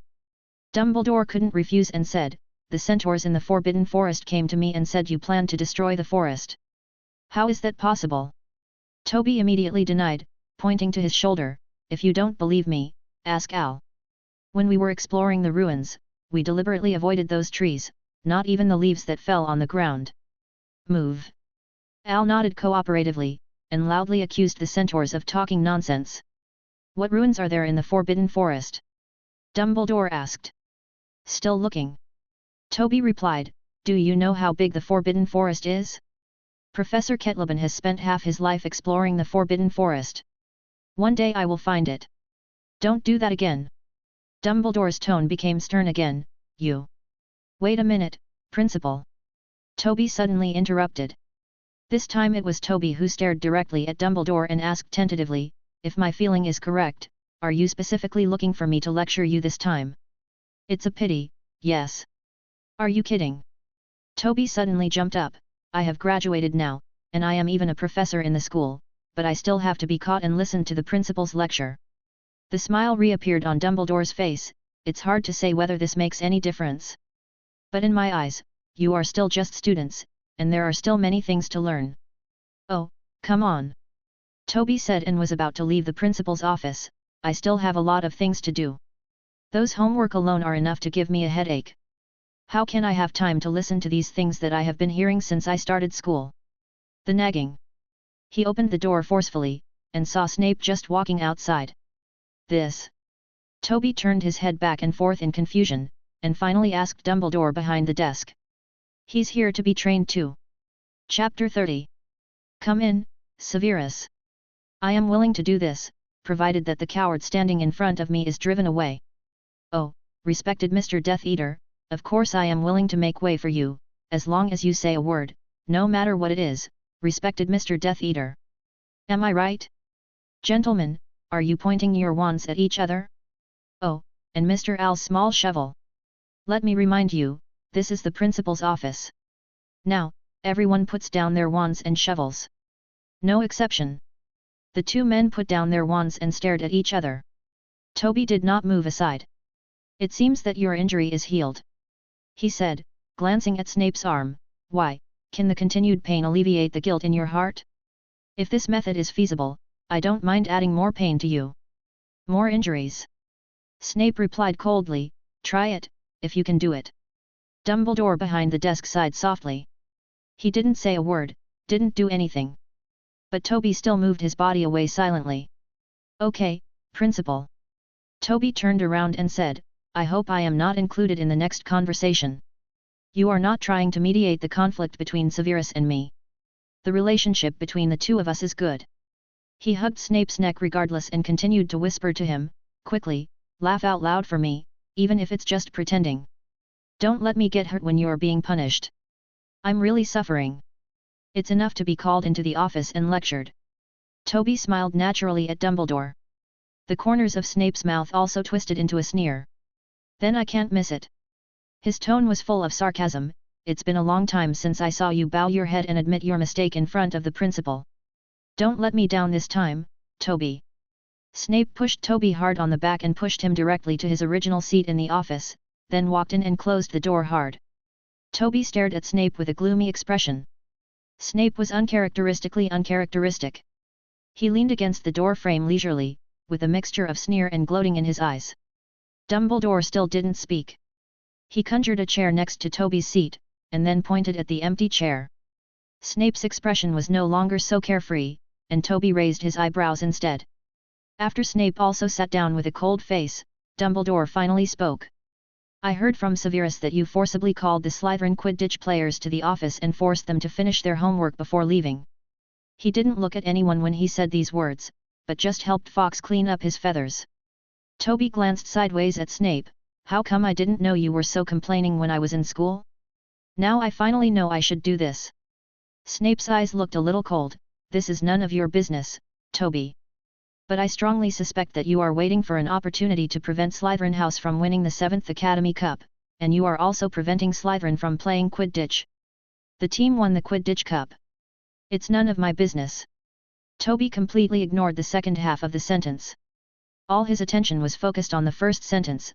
I originally thought you just couldn't see your heart clearly, but now you can't even see the facts. Are you starting to make it up? Can you say again that this is none of my business? Tell me. Snape stared at Toby closely, and finally he just snorted coldly. Dumbledore tapped the table twice with his fingers. Oh, Principal. Toby then looked at Dumbledore. As for forcing them to do homework, I think it is very necessary. Do you know that there is a student named Marcus Flint in Slytherin House? I just thought he looked like a troll before, but what I didn't expect was that his brain was more like a troll. When I was helping him with his homework, I almost couldn't help but beat him to death. Toby also added emphatically, I'm not kidding, it was really close. Fortunately, Al hid my shovel in time. It is the most convenient weapon I use, second only to my wand. But you know, the wand will leave traces when casting a spell, so. He finally spread his hands and said, you can guess how long he can live. Dumbledore had already started feeding Fawkes, but he didn't seem to hear anything. Snape's eyes looked like he was meeting Toby for the first time, and he mocked mercilessly, so, you are still an extremely responsible professor? You didn't show this when you were in school. At that time, you were dismissive of the poor students. Don't rush to deny it. I know how you looked at those people. It was exactly the same as Professor Slughorn. What happened to you now? You suddenly decided to take responsibility for the poor students. Already. Toby did not back down and said, if you are referring to the ancient magic class, yes, Severus. In my class, there is absolutely no room for poor students. This is ancient magic, not playing house. If you're careful, you risk losing your life, and I don't want to be held responsible for killing students. Then he added leisurely, a criminal record will affect my overseas travel, and it will be very detrimental to the investigation of a wider range of ancient ruins. After all, there is no way to calm down and focus on archaeology while escaping from pursuit. Of course, other than that, I'm just imitating the principal's teaching style. My teaching method. Dumbledore was already cleaning the dust accumulated on the bookshelf. He turned his back to Toby and said, I don't remember that I taught you in person, Toby. When you entered school. I'm already the headmaster of Hogwarts. Of course I know that. Toby said in an indifferent tone, but even I can guess that if you want to be the principal of Hogwarts, you must at least have no shortcomings in the courses you are responsible for. For example, you must not have a failing grade. A poor student. Dumbledore's movements paused slightly, and Snape frowned tightly. If I heard you correctly. Snape narrowed his eyes, you mean you want to be the future headmaster of Hogwarts? It was as if he heard some joke. But Toby's tone was serious and scary. If I don't do this, how can I conduct archaeology unscrupulously in Hogwarts? When I become the principal, no one will be able to stop me. Nobody. Toby left the principal's office with a bulge on his forehead. Al lay crookedly on the flying carpet with a small bulge on his head. Yet. Al, you're right. The principal is really too much. How could he beat the students with his own hands? Oh no, it's a professor in the school. He's really gone too far. In the principal's office, the corner of Snape's mouth was about to go up to heaven. He said with satisfaction, if you had said that you would teach him a lesson, I would not have voted against it. I hope this will become Hogwarts. It's a routine that I will come to every time. Dumbledore was reading a book called Transfiguration today. He didn't look angry at all. Instead, he responded with a smile, I remember you suggested this before, when you two were young. The sneer on Snape's face froze, and he was obviously reluctant to bring up the topic of the past. Is there anything else? He asked in a stiff tone, already planning to leave. Dumbledore turned the page of the magazine, watch Quirrell, okay. Snape changed his expression to a gloomy one and was silent for a while. I thought you would let Toby handle this matter. Didn't he come back specifically to help? Not exactly. I told you before that Toby has never changed. I believe you can understand that this is not a completely good thing. Indeed. Snape replied, After all, he is a Slytherin. A wizard who will be favored by pure blood even if he doesn't care about his bloodline.